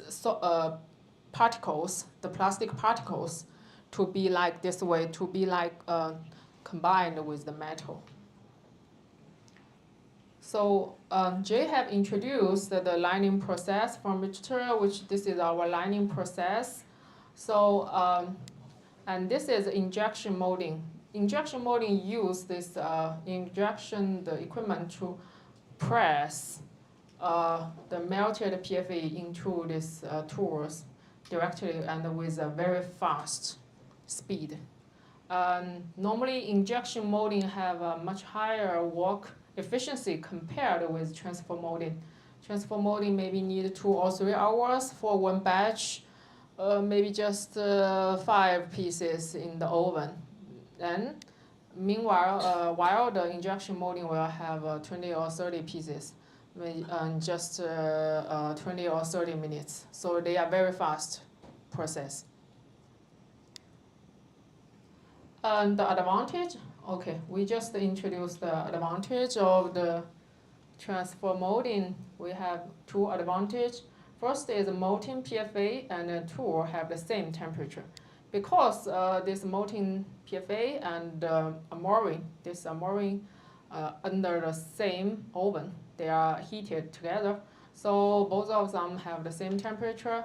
and the injection molding, they have their temperature gap between the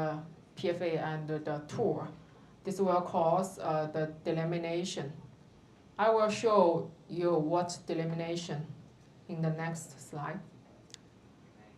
And we also have low speed flow, thus reduced PFA shear rate. This means no stress crack. And this is better for the parts with longer flowways and more complicated construction. Okay, you can see here, this is a delamination. This is because injection molding tools are operated at a tool temperature lower than the melted temperature of PFA, because PFA melted above 300 degree, while they have some temperature gap, and the freezing of the thin layers of PFA at the tool wall, which cause delamination PFA layers. And this is normally looks like this at the surface of this will cause that actually if you have the lining thickness is totally 3 millimeter, maybe you will reduce 1 millimeter because of this. That means that the potential permeation leakage will caused by this phenomenon. And this picture shows how the stress crack. There's obviously also a very serious problem if we have the lining product like this way. This will, of course, cause the leakage at this area. The medium will go through this gap to contact with the metal. So this is because PFA material with a high melt viscosity and high frozen material stress. When quickly injected into an injection molding tool and cooled also quickly, then stress crack will happen. This is possible that happen later when the customer operates the injection molded PFA lining products at changing temperature or pressure during their operation process. Okay, if you have also questions, and you maybe afterwards, right? No, you can ask now.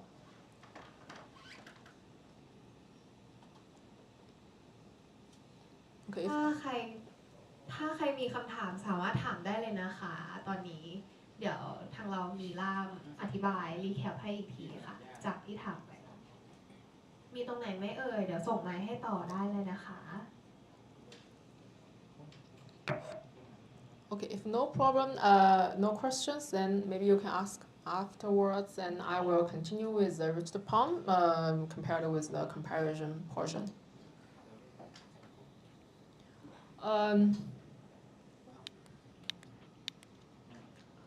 Okay, this is a rigid magnet drive pumps, our QMD pump. This is the QMD, but this is a version 1.0. And last year we have the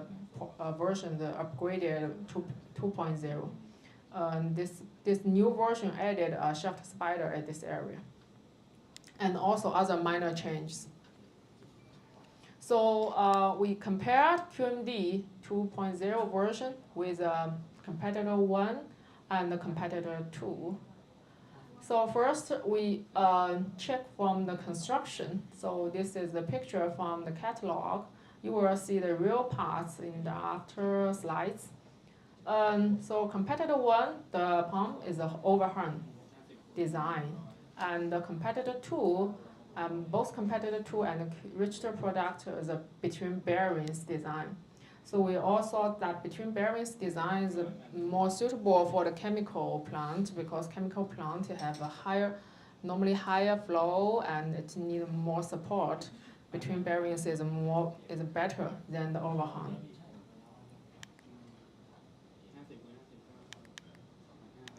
And from the materials, we can see also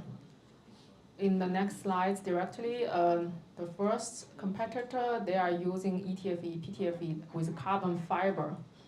Both of these competitors are using the ETFE, PTFE with carbon fiber. This is because of their parts without the metal core. So if they want the parts have the strong strength under the pressure, they need to add this carbon fiber into the ETFE. And this will cause that to lower the chemical resistant ability of the if the plastic with carbon fiber.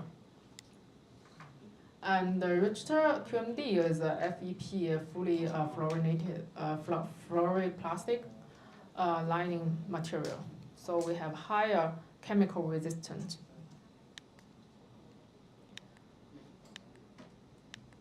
And this is the housing comparison. So first,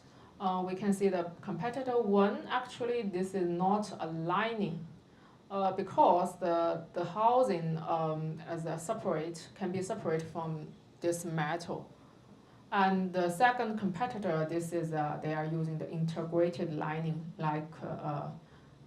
Richter.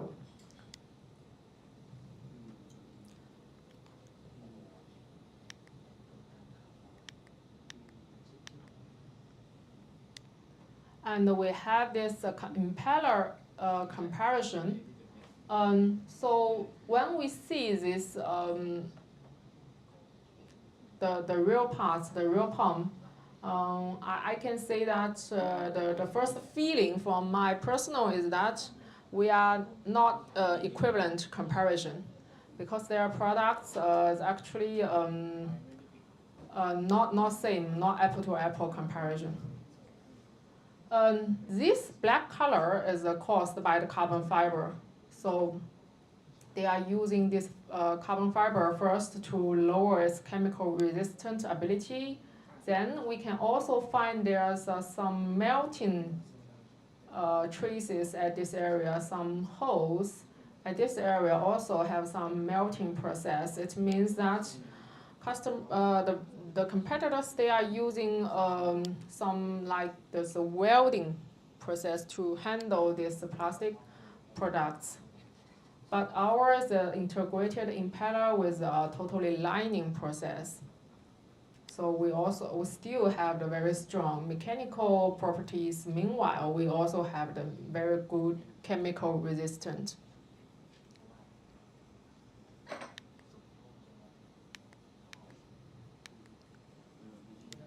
This is from their sealing comparison, the O-ring. So first, the competitor, they have provided this PTFE with rising the 3 layers. It looks like not so good actually. And the second competitors, this one looks much better. This is the materials, is black material, FKM, Viton, and with FEP lining outside. So this ring can provide a very good chemical resistance. And ours, the Richter's, we have a one-piece PTFE material. So we also have very good chemical resistance.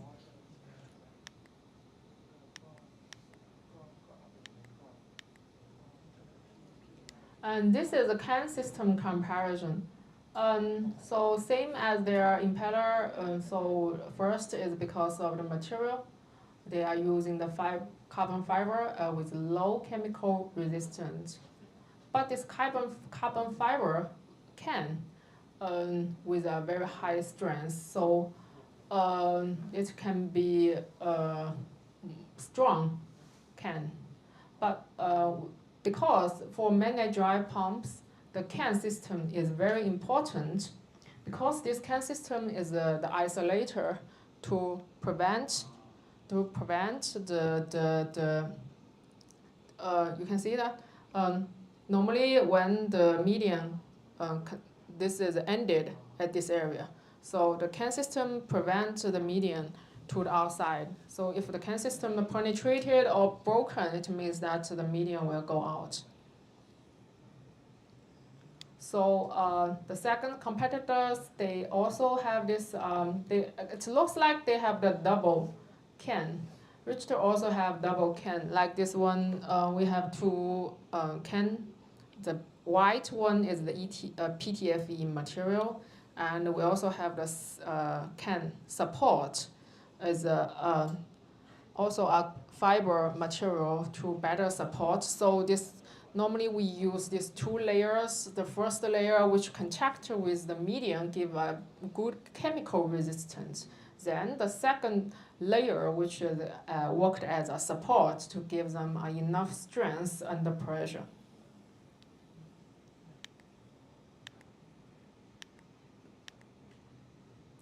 This is the outer magnet assembly. So we can see that first, the competitor one, they are the magnet stick on the metal with glue,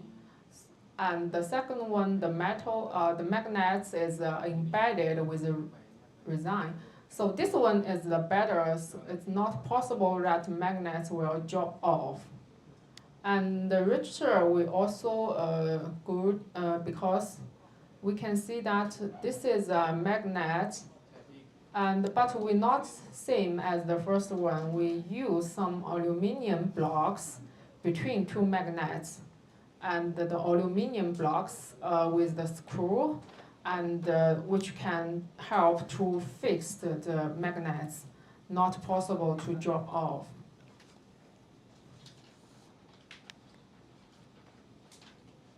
Okay, so if you have any questions.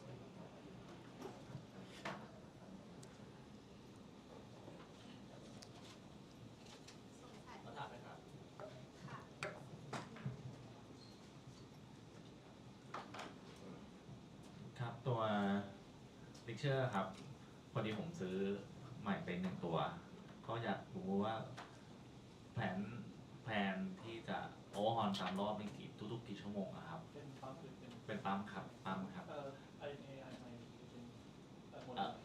MKX ครับ Amy, he asked that how often that we're gonna overhaul the MK pump. So, อันนี้ลูกค้ามาจากที่ไหน Novel NC ครับ Our customer came from Novel NC that purchase our pump from retail I MK. know. Yeah. Okay, thanks for your questions. And MK, normally, if you have our ROM, first you need to regular change, just like the Bangkok, the ball bearings should be changed. Our lifetime, also we use, if you are using grease for life, ball bearing, and the lifetime will be 35,000 hours. So it should be almost 4 years lifetime for the ball bearing. So you need to change it if you continuous running the pump. After 4 years, the ball bearings, the grease has been used up. And for the other parts, I don't think there's any special parts you need to change regularly. But if you need to monitoring or if you find any abnormal noise or something, it means that the pump have the problem. Then you need to. But normally regular,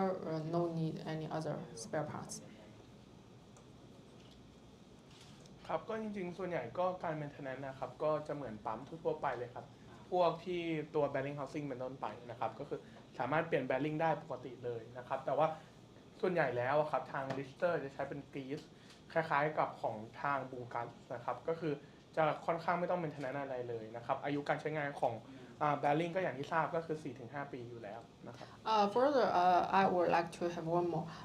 If you open the pump, it's better that you replace the housing gasket. It's better for the body sealing.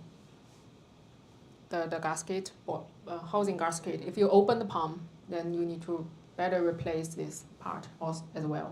ก็ถ้าเกิดมีการเปิดปั๊มก็ดีกว่าครับที่จะเปลี่ยนกัสเก็ตไปเลยครับ Yeah, thank you. ครับมีคำถามอะไรไหมครับก็คือหลักๆครับเซสชันเนี้ยครับก็คือเป็นทาง Lister นะครับอาจจะเข้ามาบอกกับเราว่าโอเคการที่ปั๊มอะครับเป็นการใส่ lining เข้าไปไม่ว่าจะเป็น PFA PTFE ครับมันช่วยป้องกันสารเคมีได้ยังไงนะครับพร้อมทั้งว่าทาง Lister ครับมี advantage อะไรต่างจากวาล์วหรือว่าปั๊มนะครับตัวอื่นที่มีการทำการ coating หรือการ lining เหมือนกันนะครับก็จะพออธิบายได้ว่าโอเคการลีกอะครับหรือว่าการที่ การรั่วซึมอะทำให้เกิดปัญหาอะไรได้บ้าง พร้อมกับว่าเรามีการออกแบบเพื่อป้องกันอย่างไรนะครับฉะนั้นก็ถ้ามีคำถามในตรงนี้สามารถสอบถามเข้ามาได้เลยนะครับแล้วก็เดี๋ยวผมจะช่วยถามทางลิสเตอร์ให้ว่าโอเคแต่ละปัญหาที่เจอเนี่ยแก้ไขยังไง แล้วก็บางดีไซน์บางแบบเนี่ยทำเพื่ออะไรเงี้ยครับครับผม พอดีปกติแล้วพวกเทฟลอนหรือ PFA ครับมันจะเป็นเหมือนเยื่อเลือกผ่านใช่ไหมตามที่คุณเจก็บอกไป เวลาเราแฮนเดิลพวกไฮโดรคลอริกหรือว่าเคมีที่มีแก๊สนะครับมันก็จะสามารถลีกผ่านเข้าไปในตัวเทฟลอนแล้วก็อาจจะไปแบบก็เรียกไง ไปโดนเหล็กไปพองไปโดนเหล็กใช่ไหมครับใช่ที่เป็นช่องว่างระหว่างแกลบระหว่างตัวเหล็กกับตัวเทฟลอนนะครับแต่ตรงนี้จะมีทางแก้ยังไง โอเคครับ sure ครับAmy his question is that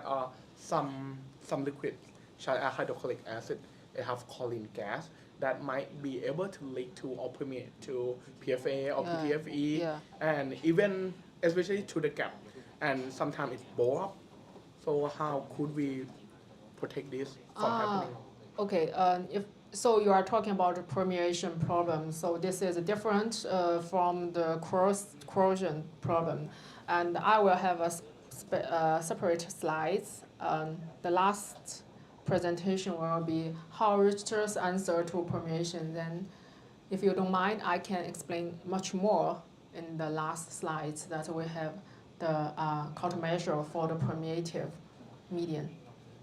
โอเคครับคืออย่างนี้จริงๆแล้วพอดีว่าอันนี้เป็นสไลด์แรกๆนะครับเดี๋ยวมันจะมีสไลด์ที่3ที่ทางลิสเตอร์ครับเขาจะมีปัญหาเรื่องบ่อวาล์วที่มีการโป่งพองซึ่งอธิบายเรื่องนี้ตรงๆเลยเดี๋ยวเขาขอไปทำตรงนั้นก่อนแล้วเดี๋ยวถ้าเกิดยังไม่เคลียร์ยังไงเดี๋ยวเรามากลับมาที่ตัวนี้อีกทีนะค่อนข้างดีเทลอยู่ครับตัวนี้โอเคครับใครมีคำถามเพิ่มเติมสำหรับตัวเซสชันนี้ไหมครับ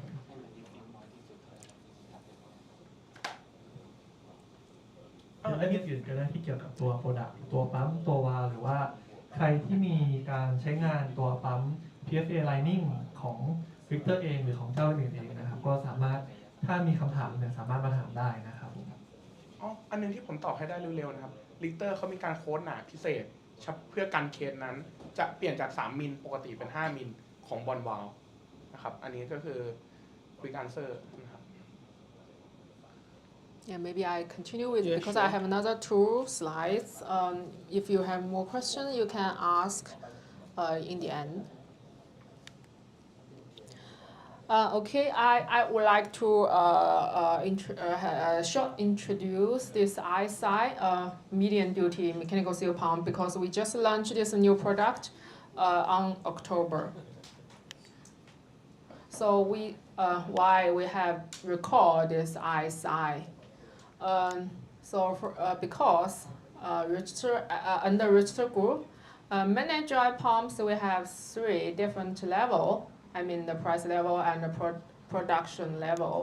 Highest is MNK, the heavy duty design, and the middle level is IMX, the medium duty design, and the economical choice will be the QMD. This is a standard duty design. And but in our mechanical seal pump, it seems that previously we only have the heavy duty design SCK, and afterwards we also developed the SCK-C, but it seems not economical enough. So we recall this eyesight. Why we said recall? Because we have this product. We have this product in 2010. Unfortunately, it's phased out, but now luckily we have it back. So we also did some modification design based on the original eyesight, and also we have some new mechanical seal.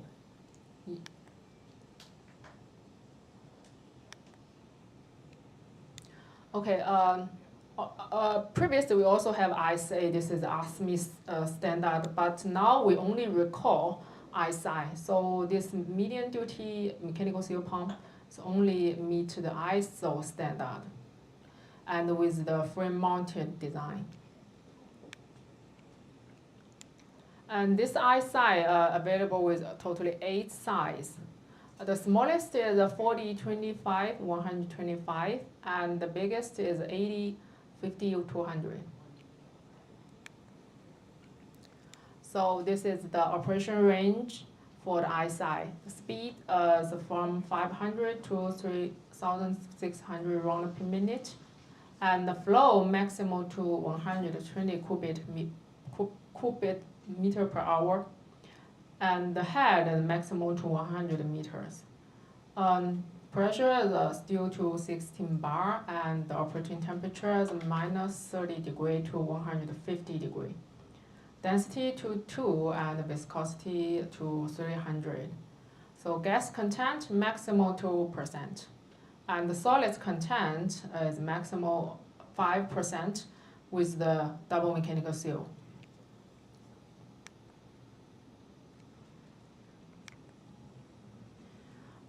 This is the impeller for eyesight will only available with this semi-open impeller design, because mechanical seal pump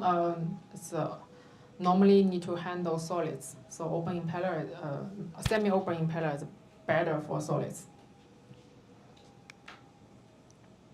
And this is the pump shaft to get one unit connected. One piece, pump shaft and the drive shaft.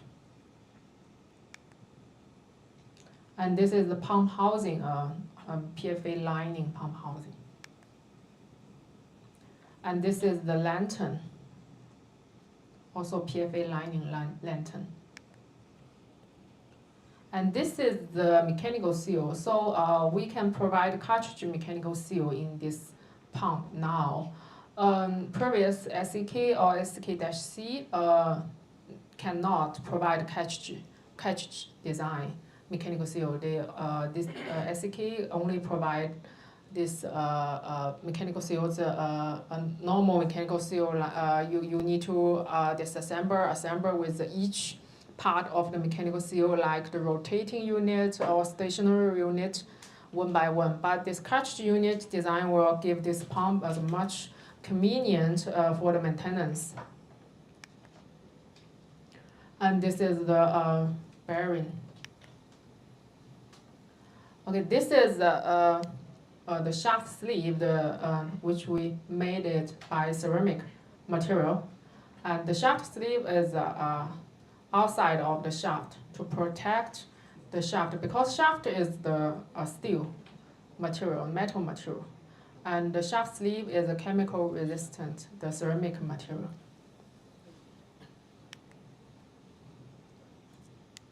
So this is eyesight with single mechanical seal. Single mechanical seal RG5C with a silicon carbon rotating, and both rotating ring and the stationary ring with cartridge design. And this application range is for non-critical medium and clean medium, which means no solids. This is only for a single mechanical seal without any external system. But this single mechanical seal, if you want to equip it with some external system, we can also achieve the plan 32, which means that single mechanical seal with an external flushing, and a plan 62 with some external quench. It's also possible for this pump. And double mechanical seal, if your application with critical medium or with solids, but solids content is less than 5%, which means volume percent, then you can use this pump with double mechanical seal.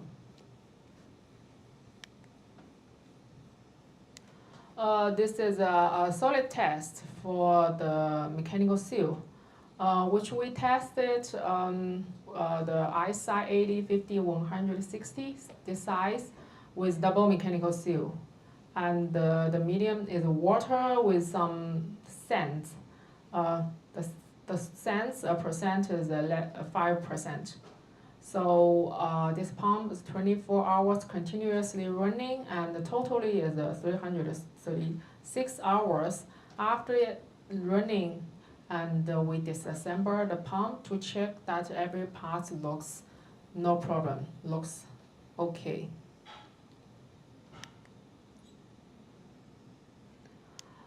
So what I can say that this pump, because I know there's a lot of mechanical seal pump in the market, but this pump, which we said that the most features is most convenient for a customer is the cartridge design mechanical seal. So it's easier for customer, quicker to replace the mechanical seal, and no need very skillful workers on this replacement work. You can see that there's a simple video on how to do the assembly and disassembly for the mechanical seal.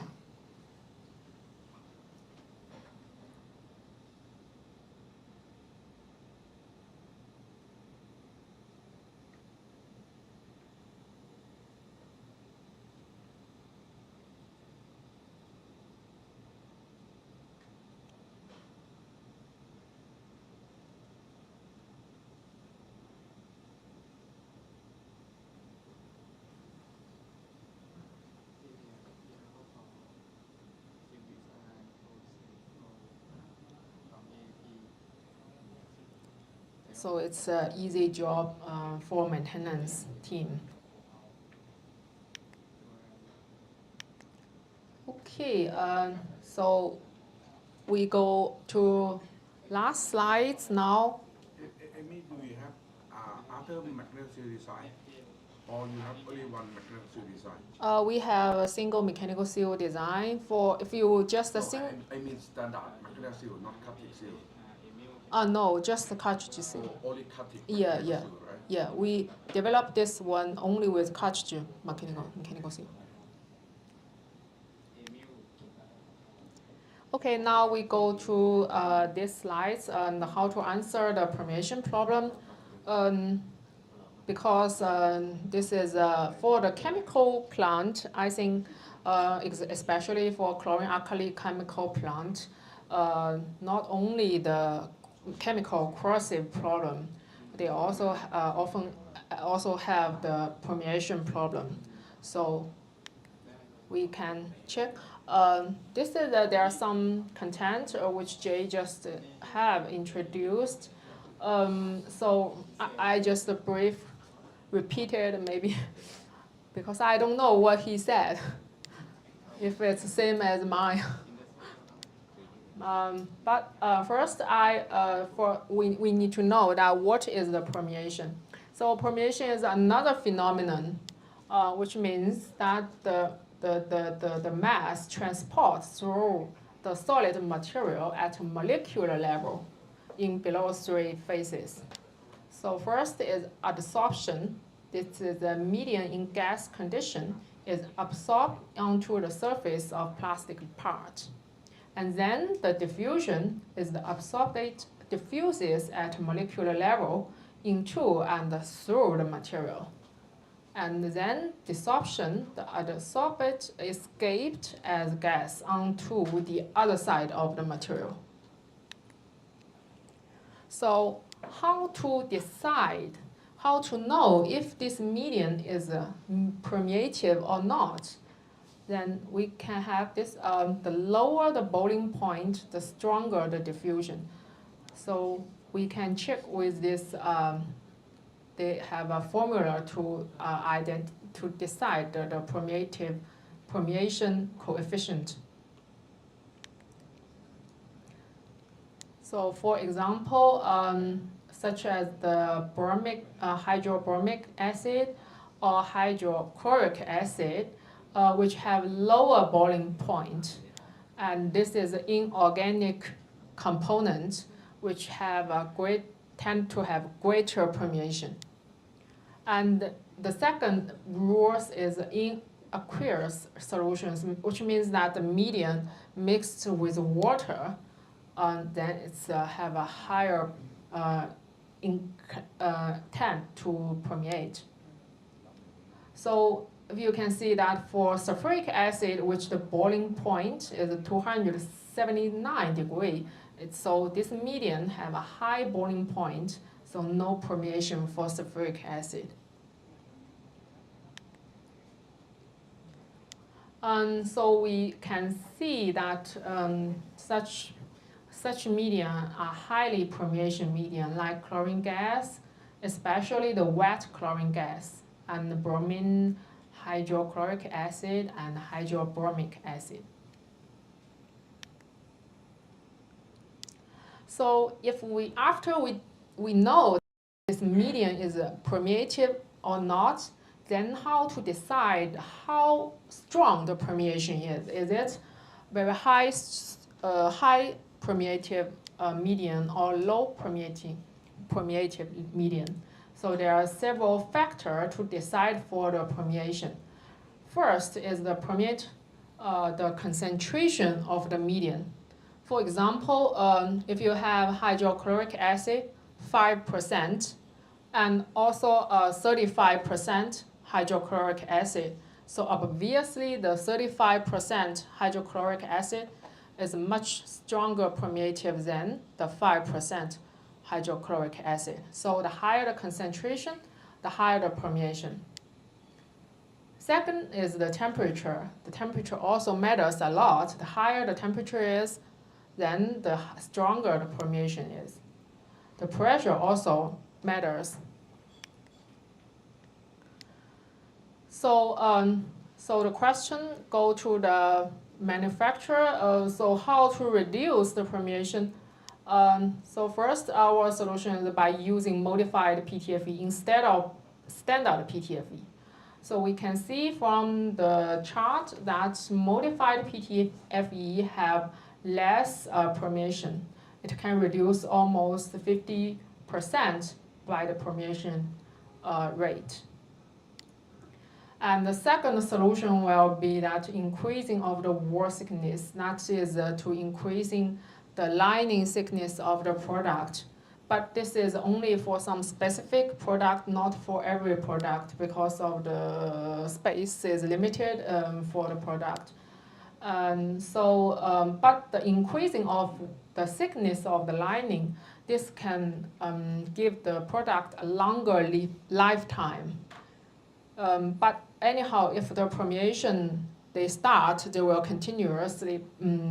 We cannot say that it can stop the permeation, but give longer lifetime for the product if you have a thicker lining thickness. And third is that from the users, if they can reduce the operation temperature, because every 12 to 15 degree maybe halves the permeation rate. So this is why I said temperature matters a lot. There are some damages on the valve because of the permeation. So this is the globe control valve, which is our ISIS. So you can see that the bellow and the stem corded. Because for the bellow sealed valves, this is the bellow, so the median can penetrate this bellow and corded the stem directly, because the stem is a stainless steel material. It's not chemical resistant. So this will cause that the ISIS, the globe control valve, sometimes customer will feel that the valves is, feels like the stuck. They cannot move. It's possible that because of the permeation. So what is the countermeasure from Richter is that we have this ISIS, the globe control valve with a chlorine version. This is a standard bellow with maybe 1 millimeter lining thickness. This is the PTFE thickness. We need to change to the heavy duty design bellow, which have 2 to 3 millimeter. This is the heavy duty bellow. Okay.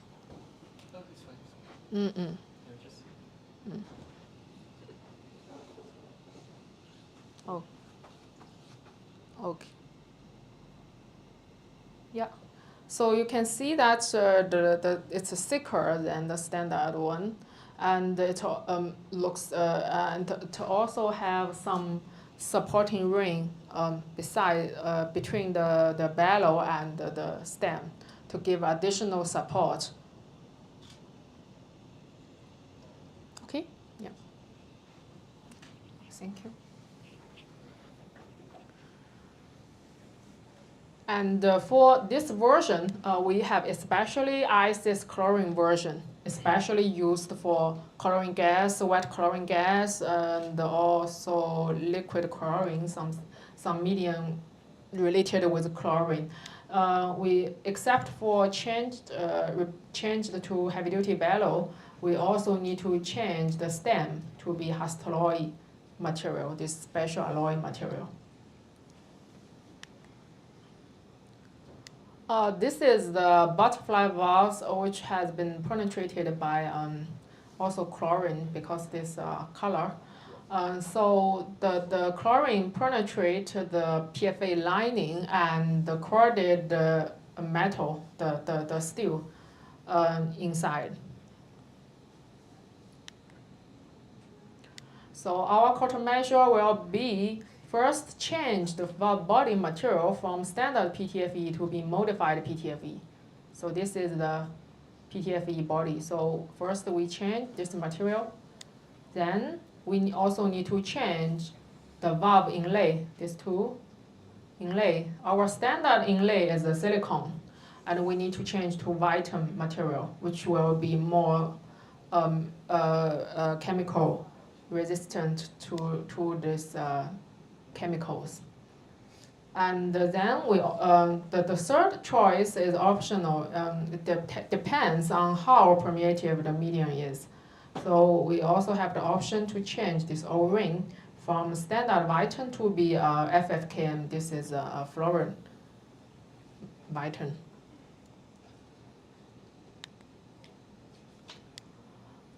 This is from our board. So customer send the picture that why this bore lining is swelled. So it's also possible that's caused by the permeation problem. So if customer first the median penetrate the PFA and then react with this duct iron, this metal body, and also produce some additional gas at this area. So if customer they use this valve under some vacuum operation, then it will cause this kind of swelled phenomenon because they're inside they have the gas, but if you piping is at vacuum, so this will cause this swell lining. So our countermeasure will be that we need the bore with a thicker thickness. The type will be KN-D with 5 millimeter thickness. So our standard bore will be 3 millimeters. So it will need to give a thicker lining thickness for the bore to handle this permeative medium. So this will give the bore valves a longer lifetime. But as what I said, that this will not stop the permeation, but it's a longer lifetime and still need regular maintenance from the job site.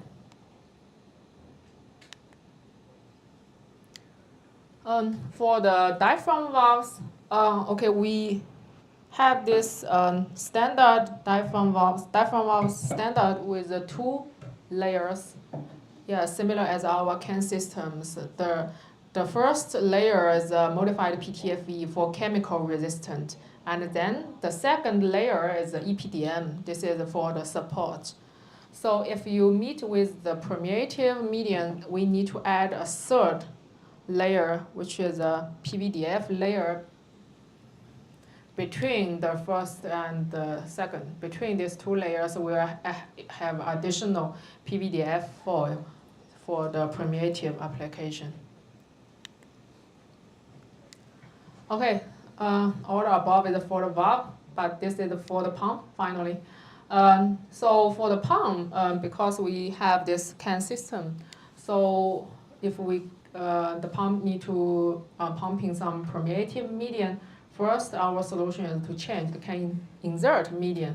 from standard PTFE or modified PTFE to PFA material, which can provide a higher permeation resistance. And we can add some additional monitoring between the can system, if like the safe run or the liquid sensor at this area. So if any liquid at this area, it will have this alarm from the system. Okay, that's it. So any questions if you have? โอเคครับมีคำถามเลยนะครับก็เมื่อกี้ก็จบไปแล้วนะครับสำหรับแอปพลิเคชันต่างๆที่นำตัว Richter valve ไปใช้นะพร้อมทั้งมีเรื่อง permeation ด้วยนะครับว่า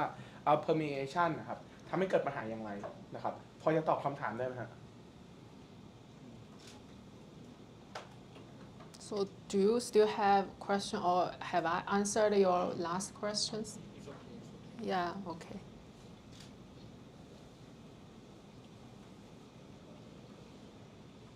มีใครมีคำถามเพิ่มเติมไหมครับ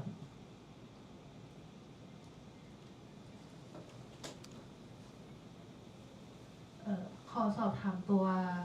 ย้อนกลับไปตัว RSI ปั๊มอะค่ะเหมือนอันนี้มันจะเป็นตัวปั๊มที่สามารถรับตัวโซลิดได้เหมือนกับตัวของ vortex ปั๊มอันนี้อยากทราบว่าถ้าเกิดว่าในกระบวนการมีของแข็งอยู่ในมีเดียเหมือนกันอันนี้ควรเลือกปั๊มชนิดไหนคะแล้วก็ควรจะแบบตัดสินใจจากอะไรในการเลือกอะคะ Okay her question is that what will help we distinguish by selecting RMI pump and vortex pump when you told me that both of them can withstand some solid if we really have solid in our process which one should we choose For the solids, it depends on first the solid's content, then the solid size. Solid size also matters. For the IMI or IMA, which is the okay RSI. Okay. For the I side, the pump maximum 5% with double mechanical seal. This is the maximum content the eyesight can handle. If you have higher solids than 5%, you should go first to SCK, which can handle 10%. Then if you have higher percent than 10%, but lower than 30%, go to vortex pump. I think that should be clear.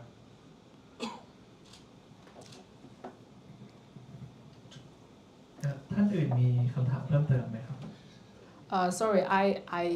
have some more answer. It's still decided by the solid size. Sometimes we have strict solid size requirements. For example, you cannot have very big solids. The content is one factor, the size is another one. So maybe it is a little bit complicated because we have a chart. Solid size and the solids content and also solids abrasive or not also matters because for lining products if we meet with abrasive which means that the solids is very hard like sand not sand pulp SiO2 silicon oxygen silicon you know but like this very hard it's possible it will reduce the impeller lifetime because it's abrasive on the surface of the impeller so this is several key matters for if you need our pumps used for the solids so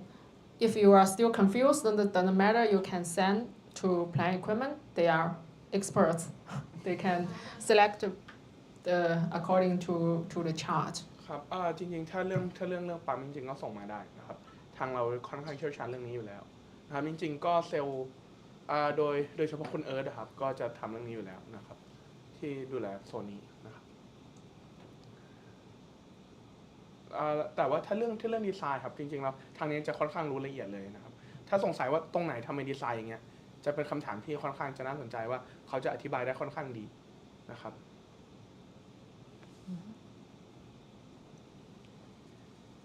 ท่านไหนมีคำถามเพิ่มเติมอีกไหมครับผม เจถ้าว่างรบกวนมาแจกของรางวัลหน่อยสิ Where is Jay? Rest. with the phone. Oh. Oh. ลูกค้าลิกเตอร์นั้นเลย Oh. โอเคครับก็ถ้าเกิดว่าไม่มีการถามคำถามเพิ่มเติมนะครับผมเดี๋ยวหลังจากนี้จะเป็นพักเบรก 15 นาทีนะครับผมก็เดี๋ยวสำหรับคนที่ถามคำถามนะครับ ก็จะมีของรางวัลมาแจกให้ด้วยนะครับผมโอเคครับก็ โ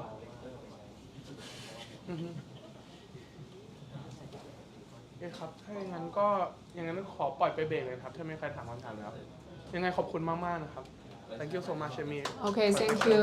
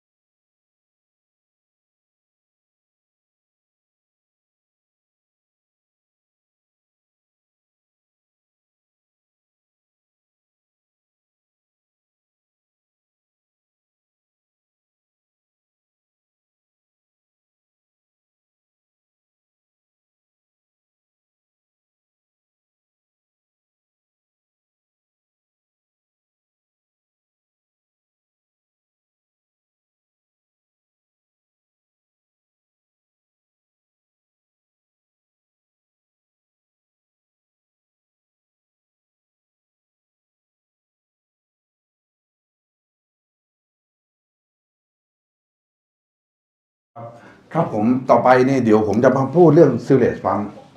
นะครับเมื่อเช้าเองนะครับเรามีการปูแบ็กกราวด์ไปแล้วนะครับเกี่ยวกับซิลเลสปั๊มนะครับผมก็จะมาปูต่อ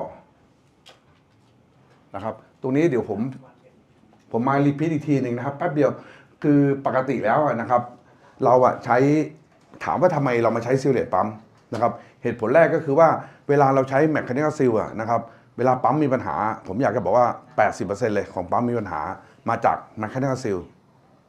นะครับแล้วแม็กซิลเองเนี่ยโดยเฉพาะที่เป็นแม็กซิลพวกเป็นดับเบิลซิลแล้วก็ใช้กับของเหลวที่แบบว่า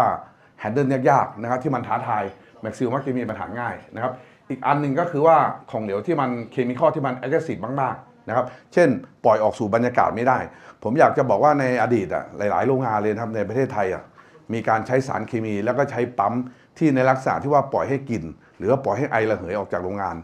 ออกมาจากตัวปั๊มแต่ว่าปัจจุบันเนี่ยน่าจะน้อยลงนะครับเพราะว่าไอตัวเราอยากจะควบคุมนะครับการรั่วออกมานะครับแล้วก็ผมเข้าใจว่าต่อไปในอนาคตซิลเลสปั๊มนะครับเทคโนโลยีมันมาแล้วนะครับมันน่าจะมีการใช้มากขึ้นแล้วก็มากขึ้นนะครับทีนี้ลองมาดูนะครับผมอยากจะบอกว่าจริงๆเองเนี่ยนะครับเรามีการ develop KOP มาเนี่ยจนถึงปัจจุบันน่าจะ 7-8 ปีแล้วนะครับเราก็มีลูกค้าเนี่ยที่ใช้ KOP ปั๊มเนี่ยน่าจะ200เกือบ300บริษัทแล้วนะครับแล้วก็แทบจะบอกว่าเราไม่เคยมีแทบจะไม่มีปัญหาเลยนะครับแล้วผมอยากจะบอกว่าปั๊มที่ KOP ทำได้ปัจจุบันครับพวกปั๊มที่มีชื่อเสียงในตลาดโลกเรามี Copy Design เกือบหมดเลยนะครับจริงๆผมไม่มีดีเทลที่ลงละเอียดให้ดูนะครับแต่ว่าวันนี้เรามาพูดถึง KOP Sealess Pump นะครับถามว่า KOP Sealess Pump เนี่ยเราทำไงถึงจะเป็น Good Design แล้วก็มีการออกแบบที่ดีแล้วก็มีคุณภาพที่ดีนะครับลองมาดู DNA นะครับผมเรียกว่า DNA แล้วกันนะครับ DNA ของ KOP นะครับจะมาจาก Hermetic Can Motor นะครับแล้วก็ Magnetic Die Pump อีกอันนึงอาจจะมาจาก DNA ของเตลกุและอีกอันนึงอาจจะมาจากซูเซอร์นะครับซึ่งเป็น ISO หรือ API ถามว่าพวกนี้นะครับมีองค์ประกอบมาไงนะครับลองมาดูนะครับ KOP ปั๊มนะครับผลิตในประเทศจีนนะครับแล้วเราก็เอามาทำ QC นะครับตรวจสอบคุณภาพทุกอย่างเลยนะครับเดี๋ยวเราจะมีการแสดงให้ดูว่ามีการตรวจสอบคุณภาพยังไงบ้างโดยเฉพาะปทุมออยล์นี่จะรู้ดีเพราะว่าเขาไปตรวจสอบคุณภาพที่บริษัทผมมา2 รอบแล้วนะครับลองมาดูครับตัวแรกนะครับลองมาดูว่าการเข้าสู่ตลาดของประเทศจีนตัวแรกคือ Hermetic นี่ก็คือเป็นบริษัทแรกของโลกแล้วที่ทำแคเนตปั๊มนะครับเป็นของเยอรมันนะครับ Hermetic ไปจอยกับต้าเหรียญนะครับบริษัทเดต้าเหรียญนะครับเปิดมาเป็น Hermetic ต้าเหรียญ Sealess Pump นะครับถามว่าเขาเปิดตั้งแต่อะไรเปิดมาตั้งแต่ปี 1997 ถึงปัจจุบันก็31 ปีแล้วนะครับอันนี้คือสิ่งที่เกิดขึ้นในประเทศจีนนะครับดังนั้นผมอยากจะสรุปว่า Hermetic นะครับไปจอยเวนเจอร์แล้วก็ตั้งโรงงานในประเทศจีน31 ปีมาแล้วนะครับมาลองดู DNA ตัวที่2ซูเซอร์นะครับซูเซอร์เองนะครับพอดีผมพูดถึงซูเซอร์เพราะว่าถ้าเกิดว่าเป็น API ปั๊มนะครับไอ้ที่เป็น Hydroid Design เนี่ยปั๊มของเราเนี่ยจะใช้ดีไซน์ของซูเซอร์นะครับแต่ไอ้ตัวแคนเนตข้างหลังนะครับที่เป็นแคนเนตดีไซน์จะเป็น DNA ของ Hermetic เขาจะจับ2ตัวนี้มารวมกัน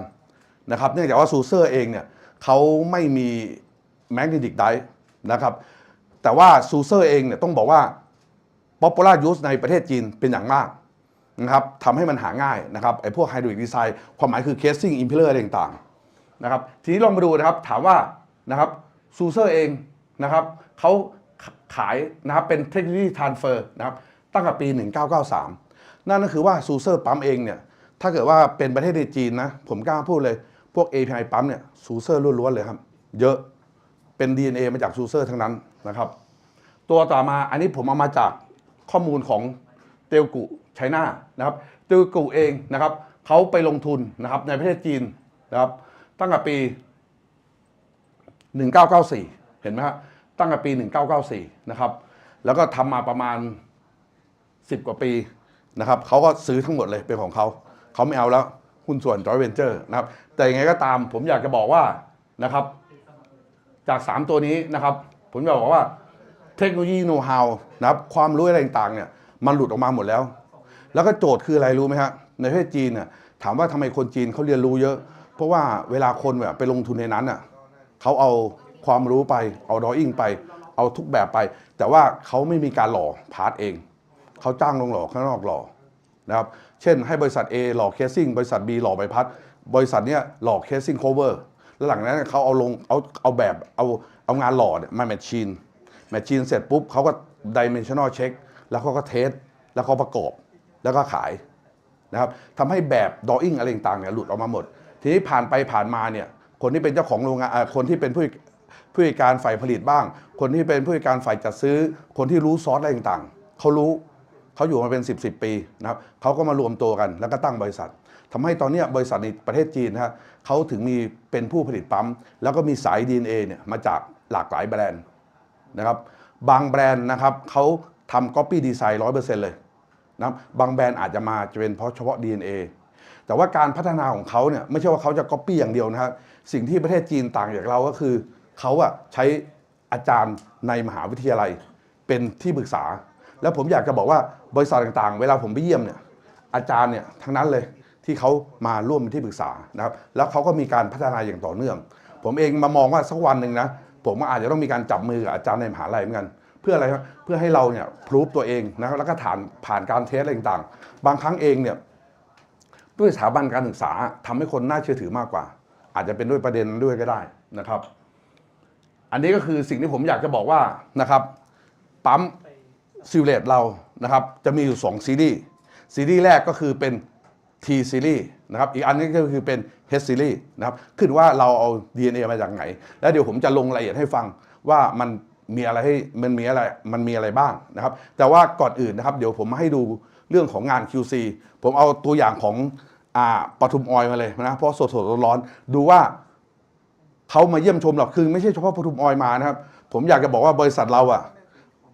สัปดาห์นั้นก็รู้สึกจะเป็นบริษัทอีกหนึ่งที่เป็นเอทานอลแพลนมาจากสุพรรณคือมาจากหลายบริษัทมาก AA เนี่ยก็มาบ่อยนะครับ AGC ก็มาเรื่อยเลยนะครับคือเขามาดูเทส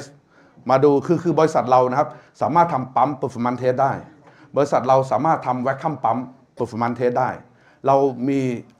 mechanical seal running test แล้วเรามี lab ซ่อม mechanical seal ดังนั้นถ้าเกิดว่าไปที่บริษัทเนี่ยพวกท่านจะเห็นทุกอย่างเลยนะครับเห็นของจริงเลยว่าเทสกันยังไง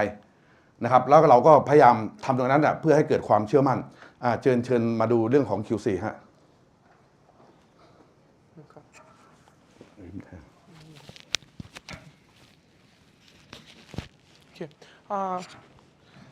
สวัสดีครับก็ผมมาช่วยแปลหลายรอบแล้วแต่ไม่มีโอกาสได้แนะนำตัวเลยครับผมเข้มนะครับปกติผมจะดูแล Business and Product Development นะครับ Department ของที่ทางบริษัทนะครับหลักๆหนึ่งในสิ่งที่ผมทำบ่อยๆเลยก็คือการที่ improve ระบบ QC system ของบริษัทไม่ว่าจะเป็นนำระบบ automation เข้ามาเพื่อพัฒนาให้การ QC ของเราครับคืบหน้ามากยิ่งขึ้นดียิ่งขึ้นพร้อมทั้งทำระบบ ERP system เพื่อรองรับให้ตัวระบบ QC ของบริษัทเองหรือการทำงานภายในบริษัทครับสะดวกรวดเร็วแล้วก็มีคุณภาพมากยิ่งขึ้นนะครับนี่ก็คือหนึ่งในผลงานที่ทางทีมผมภูมิใจกันมากเลยนะครับเราเรียกว่าระบบ QC system นะครับก่อนอื่นเลยเดี๋ยวผมจะเริ่มจาก Seamless ปั๊มนะครับที่เข้ามาที่บริษัทผมจะแสดงให้เห็นว่าผมทำอะไรกับปั๊มตัวหนึ่งบ้างเมื่อมันเข้ามาในบริษัทเพื่อสร้างความมั่นใจให้กับลูกค้าและตัวเราเองว่าปั๊มทุกชิ้นทุกตัวที่เราขายให้กับลูกค้ามีคุณภาพและได้มาตรฐานตามที่เราเคลมจริงๆนะครับขั้นแรกเลยมันมาถึงปุ๊บนะครับผมบอกเลยว่าผมมาเช็คเลยว่า Dimension นะครับทุกส่วนของปั๊มDimension ได้ตามมาตรฐานของโรงงานจริงๆนะครับตามที่เราเคยคุยกันไว้นะครับฉะนั้นผมมั่นใจได้แล้วขั้นตอนแรกว่าผมเอาไปตั้งที่โรงงานลูกค้ามันวางได้เป๊ะเหมือนที่เราเคยคุยกันนะครับขั้นตอนต่อมาผมต้องถอดทุกชิ้นออกมาเพื่อมาดูว่ารอยเชื่อมหรือว่าตัวรอยแคสติ้งครับมันไม่มีปัญหาไม่มีร่องรอยที่จะเกิดการรั่วหรือสึกกร่อนได้ในอนาคตนะครับการทำสีมาโอเคนะครับก็แน่นอนครับถอดเช็คทุกชิ้นนะครับต่อมานะครับเราก็จะทำการประกอบกลับคืนนะครับเราก็จะทำการตั้งเคลียร์แลนด์ให้ใหม่นะครับตามที่ทางลูกค้าต้องการหรือว่าถ้าเป็นเคสที่ว่าเป็นใบไม่เต็มเราก็จะมีการทำการกึ่งใบพัดให้นะครับก่อนทำการประกอบเคลียร์แลนด์กลับเข้าไปให้เหมือนปกตินะครับต่อมาเราก็จะมาเรื่องการทำสายไฟแล้วเราก็มาเช็คระบบไฟให้ว่าสายไฟไม่มีปัญหานะครับแล้วก็มีการต่อตรงตามไดอะแกรมถูกต้องปกติ นะครับซึ่งผมเสริมนิดนึงรูปพวกนี้ทั้งหมดนะครับเป็นรูปที่มีการใส่รีพอร์ตไว้ในระบบ QC System เรานะครับผมเพียงแค่นำมาวางไว้บนสไลด์ PowerPoint ให้ดูง่ายนะครับฉะนั้นที่ระบบเราก็จะมีรูปพวกนี้ provide ไว้ให้ทุกคนอยู่แล้วนะครับสามารถขอดูได้ตลอดนะครับต่อมาครับเป็นระบบ Hydrostatic Test นะครับหลังจากเราประกอบทุกอย่างเสร็จปุ๊บเราก็จะนำปั๊มมาทำการ hold pressure นะครับเรา hold pressure เท่าไหร่ครับ 1.5 เท่าของ rated pressure ที่เคลมนะครับอย่างตัวนี้ operation อยู่ที่ 4.7 บาร์นะครับเราก็จะ hold อยู่ที่ 7.5 บาร์นะครับ hold ไว้เป็นเวลา30 นาทีแล้วเรากลับมาดู expectation ของเราก็คือpressure ต้องไม่ตกนะครับแปลว่าตัวมันสามารถ hold pressure ได้ไม่มีการรั่วต่อมานะครับอันนี้คือเป็นจุดใช้งานครับของปั๊มตัวนี้สังเกตว่าปั๊มตัวนี้ใบจะไม่เต็มนะครับเราก็นำตัวจุดใช้งานตัวนี้มาครับเพื่อเช็คว่าเราจะได้ ensure ว่าเนี่ยจุดใช้งานที่เราคอนเฟิร์มกับลูกค้าคือตรงนี้นะแล้วเราจะต้องเอาไปเช็คตามมาตรฐานว่าถ้าเอาไปรันจริงๆครับมันก็จะได้ flow head เท่านี้จริงๆนะครับเราก็เลยนำมันมาขึ้นแท่นครับแท่นนี้ของเราเรียกว่า Pan Equipment Test Bench นะครับสำหรับปั๊ม performance test โดยเฉพาะนะครับโดยที่เราจะมีเครื่องมือค่อนข้างหลากหลายนะครับทั้งแบบแมนนวลแล้วก็แบบออโตเมติกนะครับเราก็มีโฟมิเตอร์นะครับที่คอยวัดโฟเรา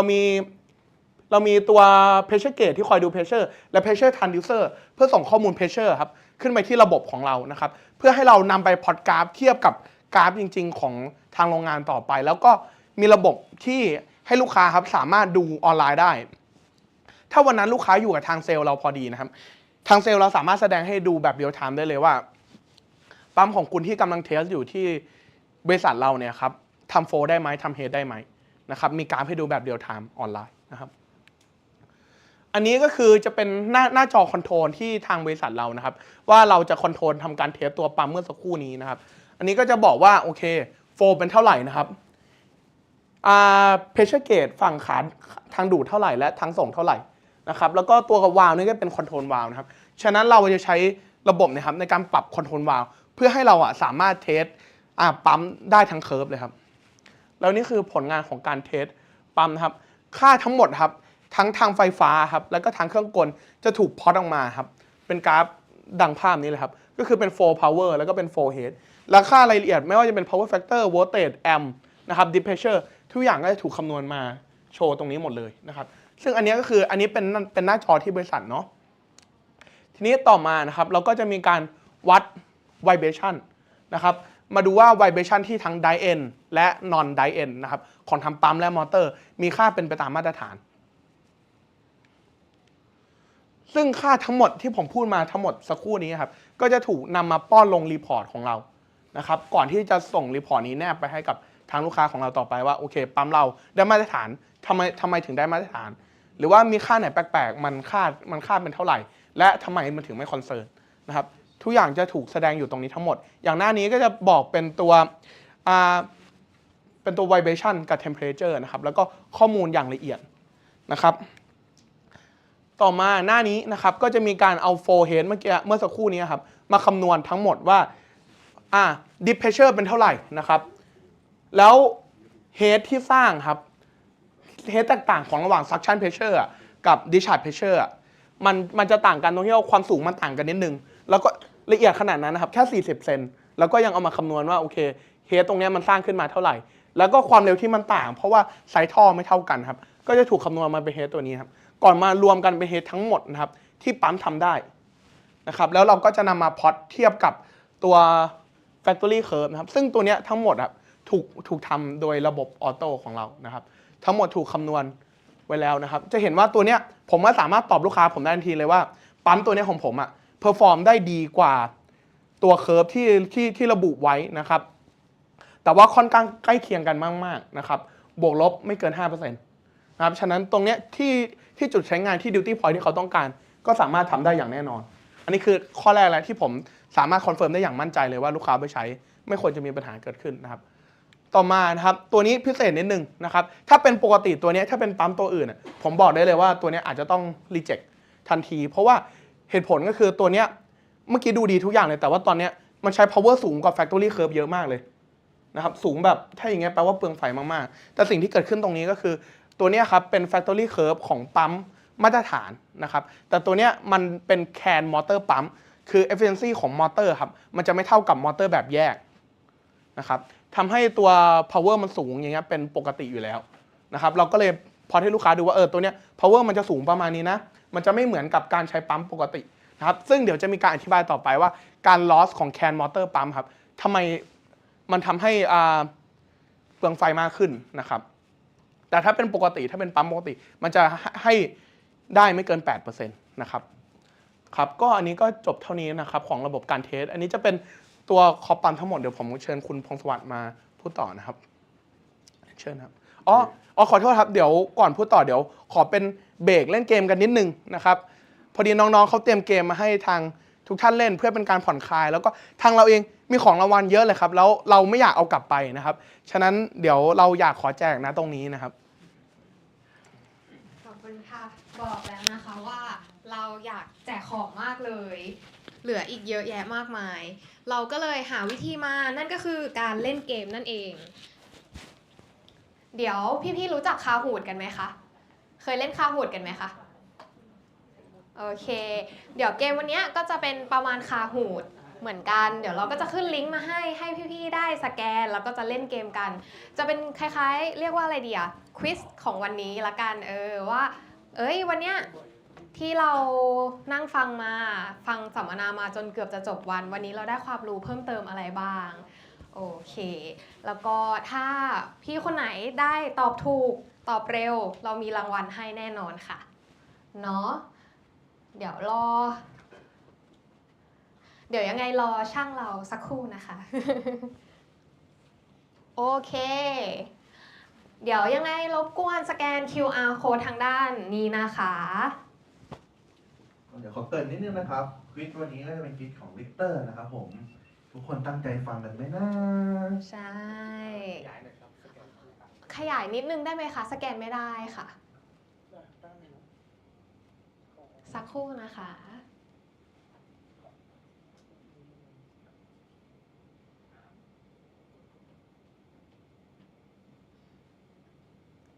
เลื่อนให้มาตรงกลางได้ไหมครับโอเคเต็มจอทีนี้เลย รบกวนสแกนกันนะคะ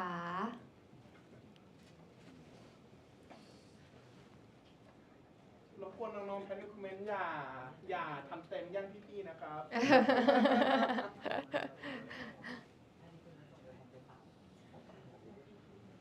เริ่มเข้ามาแล้ว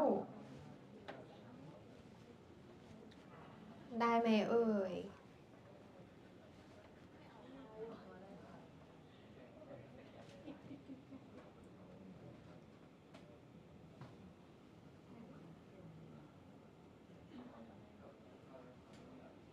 ได้ไหมครับได้ไหมเอ่ยถ้าใครได้รบกวนยกมือขึ้นนิดนึงได้ไหมคะจะเช็คจำนวนประชากรที่ได้แล้วโอเคได้ค่ะ1 2 3 4 5 6โอเคมาต้องรีเฟซ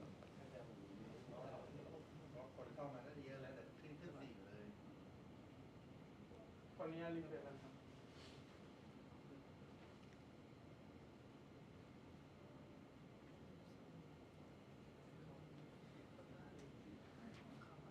รอแป๊บหนึ่งนะคะ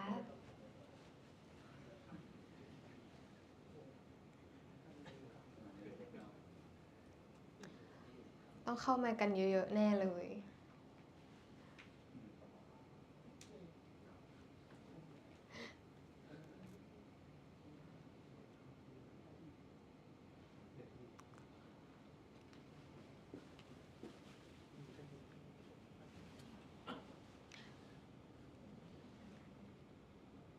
โอเค ครับเป็นที่เน็ตนี่เองนะครับฮัลโหล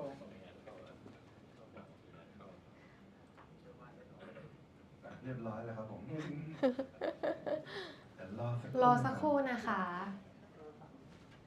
ทุกคนแต่งตัวรอได้นะครับ ใช่ แต่งตัวให้ลองเล่นหลายๆอย่างเลยนะครับแต่งตัวได้นะครับผมเดี๋ยวถ้าเราได้รางวัลเราจะมีการถ่ายรูปนิดนึงแต่งหล่อแต่งสวยกันไว้เลยค่ะ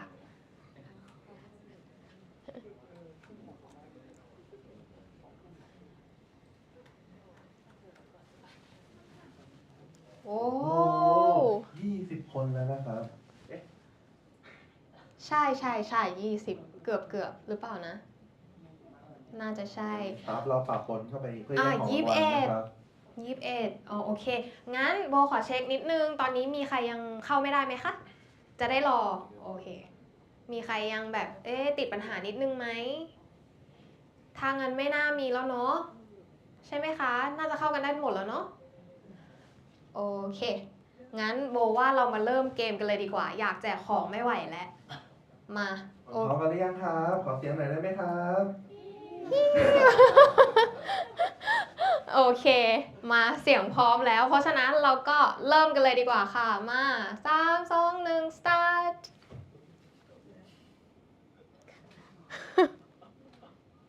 โอเค one go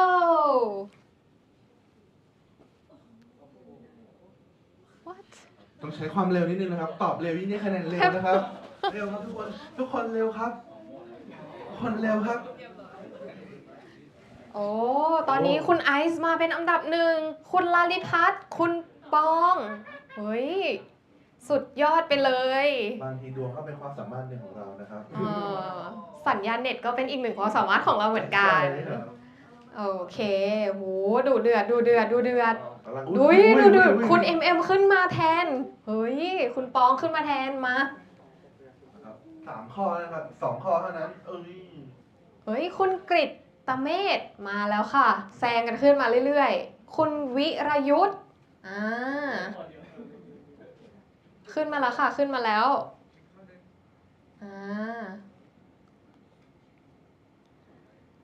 ไปค่ะ ไป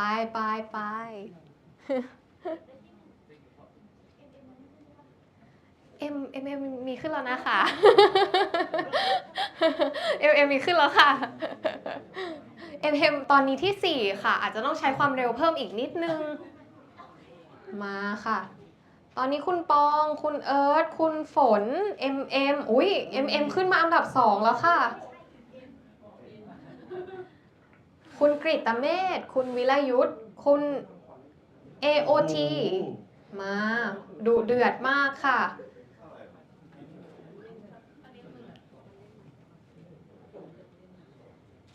ติ๊กตอกทดสอบความรู้กันหน่อยค่ะ ว่าวันนี้เป็นยังไงบ้าง มาร์ทมันกด question ได้ปะคุณเจเจ คุณคือใครคะ ขึ้นมาเป็นอันดับ 1 เลย ตอนนี้แซงทุกคนไปหมดเลยคุณเจขึ้นมาตามJ1 กับJ2 มี question ปะกดข้างๆนี้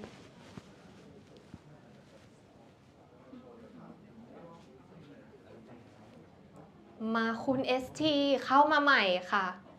แต่มาแรงอยู่นะ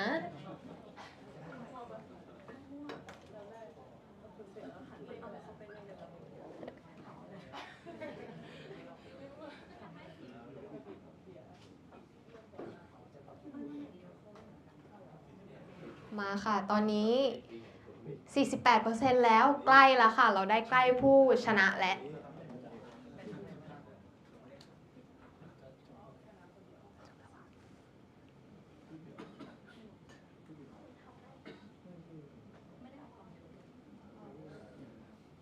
เช็คให้หน่อยดีว่าจบหรือยัง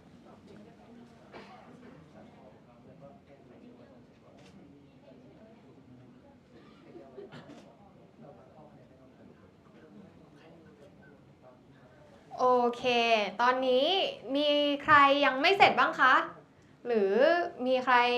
โอเค งั้นเอางี้ ใครทำควิซเสร็จแล้วยกมือขึ้นเป็นบอกหน่อยค่ะ อุ้ยเกินครึ่ง โอเค ไหนใครยังไม่เสร็จบ้างคะ มีไหมเอ่ย ถ้าไม่มีงั้นขอปิดจบค่ะ โอเค เราได้ลำดับแล้วนะคะตอนนี้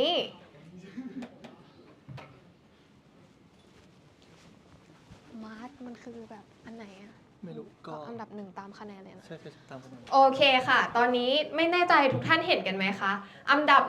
1 คุณเจ โอ้คะแนนแซงทุกท่านเลยนะคะคนอื่น 2,000 คุณเจปาไป 3,800 สุดๆไหนคุณเจคะคุณเจอยู่ไหนคะ เชิญหน่อยครับ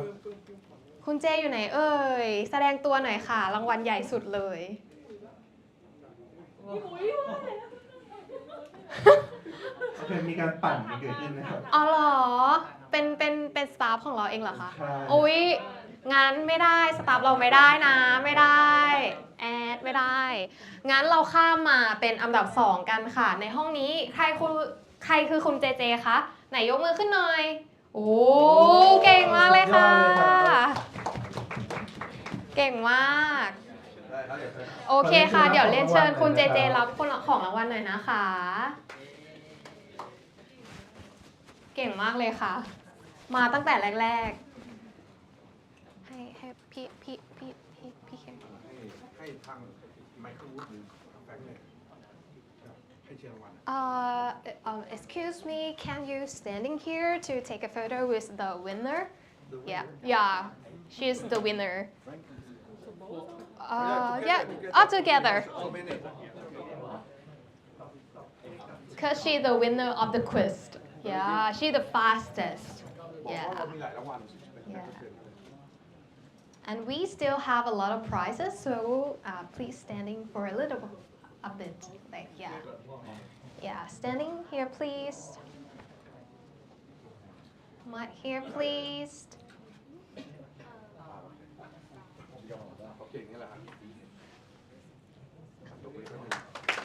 เย้โอเคขอบคุณมากเลยนะคะโอเคงั้นไปลำดับที่ 2 กันค่ะลำดับที่ 2 คุณปอง PONG ใครคะโอเคเย้เชิญออกมารับรางวัลได้เลยค่ะ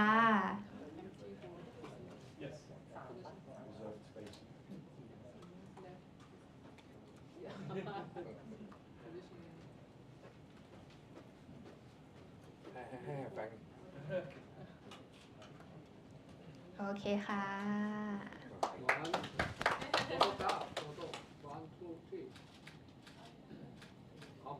โอเคค่ะขอบคุณมากนะคะลำดับถัดไปอันดับที่ 3 คุณฝนค่ะ FON มาเลยค่ะโอเคมีการสลับตำแหน่งนิดนึงโอเคค่ะเย้ 3 2 1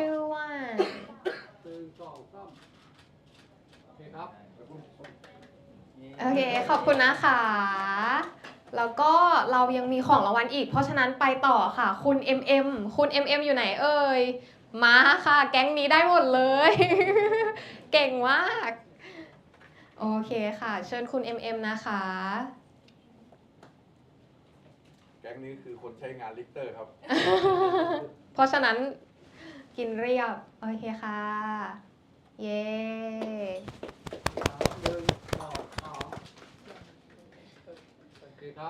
โอเคค่ะแล้วต่อมายังมีอีกรางวัลสุดท้ายนะคะก็คือคุณกฤตเมธค่ะคุณกฤตเมธเย้ได้ด้วยค่ะ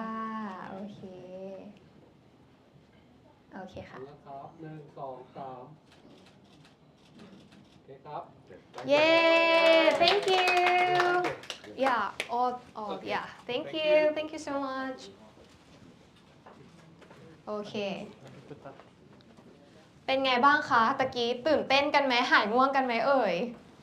บางคนเน็ตเป็นไงบ้างคะคำถามลิกเตอร์ยากไปไหมเอ่ย โอเคเดี๋ยวยังไงตอนนี้เราเล่นเกมกันไปแล้วนะพอหอมปากหอมคอเนาะเดี๋ยวยังไงเราจะมีอีกพาร์ทหนึ่งต่อยอดจากคุณพงษ์สวัสดิ์อีกนิดนึงนะคะใช่คุณพงษ์สวัสดิ์จะมาอธิบายเพิ่มเติมจากสไลด์ที่ตะกี้เราอธิบายกันไว้ต่อนะคะเดี๋ยวยังไงรอสักครู่นะคะมัดโอเค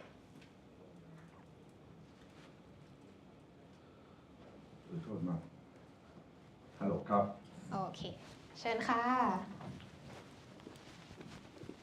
นี่ผมสนุกกับการให้ความรู้เกี่ยวกับปั๊มครับ วันนี้ผมว่าทุกท่านคงจะได้ความรู้เกี่ยวกับปั๊มกันไปไม่มากก็น้อยนะครับคนละศาสตร์แล้วนะครับ เกี่ยวกับทางอุกัสแล้วก็ทางลิกเตอร์นะครับมาดูอันสุดท้ายนะครับคือ KOP เนี่ยเราทำมาหลายปีแล้วนะครับเดี๋ยวผมบอกแบบปัจจุบันนะครับเราจะมีไม่เกือบเอาไม้ไปด้วยแล้ว แต่เลยมาเยอะมากยกตัวอย่างนะครับตรงเนี้ยนะครับเป็นแอนดิสปั๊ม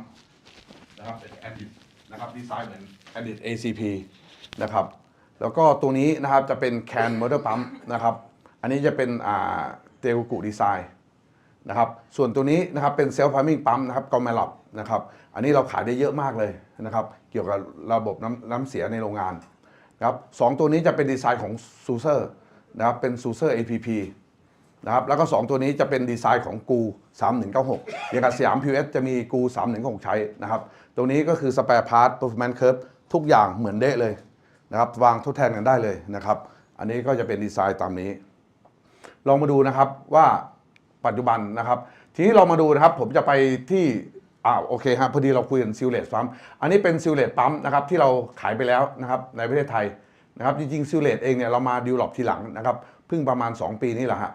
นะครับก็จะมีคอนติเนนทัลนะครับมีพัดกลมีปทุมเวเจอร์บอยมีคิงสเปรดายมีเนชั่นแนลพาวเวอร์แล้วเราจะมีได้โปรเจกต์ของที่โมเมนทีฟนะครับจริงๆแล้วมันน่าจะประมาณ10กว่าตัวเลยนะครับเป็นแมกนิกไดทั้งหมดนะครับโมเมนทีฟที่ระยองนะครับลองมาดูนะครับตัวซิลเลตปั๊มนะครับเราจะมีอยู่3เวอร์ชันนะครับจะเป็นเวอร์ชันของตัวแมกนิกไดก่อนต้องแยกก่อนครับถ้าเป็นแมกนิกไดเนี่ยเราจะมีเวอร์ชันเดียวนะครับจะเป็น H seriesนะครับแต่ว่าถ้าเกิดเป็นแคนมอเตอร์เนี่ยเราจะมี T series แล้วก็ H series นะครับลองมาดูนะครับเราจะมาที่แมกเนติกไดปั๊มก่อนนะครับแมกเนติกไดปั๊มซึ่งเป็น H series นะครับมันจะมีโมเดลเยอะแยะไปหมดเลยนะครับจริงๆแล้วเนี่ยนะครับมันเริ่มต้นตั้งแต่สแตนดาร์ดนะครับไอ้สแตนดาร์ดก็คือ N suction ปั๊มที่เราเห็นทั่วไปนั่นแหละนะครับแต่ปรากฏว่าบางครั้งเองเนี่ยอาจจะไปใช้กับของเหลวที่จุดเดือดต่ำนะครับหรือเป็นสามารถกลายเป็นไอง่ายนะครับเช่นพวกรีฟิกเจอแลนต์นะครับสารระเหยง่ายหรือบางครั้งอยากจะเป็นพวกมัลติเซตปั๊มนะครับหรือบางครั้งไปใช้แอปพลิเคชันที่เป็นอุณหภูมิสูงนะครับเป็นฮอตออยล์ฮอตวอเตอร์นะครับอันนี้เป็นเซลฟ์ไพมิ่งปั๊มนะครับหรืออาจจะเป็น vertical type นะครับหรืออาจจะเป็น closed upper ดังนั้นเองนะครับจะเห็นสังเกตเห็นว่าไอตัวแมกเดียปั๊มเนี่ยนะครับเรามีค่อนข้างครบนะครับนี้ลองมาดูนะครับศาสตร์ของตัวแมกเนติกไดนะครับอย่างที่คุยกันแล้วนะครับก็จะมีouter magnet นะฮะแล้วก็มี inner magnet นะครับมีองค์ประกอบเยอะแยะหมดเลยแต่ว่าผมจะมาลงดีเทลให้นิดนึงครับว่าด้วยประสบการณ์ผมเนี่ยเวลาเราจะพิจารณาซื้อแมกเนติกไดปั๊มเนี่ยเราจะคุยเรื่องอะไรกันบ้างนะครับแต่ว่าก่อนอื่นนะครับลองมาดูนะครับเหตุผลที่ทำไมนะครับเวลาเราคุยกันถึงเรื่องพวกซิลเลตปั๊มไม่ว่าจะเป็นแมกเนติกไดหรืออาจจะเป็นแคนมอเตอร์ปั๊มนะครับเราจะต้องมาคอนเซิร์นเรื่องของไอตัวของเหลวที่มันเซอร์คูลเลตอยู่ข้างในนะครับคือเหตุผลหลักๆเลยนะครับที่ต้องมาคุยเรื่องนี้นะครับเหตุผลแรกก็คือว่าขณะที่ปั๊มทำงานนะครับมันจะมี eddy current loss อยู่นะครับ magnet hysteresis นะครับแล้วก็ friction loss คือไอ้ตรงนี้นะครับความร้อนที่มันเกิดขึ้นข้างในเนี่ยนะครับมันจำเป็นต้องมีการ remove ออกถ้าไม่มี remove ออกนะครับความร้อนมันก็จะสะสมอยู่บริเวณนี้สิ่งที่จะตามมาคืออาจจะทำให้พาร์ตต่างๆเสียหายได้นะครับคำถามคือแล้วเราจะ remove ความร้อนที่มันเกิดขึ้นบริเวณนี้ออกยังไงนะครับการ remove ออกก็คือการใช้ของเหลวนั่นแหละของเหลวที่เป็น pumping liquid นั่นแหละทำการ remove ออกนั้นแล้วก็คือเราคนออกแบบแม้ดีในปั๊มก็ต้องทำไงก็ได้มันต้องมีการ circulate ได้นะครับถามว่าของเหลว circulate ไงเราคิดง่ายๆเลยครับของเหลวไหลจากเพชเชอร์สูงไปเพชเชอร์ต่ำดังนั้นเวลาเขาออกแบบนะครับเขาจะพยายามออกแบบให้ของเหลวเพชเชอร์สูงสุดก็คือปลายใบพัดแล้วเพชเชอร์ต่ำสุดของปั๊มก็คือที่ตาใบพัดหลักการง่ายๆครับทำยังไงก็ได้นะครับเพชเชอร์ดรอปจากทางส่งมาหาทางดูดแล้วทำให้เกิดcirculateตรงนี้เท่านั้นนั้นทุกปั๊มทุกยี่ห้อครับเขาก็ยังสร้าง deep pressure ให้ได้ถามว่า deep pressure ถ้าเกิดว่าไม่มีตัวช่วยก็คือจากตัวปั๊มนั่นแหละนะครับทีนี้ลองมาดูนะครับความร้อนเกิดขึ้นตรงนั้นอีกอันนึงก็คือว่าต้องการที่เอาถามว่าระบบ circulate ทำขึ้นมาเพื่ออะไรทำเพื่อไป lubricate bearing นะครับอย่างที่ผมบอกแหละตัว circulate ปั๊มนะครับถ้าเกิดวิ่งแห้งเจ๊งแน่นอนนะครับเพราะว่าไม่มีอะไรไประบายความร้อนนะครับตัวต่อมาก็คือว่าป้องกันการกลายเป็นไอ นะครับก็คือว่าถ้าเกิดว่าเราไม่มีการเซอร์คูลเลตนะครับบริเวณนี้มันจะต้องร้อนแน่นอนครับมันจะร้อนและสุดท้ายมันก็จะกลายเป็นไอบ่อยครั้งเลยนะครับที่ผมเจอก็คือว่าลองมาดูนะครับถ้าเกิดปั๊มเนี่ยเราไปโอเปเรตที่ดิเพรสเชอร์ต่ำยกอย่างสมมติว่าวาล์วทางส่งเนี่ยเราเปิดสุดเลยผมเคยไปเจอเคสในโรงงานลักษณะที่ว่าเขาเอาปั๊มตัวเนี้ยไปใช้ขนถ่ายของลงจากโทษนะขนถ่ายของเนี่ยออกจากแท้งนะครับเพื่อขึ้นรถปั๊มตัวนี้นะครับไปเดินเปิดวาล์วสุดทำให้ดิเพรสเชอร์ระหว่างทางส่งกับทางดูดเนี่ยมันน้อยนะครับดังนั้นเนี่ยเวลาดิเพรสเชอร์ตรงนี้กับจุดนี้น้อยครับการเซอร์คูลเลตตรงนี้เนี่ยมันจะน้อยนะครับเมื่อมีการเซอร์คูลเลตน้อยเกิดขึ้นปุ๊บบริเวณนี้มันจะร้อนนะครับ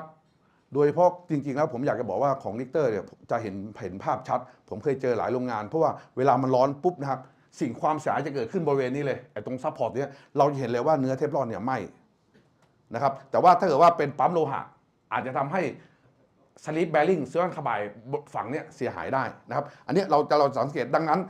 เวลาโอเปเรตปั๊มต้องระวังนิดนึงครับจะต้องมีดิเพรสเชอร์เพียงพอดังนั่นก็คือว่าอย่าไปเดินปั๊มตกเคิร์ฟเดินปั๊มตกเคิร์ฟก็คือเบ้ขวาสุดนะครับถ้าเดินปั๊มเบ้ซ้ายเกิดอะไรขึ้นครับเพรสเชอร์มันจะสูงเพรสเชอร์สูงสิ่งที่เรากังวลคือมันอาจจะเกิดการเบนดิ้งเวลาคนออกแบบปั๊มเนี่ยเขาต้องคิดตรงนี้แหละว่ามันต้องไม่มีการเบนดิ้งเกิดขึ้นถ้ามีการเบนดิ้งเกิดขึ้นเกิดอะไรขึ้นครับเดี๋ยวเราจะมาคุยต่อนะครับตรงนั้นแล้วก็ป้องกันไม่ให้มีการแวร์นะครับจากพาร์ติเคิลต่างๆนะครับแล้วก็ทำให้ของเหลวในตัวปั๊มเนี่ยมันคลีน4-5 ข้อสุดท้ายก็มีให้เห็นนะครับทีนี้ลองมาดูนะครับจริงๆแล้วมันจะมีหลายประเด็นนะครับในส่วนของแมจิกไดปั๊มเนี่ยพาร์ทมันเยอะแยะไปหมดเลยแต่ผมไม่อยากจะพูดเพราะว่าพูดมันจะยาวเราจะมาดูพาร์ทหลักๆนะครับตัวแรกเลยนะครับสำหรับปั๊มนะครับทุกคนเนี่ยพยายามออกแบบให้มี excellent ก็ความหมายคือว่า excellent model คือว่ามีปั๊มที่มีประสิทธิภาพสูงแต่เนื่องจากว่าถ้าเกิดเป็นH series Magnetic Dice นี่ครับตัวนี้มันจะ based on ISO 2858นะครับอย่างที่เราทราบนี่แหละปั๊มจะผลิตบนมาตรฐานอาจจะเป็น ANSI B73.1 หรืออาจจะเป็น ISO 2858นะครับดังนั้นถ้าเกิดว่าทางโรงงานเนี่ยใช้ ISO ปั๊มอยู่นะครับแล้วจะเอาตัวคอปนะครับแมกไนท์ H series ไปมันจะวางได้เป๊ะเลยไม่ต้อง modify piping เลยนะแท่นฐานอะไรต่างๆได้หมดเลยนะครับเพียงแต่ว่าเปลี่ยนจากสแตนดาร์ดปั๊มเป็นแมกเนติกไดเฉยนะครับที่เรามาดูครับตัวที่เราอยากจะพูดอีกอันนึงคือเรื่องของตัวสลิปอีกตัวคือตัวสลิปแบริ่งนะครับปกติแล้วนะครับสิ่งที่เขาจะคอนเซิร์นกันก็คือเรื่องของแบริ่งนะครับบางยี่ห้อเขาใช้เป็นคาร์บอนนะครับแต่ว่าของเราเนี่ยสแตนดาร์ดจะเป็นซินเตอร์ซิลิคอนคาร์บาย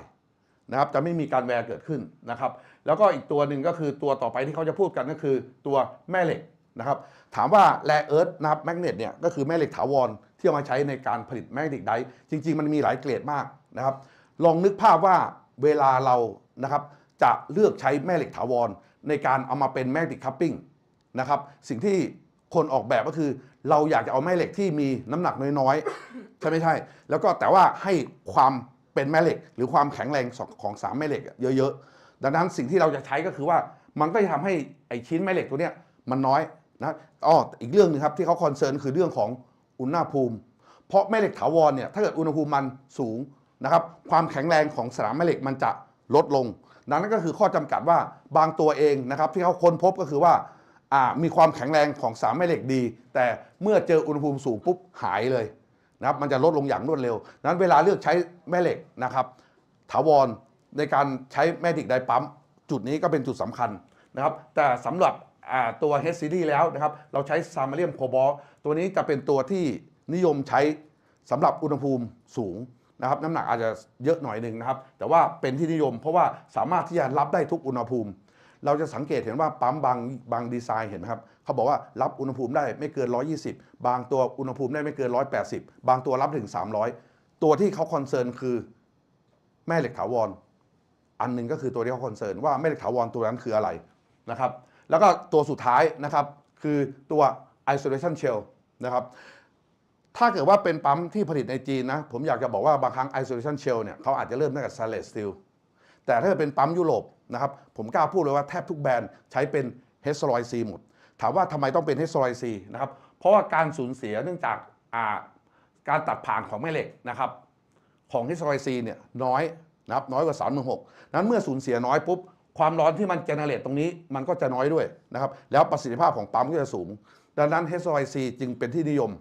นะครับผมอยากจะบอกนะถ้าเกิดว่าซื้อปั๊ม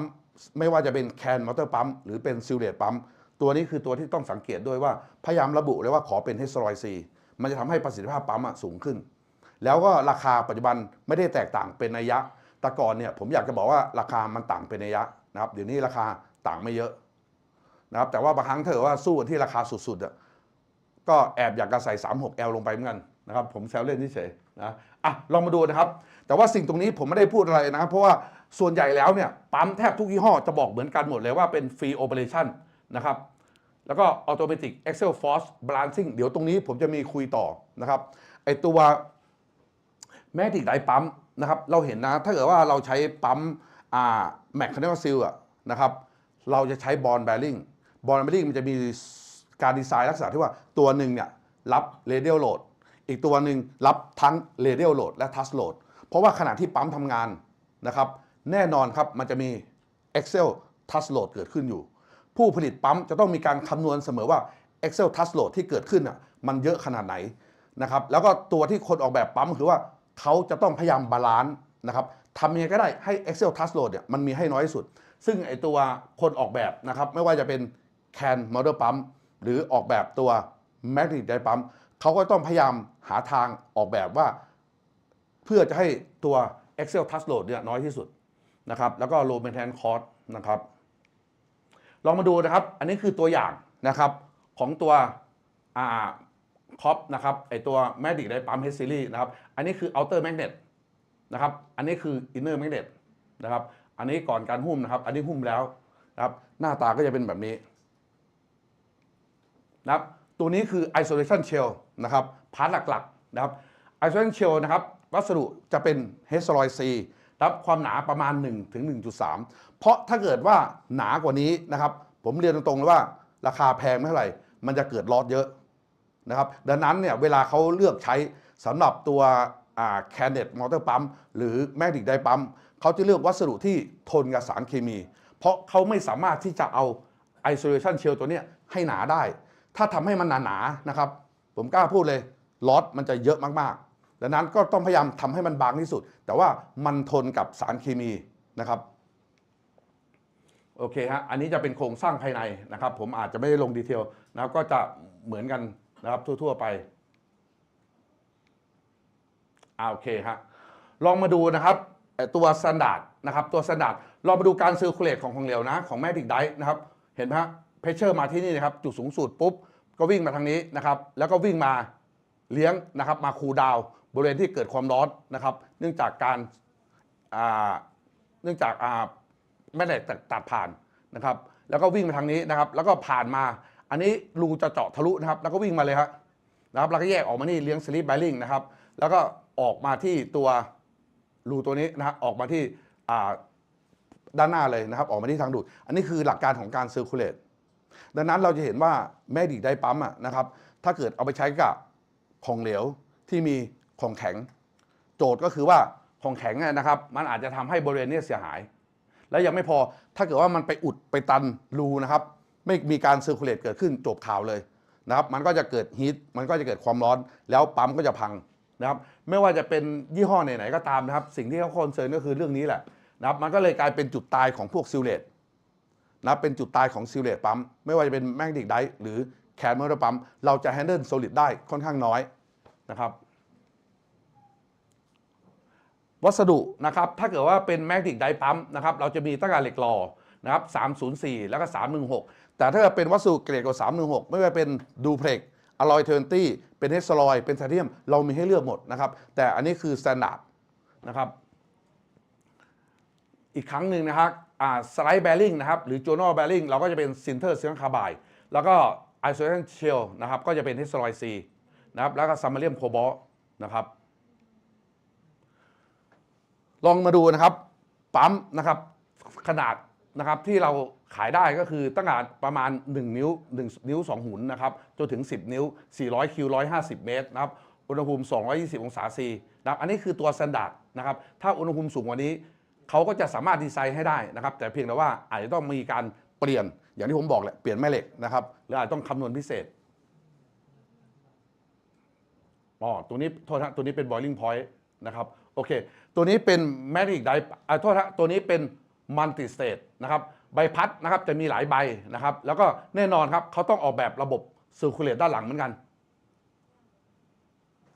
นะครับคืออย่างนี้ฮะผมสังเกตแล้วล่ะของตัว magnetic die ปั๊มของ H series เนี่ยเขาจะมีมัลติสเตทให้เลือกเยอะเลยสิ่งที่เขาทำออกมานะครับผมถามเขาบอกว่าเขาคอนเซิร์นเรื่องปั๊ม efficiency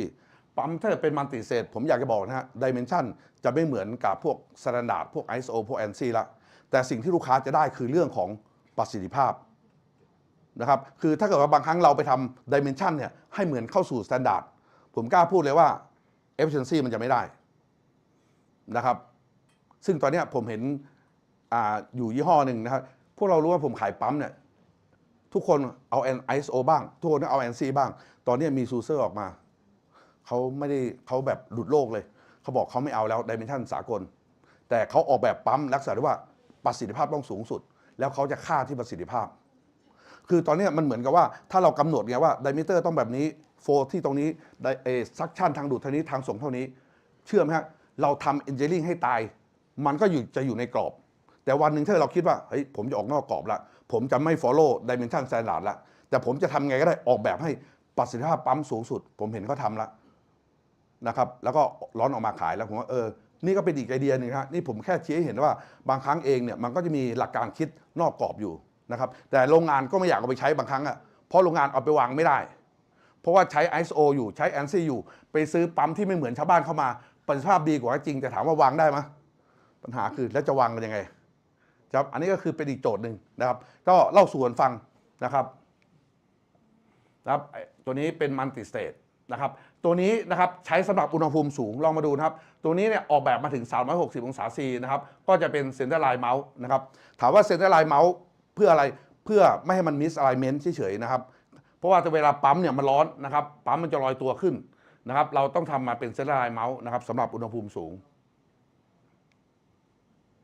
มีเซลฟ์ไพมิ่งให้เลือกนะครับที่พูดมาทั้งหมดเนี่ยนะผมอยากจะบอกว่าปั๊มด้านหลังนี่เหมือนกันหมดเลยนะเขาเปลี่ยนเฉพาะเคสซิ่งหน้านึกภาพออกไหมฮะไอ้ด้านหลังตรงนี้คือสแตนดาร์ดปั๊มแต่ว่าเปลี่ยนเคสซิ่งหน้าอย่างเดียวเลยกลายมาเป็นเซลฟ์ไพมิ่งละเปลี่ยนเคสซิ่งหน้าอย่างเดียวเลยแล้วก็ออกแบบไอ้ตัวแมกเนตนิดหน่อยนะครับก็กลายมาเป็นไฮเทมพวกเราต้องเข้าใจอย่างนึงว่าผู้ผลิตปั๊มแทบทุกแบบแทบทุกยี่ห้อสิ่งที่เขาต้องคอนเซิร์นเสมอคือเรื่องของการมินิมัลไอ้ตัวสแปร์พาร์ทหรือพาร์ทที่จะต้องใช้ในการผลิตเขาจะพยายามทำทุกอย่างให้มันอินเตอร์เชนกันให้ได้เห็นจะบอกว่าโอ้โหมันมีหลายโมเดลมันมีหลายดีไซน์แต่จริงๆแล้วเขาเปลี่ยนแค่นิดหน่อยเองนะครับถ้าเกิดว่าเราไปซื้อปั๊มกับผู้รู้เนี่ยนะครับผมอยากจะบอกว่าเนี่ยอย่างกับน้องเนี่ยในการแนนเนี่ยเขาไปขายปั๊มนะครับที่โรงงานกระดาษนะครับแล้วปรากฏว่าลูกค้าเนี่ยมีประเด็นมันแวร์เยอะมากเลยนะครับเพราะมันมีพวกซาลารี่มันมีไฟเบอร์เข้ามาก็เลยไปคุยกับลูกค้าก็เลยบอกลูกค้าว่างั้นก็เปลี่ยนเป็นใบพัดแบบวอร์เทคถามว่าเปลี่ยนใบพัดเปลี่ยนเป็นวอร์เทคดีไซน์ถามว่าลูกค้าว่าต้องเปลี่ยนอะไรบ้างเปลี่ยนแค่ใบพัดกับเคสซิ่งเปลี่ยนนะครับแต่ว่าข้างหลังนี่เหมือนกันหมดเลยนะครับโรงงานอันนี้เป็นโรงงานกระดาษที่ของ SCGP นะครับแล้วสุดท้ายเขาก็สรุปแล้วก็ซื้อเขาบอกว่าแม้แต่ว่าเจ้าของแบรนด์ก็ยังไม่ได้แนะนำแบบนี้เลยผมบอกว่าคือเราอยู่ตรงนี้มานานเรารู้นะครับแล้วสุดท้ายเราก็บอกให้ลูกค้าเปลี่ยนเฉพาะใบพัดแล้วก็เปลี่ยนเคสซิ่งนะครับทีนี้มันก็เปลี่ยนจากใบพัดโอเพนกลายมาเป็นวอร์เทคแล้วมันก็สามารถที่ทำให้แวร์เนี่ยมันน้อยลงนะครับอันนี้ก็หลักการเดียวกันนะครับจริงๆแล้วมันก็คือปั๊มตัวบนนี่แหละนะครับแต่เพียงแต่ว่าเอาเคสซิ่งอันนี้ออกแล้วก็ใส่เคสซิ่งใหม่เข้าไปนะครับก็กลายมาเป็นเซลฟ์ไพมิ่งนะครับอันนี้เป็น vertical type นะครับก็เป็น magnetic die นะครับเป็น vertical type นะครับสำหรับพื้นที่จำกัดนะครับแล้วก็อันนี้ก็เป็น magnetic die นะครับเป็น close coupler ดังนั้นเนี่ยจะเห็นว่าหลักการนะครับปั๊มเนี่ยนะครับข้างในเนี่ยเหมือนกันหมดเลยนะครับแต่เพียงแต่ว่าเราจะพยายามดีไซน์ปั๊มเนี่ยให้กับแอปพลิเคชันที่ลูกค้าต้องการแล้วว่าถ้าลูกค้ามีพื้นที่จำกัดนะครับไม่อยากตั้ง element ตัวเล็กๆมี close coupler ให้ นะครับหรืออาจจะเป็น self priming design นะครับมีครบบทนะครับอันนี้ผมก็จะจบในพาร์ทของตัว make die ปั๊มโดยประมาณนี้นะครับจริงๆแล้วผมอยากจะบอกว่าปั๊มแทบทุกยี่ห้อที่ทำเป็น magic die ปั๊มหลักการอยู่แค่นี้แหละครับสิ่งที่เราคอนเซิร์นคือ1 bearing เป็นอะไรนะครับ2ระบบ circulate เขาโอเคขนาดไหนนะครับแล้วก็ isolation shell ควรจะต้องเป็น H-C นะครับแล้วก็มาดูว่าปั๊มพวกนี้เข้าสู่สแตนดาร์ดหรือไม่เข้าสู่สแตนดาร์ดนะครับพาร์ทต่อไปนะครับผมจะมาเล่าเรื่องตัวแคนมอเตอร์ปั๊มนะครับแต่ว่าสิ่งที่ผมจะสื่อเนี่ยจะเป็น T series นะครับแต่ว่าอาจจะมีตัว H series เข้ามาแทรกบ้างนะครับเพราะว่าไม่งั้นมันจะใช้เวลาเยอะเลยนะครับลองมาดูนะครับหลักการของแคนมอเตอร์ปั๊มก็เหมือนกันเลยนะครับเวลาเรานะครับใช้ปั๊มซิลเลสอย่างที่ผมบอกนั่นแหละเราจะคอนเซิร์นเรื่องการเซอร์คูลเลตของของเหลวนะครับเหมือนกันครับเห็นไหมครับเพชเชอร์สูงที่ปลายใบพัดนะครับวิ่งเข้ามานะครับแล้วก็วิ่งผ่านช่องแคบนี้นะครับมาเลี้ยงแบริ่งตัวหลังนะครับแล้วก็ผ่านรูนะครับแล้ววิ่งกลับไปที่ทางดูดนะครับส่วนตัวนี้ก็วิ่งกลับมานะครับแล้ววิ่งกลับมาทางนี้ทางดูดเพชเชอร์ต่ำกว่าเหมือนกันใช้หลักการดิฟเพชเชอร์นะครับก็คือเพชเชอร์ที่จุดสูงสุดนะครับวิ่งหาเพชเชอร์ที่จุดต่ำสุดคำถามคือแคนโมเดลปั๊มนะครับเขาไม่สามารถที่จะออกแบบแกลบตัวนี้ให้ห่างได้นะครับแกลบตัวนี้อยู่ประมาณ 0.5 หรืออยู่ประมาณ1มิลเองพอเราลองคิดภาพถ้าเกิดว่าพื้นที่แคบๆตรงนี้นะครับของเหลวเนี่ยวิ่งผ่านไปที่นี่นะครับแล้ววิ่งผ่านนี่แล้ววิ่งผ่านกลับไปตรงนี้นะครับเราว่าเพชเชอร์ดรอปจะสูงไหมครับสูงถูกไหมฮะถ้าเกิดของเหลวมันหนืดยิ่งหนักเข้าไปอีกนะครับดังนั้นเรื่องนี้นะครับคนที่ออกแบบแคนมอเตอร์ปั๊มเนี่ยเขาจะค่อนข้างที่จะคอนเซิร์นนะครับแล้วก็ให้ความสนใจมากเดี๋ยวผมจะให้ทุกท่านมาตามดูนะครับว่าเวลาเขาออกแบบปั๊มเนี่ยนะครับเขาคิดนะครับเขาคอนเซิร์นอะไรยังไงกันบ้างนะครับต้องเข้าใจก่อนครับว่าของเหลวเนี่ยเกิดฟิกชันลอสทั้งขาไปแล้วก็เกิดฟิกชันลอสทั้งขากลับนะครับลองมาดูนะครับแคนมอเตอร์ปั๊มนะครับสิ่งที่เราอยากจะคุยมีอะไรบ้างนะครับผมจะคุยอยู่ประมาณ4เรื่องนะครับตัวแรกผมจะคุยเรื่อง stator แล้วก็ rotor can containment shell นะครับอย่างที่ผมบอกนั่นแหละนะครับวัสดุนะครับตัวแรกคือ 36L นะครับหรืออาจจะเป็น H-C นะครับเป็นออปชั่นบางยี่ห้อก็คือทำเป็น H-C เลยผมยกตัวอย่างครับถ้าเกิดว่าเป็นของ H series นะครับเขาจะเป็น H-C โดย standard แต่ของเป็นของ T series เขาจะมี 36L เป็น standard แล้วมีออปชั่นเป็น H-C นะครับตัวนี้ก็จะเป็นโรเตอร์นะครับตัวนี้ก็จะเป็นสเตเตอร์นะครับทำการเชื่อมปิดก็ยังเป็นสเตเตอร์ละนี่เป็นโรเตอร์นะครับลองมาดูครับเห็นไหมครับอันนี้คือโรเตอร์ละนะครับแล้วก็จะมีตัวสลิปนะครับที่เป็น H-C นะครับหรืออาจจะเป็น 36L นะครับแล้วก็เชื่อมนะครับ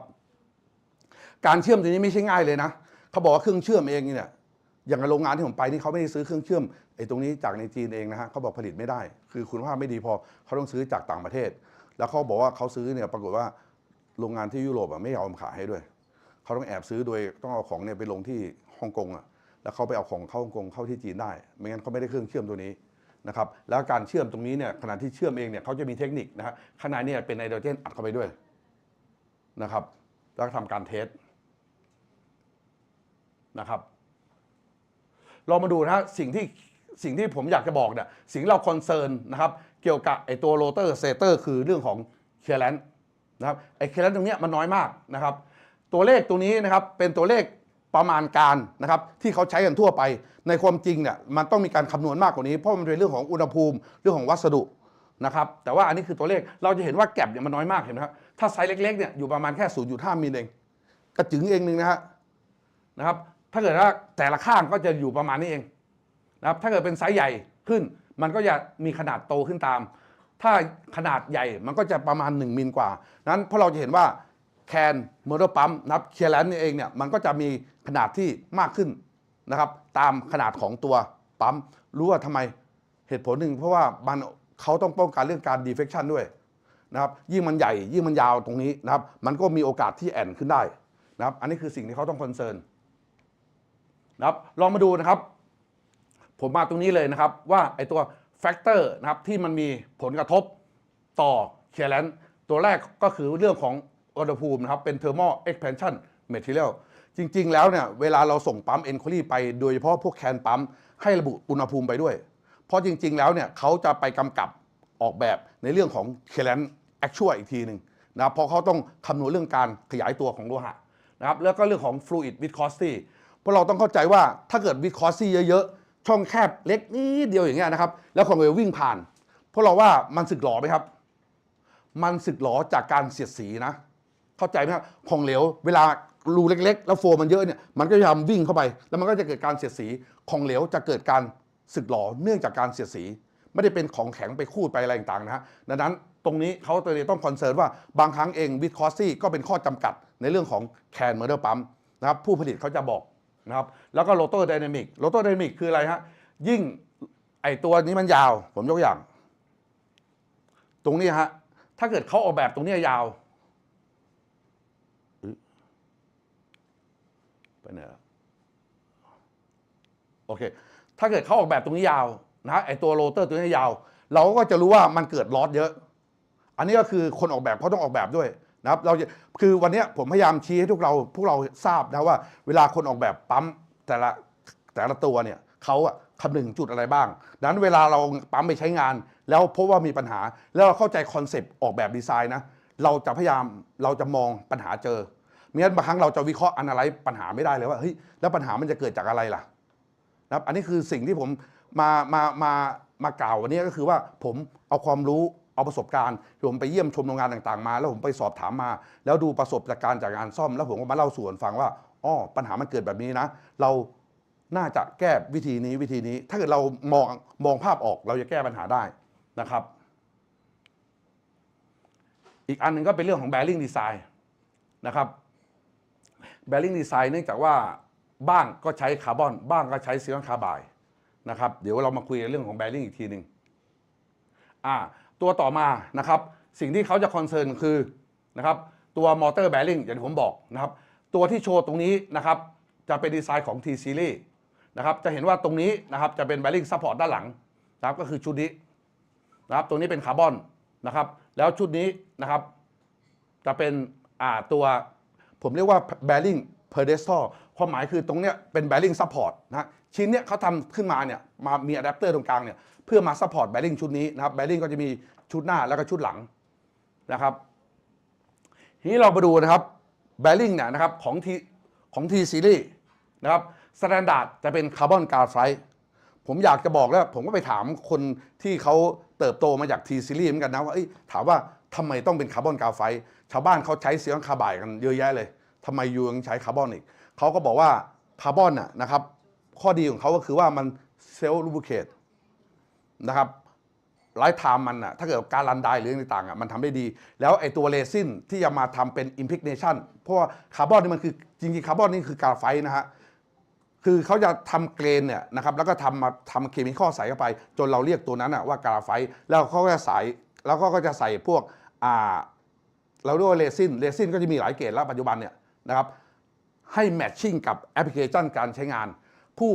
ผลิตแคนมอเตอร์ปั๊มเขาจะเลือกใช้กราไฟต์แบตเตอรี่ที่เหมาะสมกับการใช้งานของพวกเรานะครับดังนั้นเราต้องระบุว่าของเหลวคืออะไรนะครับแต่ว่าออปชันเขาก็มีซินเตอร์ซิลิคอนคาร์ไบด์คือถ้าพูดถึงถ้าเป็นซิลิคอนคาร์ไบด์สิ่งที่ผมมองนะเคมีมันแทบจะทนทุกอย่างเลยเราถึงไม่กลัวแต่ซิลิคอนคาร์ไบด์สิ่งที่เรากลัวอย่างเดียวคือมันไดรันปุ๊บมันไปทันทีเลยนะครับมันจะไม่เหมือนคาร์บอนนะครับคือถ้าเกิดว่าเป็น T Series นะครับปกติแล้วเวลาเราขายนะครับเราจะซัพพลายสแปร์พาร์ทชุดคาร์บอนกราไฟต์ให้ด้วยนะครับถ้าเกิดใช้งานไปนะครับแล้วก็มันมีการส่งสัญญาณว่าแบริ่งเริ่มมีปัญหาแล้วนะครับเราสามารถที่จะเปลี่ยนชุดตรงนี้ได้ดังนั้นถ้าเกิดว่าดูแลปั๊มดีๆนะครับแมนเทนดีๆไวเบรชั่นน้อยๆตั้งอะไรไม่ดีๆปั๊มพวกนี้ใช้ลืมนะครับคนมีประสบการณ์ใช้แคนมอเตอร์ปั๊มจะรู้อยู่นะครับถ้าจะดูแลปั๊มดีนะครับแต่ว่าตัวนี้นะครับจะเป็นของ H Series อันนี้จะเป็นซิลิคอนคาร์ไบด์นะครับลองมาดูนะครับตัวนี้นะครับตัวนอกแบริ่งเองเนี่ยอย่างที่ผมบอกแหละเขาจะรับโหลดอยู่2อย่างคือ radial load กับ touch load ถ้า radial load นะครับเนื่องจากว่าถ้าเกิดเป็น T Series เองเนี่ยนะครับมันเป็นคาร์บอนดังนั้นเนี่ยมันมีโอกาสที่จะสึกพอสึกเสร็จปุ๊บเนี่ย มันก็จะหลวมพอหลวมเสร็จปุ๊บมันจะไวเบรชั่นก็จะขึ้นนะครับตัวนี้จะเป็นตัวเช็คโทษนะตัวนี้นะครับจะเป็นตัวเช็คนะครับเป็นตัวเช็คว่ามีมันหลุดออกจากศูนย์แล้วนิดหน่อยนะครับเขาจะเช็คได้ถ้าเช็คได้ปุ๊บมันก็จะตีมานะครับจากเขียวมาแดงเราก็รู้ทันทีว่าอ๋อมันถึงเวลาที่จะต้องเปลี่ยนสลิปแบริ่งแล้วเราก็จะทำการเปลี่ยนสลิปแบริ่งนะครับแต่ถ้าเกิดเป็นของ H Series เนื่องจากเขาใช้ซิลิคอนคาร์บายเขาไม่มีตัวนี้นะครับโดยดีไซน์เลยเป็นซิลิคอนคาร์บายดังนั้นเนี่ยคอนเซปต์ของทางเยอรมันนะกับคอนเซปต์ของญี่ปุ่นอันนี้คือความต่างนะครับเขาก็จะยืนซึ่งเราก็จะเห็นว่าปัจจุบันเนี่ยซิลเลตปั๊มส่วนใหญ่เป็นซิลิคอนคาร์บายเกือบหมดแล้วแต่ว่าต้องการันตีนะว่ามันไม่เกิดการรันไดนะครับตัวนี้นะครับมักจะพบในส่วนของซิลเลตปั๊มหรือแคนเมอร์ปั๊มที่เป็น API นะครับมันจะมี Excel Class อีกตัวหนึ่งนะครับคือเช็คเลยถ้าเกิดว่ามันมีการรุนนะครับเกินค่าเราจะเช็คเจอนะครับแล้วเราก็ทำการซ่อมเหมือนกันนะครับตัวนี้เราจะไม่ค่อยเจอเท่าไหร่นะครับแต่ว่าถ้าเป็นคริติคอลนะครับอยากจะติดโรงงานเขาก็ติดให้ได้นะครับส่วนใหญ่เราจะเช็คเฉพาะด้านของเรเดียลนะครับอันนี้เป็นอีกโจทย์หนึ่งนะครับอย่างที่ผมบอกกันแหละปั๊มนะครับไม่ว่าจะเป็น End Suction เป็นแบบแมกกาซิลนะครับหรือจะเป็นซิลเลตสิ่งที่ผู้ผลิตเขาคอนเซิร์นคือเรื่องของ Touch Load นะครับ Touch Balance อันนี้จะเป็นดีไซน์ของตัว H Series นะครับเรามาดูนะครับถ้าเกิดทุกท่านสังเกตตรงนี้นะครับไอ้ตรงใบพัดตรงนี้นะครับที่เขาบอก Fix Orifice เห็นไหมครับ Fix Orifice ความหมายคือว่าเขาจะให้เคลียร์แลนซ์ของใบพัดด้านหน้าตรงนี้นะครับกับไอ้ตัวเสื้อตรงนี้เล็กๆนะครับแล้วของเหลวก็จะวิ่งเข้ามานะครับแล้วก็มาผ่านตรงแก็บตรงนี้เห็นไหมครับมันต้องวิ่งผ่านแก็บระหว่างหลังใบพัดนะครับกับไอ้ตัวที่เป็นอะแดปเตอร์ข้างหลังนะครับตรงนี้เห็นนะฮะเห็นเป็นรูอยู่นะครับถ้าเราดูฝั่งนี้นะครับไอ้แก็บตรงนี้นะครับถ้าเกิดมันเปิดขึ้นเยอะของเหลวก็จะออกเยอะเปิดน้อยของเหลวก็จะออกน้อยด้านหน้าก็เหมือนกันครับเขาจะมีฟิกออริฟิตตรงนี้นะครับแล้วเขาก็จะมีฟอนต์เวเลเบิลออริฟิตตรงนี้ถ้าเกิดตรงนี้นะครับขยับไปทางขวาปุ๊บมันเปิดของเหลวก็จะผ่านได้ง่ายขยับไปทางซ้ายมันปิดของเหลวก็จะผ่านได้น้อย2ตัวนี้มันจะทำการบาลานซ์ผมไม่ลงดีเทลนะว่าบาลานซ์ยังไงแต่ถ้าเกิดพวกเราเข้าใจคอนเซปต์เรื่องมัลติสเตทบาลานซิ่งดิสบาลานซิ่งดัมหลักการคือแบบนั้นเลยมันจะเซลล์แอดจัสของมันเองเลยนะครับคอยปิดคอยเปิดคอยปิดคอยเปิดเพื่อให้ทำการบาลานซ์ไม่งั้นเดี๋ยวแบริ่งทัชแบริ่งมันจะทำงานหนักนะครับตรงนี้นะครับเห็นไหมฮะเขาจะทำตัวรูตรงนี้นะฮะไอตัวบาลานซิ่งเนี้ยโผล่มาซึ่งตำแหน่งจะมาอยู่ตรงนี้ตำแหน่งก็จะอยู่ตรงนี้นะฮะเห็นหลังใบพัดไหมฮะตรงนี้จะเป็นดีไซน์ของ H Series นะครับทีนี้ลองมาดูดีไซน์ของ T Series นะครับ T Series เขาใช้ดับเบิลออริฟิตนะครับตัวตะเกียบมีออริฟิตด้านบนตัวเดียวอันนี้ใช้เป็นดับเบิลทั้งข้างบนและข้างล่างอันนี้เป็นบาลานซ์แชมเบอร์นะครับแล้วอิมเพลเลอร์เองนะครับเขาจะมีการสร้างแก็บตรงนี้นะครับเพื่อคอนโทรลโฟล์นะครับสุดท้ายเขาก็สามารถที่จะบาลานซ์ Excel Touch Load เหมือนกันอันนี้เป็นคนละดีไซน์กันนะระหว่าง H Series กับ T Series ผมแค่ให้พวกเราแค่เข้าใจเฉยๆว่าเวลาเขาออกแบบปั๊มเนี่ยนะครับสิ่งที่เขาคอนเซิร์นอีกเรื่องนึงก็คือเรื่องของ Touch Load ที่มันเกิดขึ้นกับตัวปั๊มนะครับ Engine Design ของคนละบริษัทอาจจะแตกต่างกันไปนะครับเราแค่เข้าใจก็พอแต่ว่าเวลาปั๊มมันมีปัญหาพวกเราลองมาเช็คคนนี้ดูนะครับในคู่มือจะบอกหมดเลยว่าเวลาเราประกอบเสร็จปุ๊บเนี่ยเวลารุนอ่ะมันจะต้องรุนได้เท่าไหร่ไม่เกินเท่าไหร่ถ้ารุนเกินนี้คุณต้องเปลี่ยนนะเราจะได้เข้าใจได้เพราะงั้นเดี๋ยวทุกคนก็ไม่รู้ว่ามันมีเอาไว้ทำไมนะครับเชื่อไหมผมเคยไปเจอลูกค้านะไอ้ตัวมาลานซิ่งโฮเนี่ยพวกเชื่อมปิดยังมีเลยถามว่าทำไมเชื่อมปิดเขาบอกว่ามันไหลกลับที่ไหนได้แล้วเขาบ่นว่าแบริ่งมันเปลี่ยนบ่อยผมบอกโอ้โหนี่ช่างจริงๆเลยจริงๆผมจะบอกให้บางครั้งเราก็ไม่รู้นะครับบางครั้งถ้าเกิดเราจะทำอะไรสักอย่างเนี่ยก็ลองไปคิดก่อนว่าเฮ้ยทำไมเขาออกแบบนั้นนะครับเขาทำแบบนั้นมาทำไมแล้วเราก็จะเก็ตตรงนี้นะครับตัวสุดท้ายนะครับที่จะพูดแต่ว่าตัวนี้จะคุยยาวนะครับตัวนี้นะครับมันเป็นเรื่องของMotor Cavity Fluid Circulation System นะครับอย่างที่ผมบอกกันแหละนะครับคือความร้อนที่มันเกิดขึ้นในตัวของซิลเลตเนี่ยมันจะค่อนข้างเยอะอย่างที่บอกกันแหละปั๊มในโรงงานนะผมบอกเลยแคนมอเตอร์ปั๊มเนี่ยมันก็ดีหลายอย่างนะแต่ถูกตีอยู่2เรื่องหลักๆคือ1ประสิทธิภาพต่ำเพราะการสูญเสียเนื่องจากไฟฟ้าเนื่องจากแม่เหล็กเนี่ยนะครับหรือเนื่องจากไฟฟ้าเนี่ยนะครับสูงนะครับ2ก็คือว่าซ่อมยากคือถ้าเกิดว่าแบริ่งพังปุ๊บ แล้วมันสีแล้วก็ทำให้ตัวเชลแตกหรืออะไรต่างๆจบข่าวเลยนะครับแล้วถ้ามอเตอร์เสียหรือมอเตอร์ไหม้นั่นก็คือปั๊มเสียปั๊มไหม้ไม่เหมือนปั๊มในโรงงานที่แยกระหว่างมอเตอร์กับปั๊มถูกไหมถ้ามอเตอร์เสียคุณก็เปลี่ยนมอเตอร์ไปปั๊มยังรันได้แต่นี่คือมอเตอร์เสียถ้าเป็นแคนปั๊มคือจบเลยนะครับลองมาดูนะครับการที่เขากลัวเรื่องความร้อนที่มันเจเนเรตนะครับเขาต้องทำการซิร์คูลเลตทีนี้ระบบการซิร์คูลเลตเนี่ยถ้าเกิดว่าในห้องนี้นะครับใครมีความรู้ความเข้าใจเกี่ยวกับเรื่องแมคคานิคซิลอ่ะ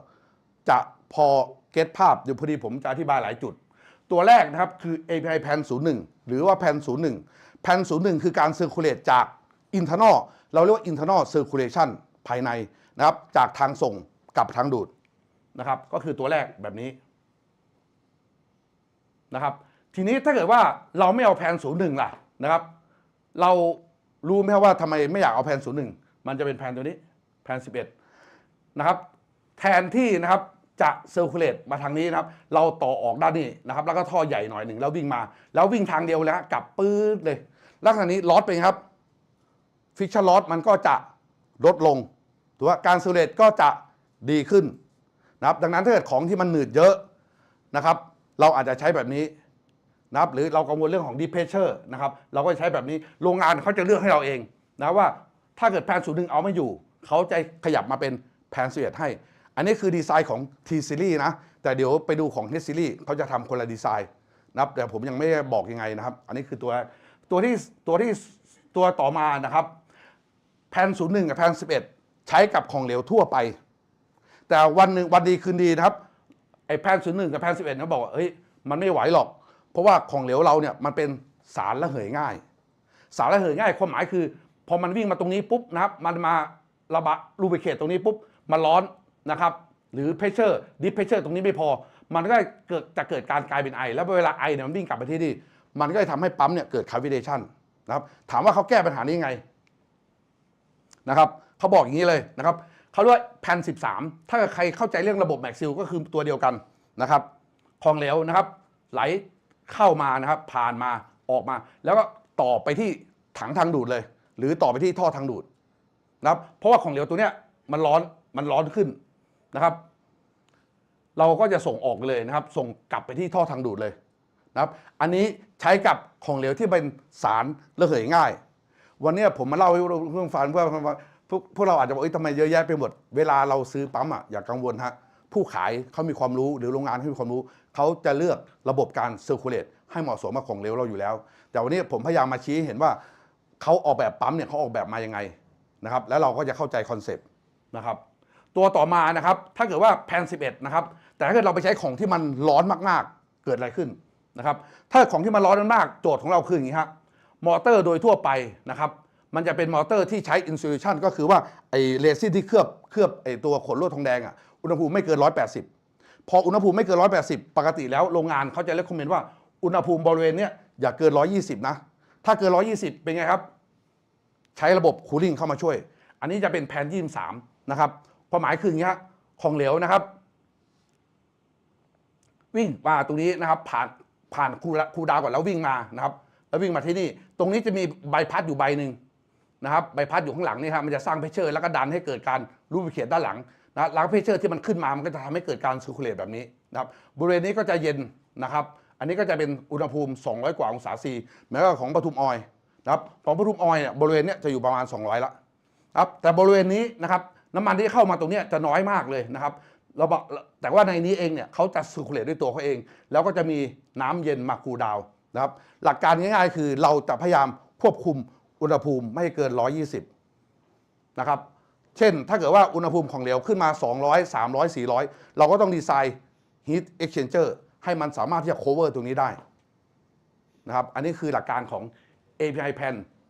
23นะครับใช้กับของร้อนทีนี้เขามาบอกว่าถ้าเกิดมันมีของแข็งเข้ามาด้วยล่ะจะยังไงนะครับนี่มีดีไซน์ตรงนี้ด้วยแต่ว่าตรงนี้ทุกท่านอาจจะยังไม่เห็นภาพนะครับเดี๋ยวผมจะมีรูป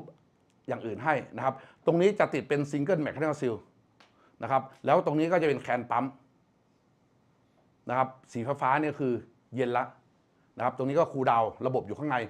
ตรงนี้ของเหลวก็จะไม่รั่วเข้ามานะครับนั่นก็คือว่าของเหลวนะครับแล้วก็มีโซลิดด้วย นะครับอันนี้ก็คือหลักการอีกอันหนึ่งนะครับอันนี้ผมขอผ่านแล้วกันนะฮะจริงๆแล้วตรงนี้เดี๋ยว presentation ตรงนี้เดี๋ยวผมจะให้ได้นะครับแล้วก็ไอ้ตรงเนี้ยผมสรุปให้ฟังนะครับอย่าง01นะแผน11แผน13แผน23เนี่ยมีไว้ทำไมนะครับแล้วก็ทำไมต้องออกแบบมาเป็นแบบนี้นะครับจริงๆแล้วมันมีให้เลือกเยอะถ้าเกิดพวกเราเข้าใจแม็กซิลแหละผมว่าช่างหลายๆคนหรือเอนจิเนียร์ถ้าเป็นแมนเทนแนนซ์เนี่ยจะรู้นะครับเพราะว่าเวลาเราใช้ซิลเนี่ยเราจะรู้แล้วบางครั้งเราก็ใช้แผนนั่นแผนนี่นะครับเพื่อแก้ปัญหานะครับอันนี้คือวัสดุนะครับถ้าเกิดว่าเป็นแคนปั๊มนะครับจะไม่มีปั๊มเหล็กนะครับเริ่มตั้งแต่สเลต304นะครับแล้วก็316ลองมาดูตรงนี้นะครับ304และ316นะครับแล้วก็ไอตัวแคนนะครับตัวเชลนะครับเขาเริ่มตั้งแต่ 36L นะครับอันนี้คือ T series นะครับแต่ถ้าเป็น H series เนี่ยเขาเป็น H C หมดเลยแต่ถ้าไซส์ใหญ่ๆเห็นไหมพอไซส์ใหญ่ๆเสร็จปุ๊บเนี่ยเขาจะเป็น H C เพราะว่าถ้าเกิดมอเตอร์ไซส์ใหญ่แล้วเรายังใช้ 36L อยู่มันจะลอสมหาศาลนะครับเขาถึงต้องเปลี่ยนมาเป็น316เปลี่ยนมาเป็นH C หมดนะครับลองมาดูตรงนี้นะครับทีนี้ผมจะชี้ให้ท่านดูนะครับแผ่นเบสิกดีไซน์คือ01กับ11เห็นไหมฮะเขาบอก11เมื่อไหร่ครับ11เนี่ยการระบายความร้อนเนี่ยมันจะค่อนข้างดีเพราะว่าฟิชเชอร์ลอสตรงนี้มันจะน้อยนะครับแล้วมันก็ไหลมาทางเดียวเลยนะครับแต่ว่ามันลำบากคือมันเป็นครับมันมีท่อเพิ่มนะครับดูแลเกะกะผมบอกเลย T series นะครับ Standard Design โดน H series โจมตีเพราะ H series ไม่มีเห็นนะเดี๋ยวไปดูว่า H series เขาใช้ยังไงนะครับแต่ว่าเหมาะสำหรับมันเซเบอร์กว่านะครับมันป้องกันการกลายเป็นไอได้ดีกว่านะครับสำหรับแผ่น11นี่คำถามคือนอกจาก2แบบนี้แล้วนะครับของทาง Hermetic เองเขาบอกเขาไม่ใช้2แบบนี้เพราะว่าเฮ้ยมันไม่เวิร์กนะอันนี้คือของญี่ปุ่นนะครับของนี่ครับของเฮอร์เมติกเขาใช้แบบนี้นะครับเขาติดใบพัดตรงนี้อยู่ใบหนึ่งนะครับแล้วใบพัดตรงนี้นะครับลองมาดูครับของเหลวนะครับวิ่งเข้ามาที่ท่อนี่นะครับแล้ววิ่งมาที่นี่นะครับแล้วใบพัดตรงนี้นะครับทำหน้าที่ดูดครับดูดของเหลวจากเนี้ยนะครับอัดเพิ่มเพชเชอร์เข้ามาอีกนะครับเพิ่มเพชเชอร์จากด้านส่งเลยแล้วมาเลี้ยงลูบิเคทนะครับแล้ววิ่งกลับมาตรงนี้แล้วก็ดูดแล้วก็ส่งมาตรงนี้ด้วยนะครับส่วนหนึ่งที่ออกมาก็วิ่งกลับมาที่นี่ฮะเพชเชอร์มันสูงขึ้นแล้วนะเพราะตรงนี้สมมติว่า5 บาร์นะครับบวกนี้อีกประมาณสัก 0.3 บาร์แล้วแต่เขาจะออกแบบแล้ววิ่งมาที่นี่นะครับแล้วก็กลับออกไปอันนี้คือหลักการของเยอรมันดีไซน์เยอรมันดีไซน์จะเป็นแบบนี้หมดนะครับถามว่า H series แพงกว่าไหมผมบอกเลยว่าในตลาดแพงกว่าถ้าคนขายไม่เป็นคือจบขาวเหมือนกันนะครับเพราะว่าดีไซน์เขาจะค่อนข้างเฮฟวี่ดีกว่าลองมาดูนะครับใบพัดตรงนี้นะครับจะเป็นใบพัดที่หล่อขึ้นมาเป็นเรื่องเป็นราวเลยนะหน้าตาจะเป็นแบบนี้เลยนะครับติดทุกตัวของเขามีแบบนี้หมดนะครับถ้าเป็น H series นะครับตัวถ้ามันอยู่ตรงนั้นมาโทษพี่เอาไปวางไว้นั้นนะครับถ้าเป็นใบพัดเดียวๆเราก็เห็นหน้าตาเป็นแบบนี้นะครับเขาจะติดใบพัดเข้าไปเพื่อเพิ่มเพชเชอร์นะครับเกิด force circulation ภายในตัวปั๊มนะครับไม่ได้ใช้ด้วยตัวมันเองเป็นแผ่น01หรือแผ่น11นะครับแต่ว่าใช้เป็น accessory impeller ใส่เข้าไปนะครับแล้วใบพัดก็จะมีโครงสร้างที่ค่อนข้างที่จะออกแบบมาเป็นเรื่องเป็นราวผมมองตรงนะครับก็จะประมาณนี้นะครับอันนี้คือความต่างนะครับของตัว T series กับ H series นะครับลองมาดูนะครับตัวนี้นะครับทีนี้กลับมาดูพอดี H series ผมไม่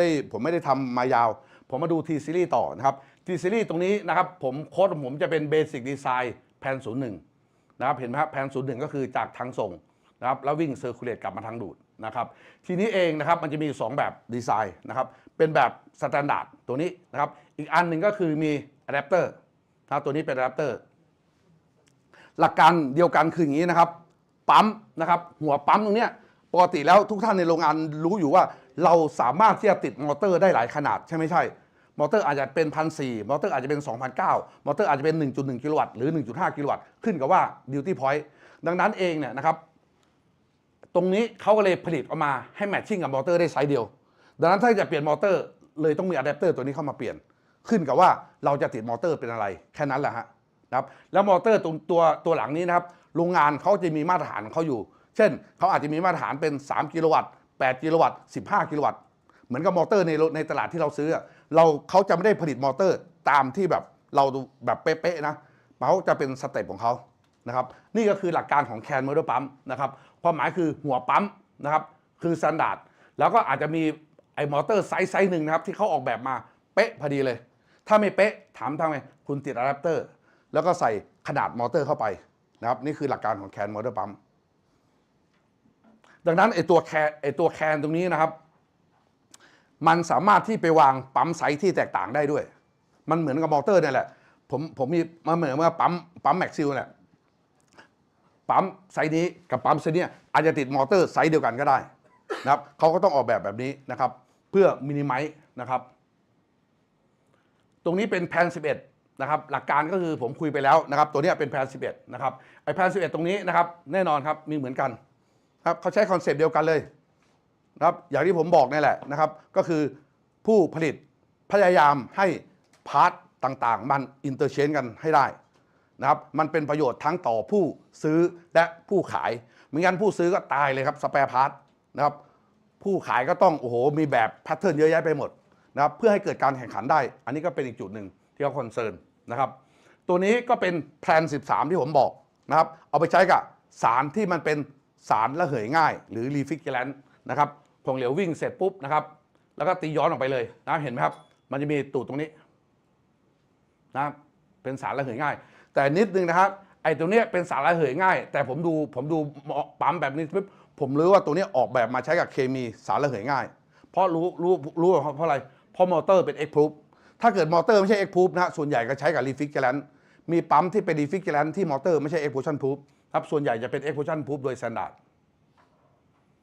นะครับเหมือนกันครับไม่ว่าจะเป็นสำหรับใช้กับของเหลวที่ระเหยง่ายนะครับเขาก็เป็นไงฮะมีอะแดปเตอร์ตัวนี้เหมือนกันนั้นคอนเซปต์ดีไซน์เหมือนกันนะครับแต่ว่าถ้าเกิดว่าเป็นของH series นะครับอย่างที่ผมบอกเห็นไหมครับเขาก็มีพัดตัวหลังใส่เข้ามาแล้วตัวนี้ผมรู้แล้วว่าใช้กับ refrigerant เพราะอะไรครับเพราะมอเตอร์เนี่ยไม่ได้เป็นมอเตอร์ explosion proof นะครับเราจะสังเกตตัวมอเตอร์เราก็จะรู้เลยนะครับอันนี้นะครับเป็นปั๊มนะครับที่ออกแบบมาใช้กับน้ำมันร้อนนะครับก็จะมีตัว heat exchanger อยู่ที่นี่นะครับแล้วก็ circulate อยู่ด้านในนี้นะครับเป็นแผ่น23นะครับสำหรับ high temperature พวกเรารู้ไหมว่าเนื่องจากว่าข้อจำกัดนะครับของอุณหภูมิของไอตัวโทษฮะวานิชที่เคลือบทองแดงนะครับมันอยู่ประมาณ180ทีนี้ถ้าเกิดว่าเราอยากจะเลี่ยงล่ะเราบอกเฮ้ยโรงงานผมไม่มีระบบน้ำที่จะมาคูลดาวน์แล้วผมมีปั๊มที่อุณหภูมิ200-300นะครับใช้งานแก้ปัญหานี้ผมได้ไหมเขามีตัวแก้ปัญหาครับเขาใช้นะครับไอตัวเคลือบทองแดง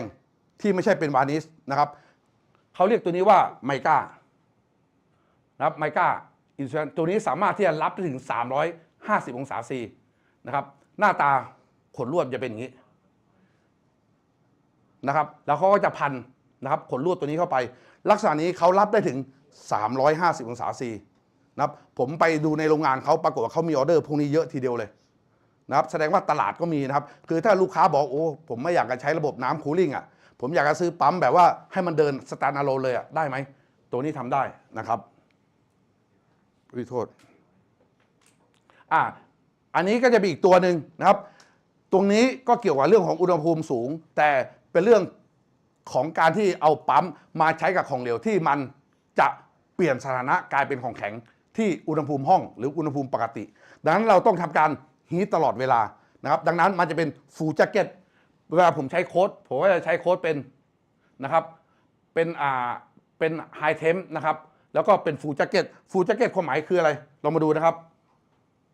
จุดน้ำเข้าน้ำออกมีครบหมดเลยอันนี้เห็นไหมด้านหน้าปั๊มอินเอานะฮะทางส่งนะครับอินอยู่นี่ครับเห็นไหมท่อวงแหวนนะครับอินแล้วก็เอานะครับตรงนี้ก็3อิน3เอาเห็นไหมของเหลวทำการเซอร์คูลเลตมานะครับแล้วเข้ามาเลี้ยงก็คือ API 1011นะครับ API 1011นะครับจากทางส่งแล้ววิ่งกลับมาคูลดาวน์ตลอดเลยนะครับตรงนี้ก็เหมือนกันฮะอินเอา4อิน4เอา5อิน5เอาดังนั้นนะครับจะทำการฮีทตลอดเวลาอาจจะฮีทด้วยสตรีมอาจจะฮีทด้วยอะไรก็ได้นะครับแต่เราต้องฮีทมันเพราะว่าไม่งั้นของเหลวจะเปลี่ยนนะครับจากของเหลวกลายเป็นสถานะกลายเป็นของแข็งหรือเป็นแว็ก แล้วก็จะปั๊มไม่ได้เขาก็จะมีดีไซน์นี้เห็นไหมครับมีท่อระเกะระกะหมดเลยนะครับ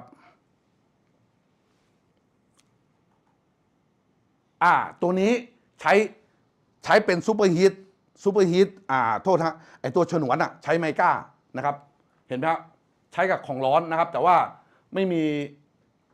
แล้วก็เป็นฟูลแจ็คเก็ตด้วยนะครับก็คือว่าเป็นของเหลวที่พร้อมจะเปลี่ยนสถานะกลายเป็นของแข็งแล้วโรงงานบอกว่าผมไม่มีน้ำซัพพลายเขาก็ดีไซน์ให้ได้ส่วนตัวนี้นะครับเป็นแคนมอเตอร์ปั๊มที่ใช้กับของเหลวที่มีโซลิดปนนะครับถามว่าเขาออกแบบไงนะครับเขาจะใช้ตัวนี้เป็นแมคคานิคอลซีลนะครับพอใช้เป็นแมคซิลปุ๊บตรงนี้มันก็เกิดการแค่เซอร์คูลเลตภายในเองนะเซอร์คูลเลตอยู่ภายในตรงนี้แหละนะครับแล้วก็เอาน้ำเนี่ยมาคูลดาวนะครับอันนี้ก็เป็นปั๊มนะครับของเหลวเข้ามานะครับดังนั้นก็หลักการนี้ฮะแล้วมีถังนี้อยู่ใบหนึ่งนะครับแล้วก็เป็นถังปิดได้นะครับแล้วก็ใช้มีการซิลเลตแบบนี้ตรงนี้ก็สามารถที่จะแฮนเดิลของแข็งได้แต่เพียงแต่ว่าของแข็งจะต้องไม่เยอะนะครับไม่ได้ถูกออกแบบมาให้แฮนเดิลของแข็งเยอะเพราะใบพัดมันเป็นใบพัดปิดโดยดีไซน์ใบพัดปิดส่วนใหญ่จะแฮนเดิลของแข็งไม่ได้เยอะแล้วเป็นของแข็งที่พาร์ติเคิลเล็กๆไม่งั้นไอ้พาร์ติเคิลเล็กๆตรงนี้ถ้าพาร์ติเคิลมันใหญ่มันจะไปเสียดสีกับไอ้ตรงไอ้แกปนึกออกไหมครับมันจะมีแกปที่เราคุยกันตั้งแต่แรกว่าเป็นการคอนโทรลเพรสเชอร์ไม่งั้นไอ้ตัวคอนโทรลเพรสเชอร์มันจะเสียคอนโทรลเพรสเชอร์เสียปุ๊บแน่นอนครับมันก็จะพังนะครับอันนี้คือโจทย์ของมันนะครับอันนี้เป็นโลโฟนะครับคือปั๊มอีกอันหนึ่งที่ต้องมีโลโฟเพราะว่าถ้าเกิดว่าเป็นปั๊มสแตนดาร์ดนะครับแล้วโฟน้อยๆผมอยากจะบอกว่าประสิทธิภาพหายเลยดังนั้นปัจจุบันเนี่ยจะมีปั๊มหลากหลายยี่ห้อเลยนะครับที่เขาออกแบบมาใช้กับโลโฟเช่น 1Q 2Q 3Q 5Q เราเฮด60 เมตร70 เมตรนะครับเราไม่สามารถที่จะใช้ปั๊มสแตนดาร์ดได้เพราะถ้าใช้ปั๊มสแตนดาร์ดประสิทธิภาพอาจจะเหลือแค่ 7% 8% นะครับไม่ไหวนะครับตัวนี้จะเป็นแคนมอเตอร์ปั๊มแต่เป็นดีไซน์ของเซลฟ์พาร์มิงเห็นไหมโรงงานเนี่ยเขาออกมาแบบครบทุกรูปแบบเลยนะแต่ยังไงก็สู้บุงกัสไม่ได้บุงกัสตัวเดียวเอาทุกอย่างเลยเซลฟ์พาร์มิงก็ได้นะครับอะไรต่างๆได้หมดเลยนะครับแต่อันนี้เขาจะมีเป็นแบบเอานะครับโอเคตัวนี้เป็น API นะครับเป็น API 685โทษครับตัวนี้มาอยู่ผิดที่ผิดทางพอดีตรงนี้มันเป็นแมกนิกไดร์นะครับแมกนิกไดร์เนี่ยถ้าเกิดว่าเป็น685นะครับมันจะเป็นดับเบิลคอนเทนเมนต์เชลถ้าเราสังเกตตรงนี้นะมันจะมีอยู่2ชั้นนะครับเห็นไหมเนี่ยนี่ชั้นในแล้วมีชั้นนอกอีกทีหนึ่ง2ชั้นนี้มันไม่ได้ถึงกันนะมันจะมีแกลบอยู่นะครับแล้วแกลบตัวนี้เขาสามารถที่จะดีเทคได้ถ้ามันมีการลีกความหมายก็คือว่า API ปั๊มเนี่ยเขาระบุว่าต้องเป็น685ถ้าเกิดคอนเทนเมนต์เชลเนี่ยมันแตกหรือมันพังมันจะมีอีกชั้นหนึ่งซ้อนอยู่แล้วก็เขาจะมีตัวดีเทคได้ว่ามันมีการรั่วมันมีการซึมแล้วนะครับโรงงานภาคระยองเนี่ยเขาจะใช้ตัวนี้กันเยอะแต่ของเราถ้าเป็นเคมีทั่วไปเนี่ยส่วนใหญ่เราจะใช้แค่ ANSI หรือเป็น ISO 5199นะครับซึ่งตัวนี้มันไม่บังคับว่าจะต้องมีดับเบิลคอนเทนเมนต์เชลนะครับก็จะโดยประมาณนี้นะครับนี่ฮะเป็นของ API นะครับเป็น Centralized Mount นะครับแล้วเป็นดับเบิลคอนเทนเมนต์เชลนะครับราคาจะกระโดดไปเลยนะครับสำหรับพวกโรงกลั่นน้ำมันนะครับหรือพวกรีไฟแนรี่หรือว่าพวกปิโตรเคมีโอเคฮะของผมก็2พาร์ทนะครับในส่วนของแคนมอเตอร์ปั๊มกับตัวแมกนีไดร์ปั๊มวันนี้จริงๆเราจะเห็นว่าผมไม่ได้มาเทรนอะไรเยอะผมแค่มาให้พวกเราเห็นภาพว่าเขาออกแบบปั๊มนะครับไม่ว่าจะเป็นซิลเลสปั๊มแบบแคนมอเตอร์ปั๊มหรือเป็นแมกนีไดร์ปั๊มเนี่ยเขาออกแบบกันยังไงแล้วเราต้องคอนเซิร์นเรื่องอะไรบ้างนะครับแล้วตรงนี้เองเนี่ยถ้าเรารู้เราทราบเราสามารถที่จะไปอะแดปใช้เวลาเราจะซื้อสินค้าหรือเวลาเรามีปัญหาเราจะมองภาพออกนะว่าปัญหาเนี่ยมันเกิดจากอะไรเพราะเวลาคนเขาออกแบบปั๊มเนี่ยเขาก็ออกแบบจากปัญหานั่นแหละที่เขาเจอหรือแอปพลิเคชันที่เขาเจอแล้วเขาก็ต้องมาออกแบบว่าจะต้องออกแบบยังไงเพื่อให้โซลปัญหานั้นให้ได้แล้วไม่ให้มันเกิดปัญหาขึ้นมานะครับก็โดยประมาณนี้ใครมีอะไรถามไหมครับ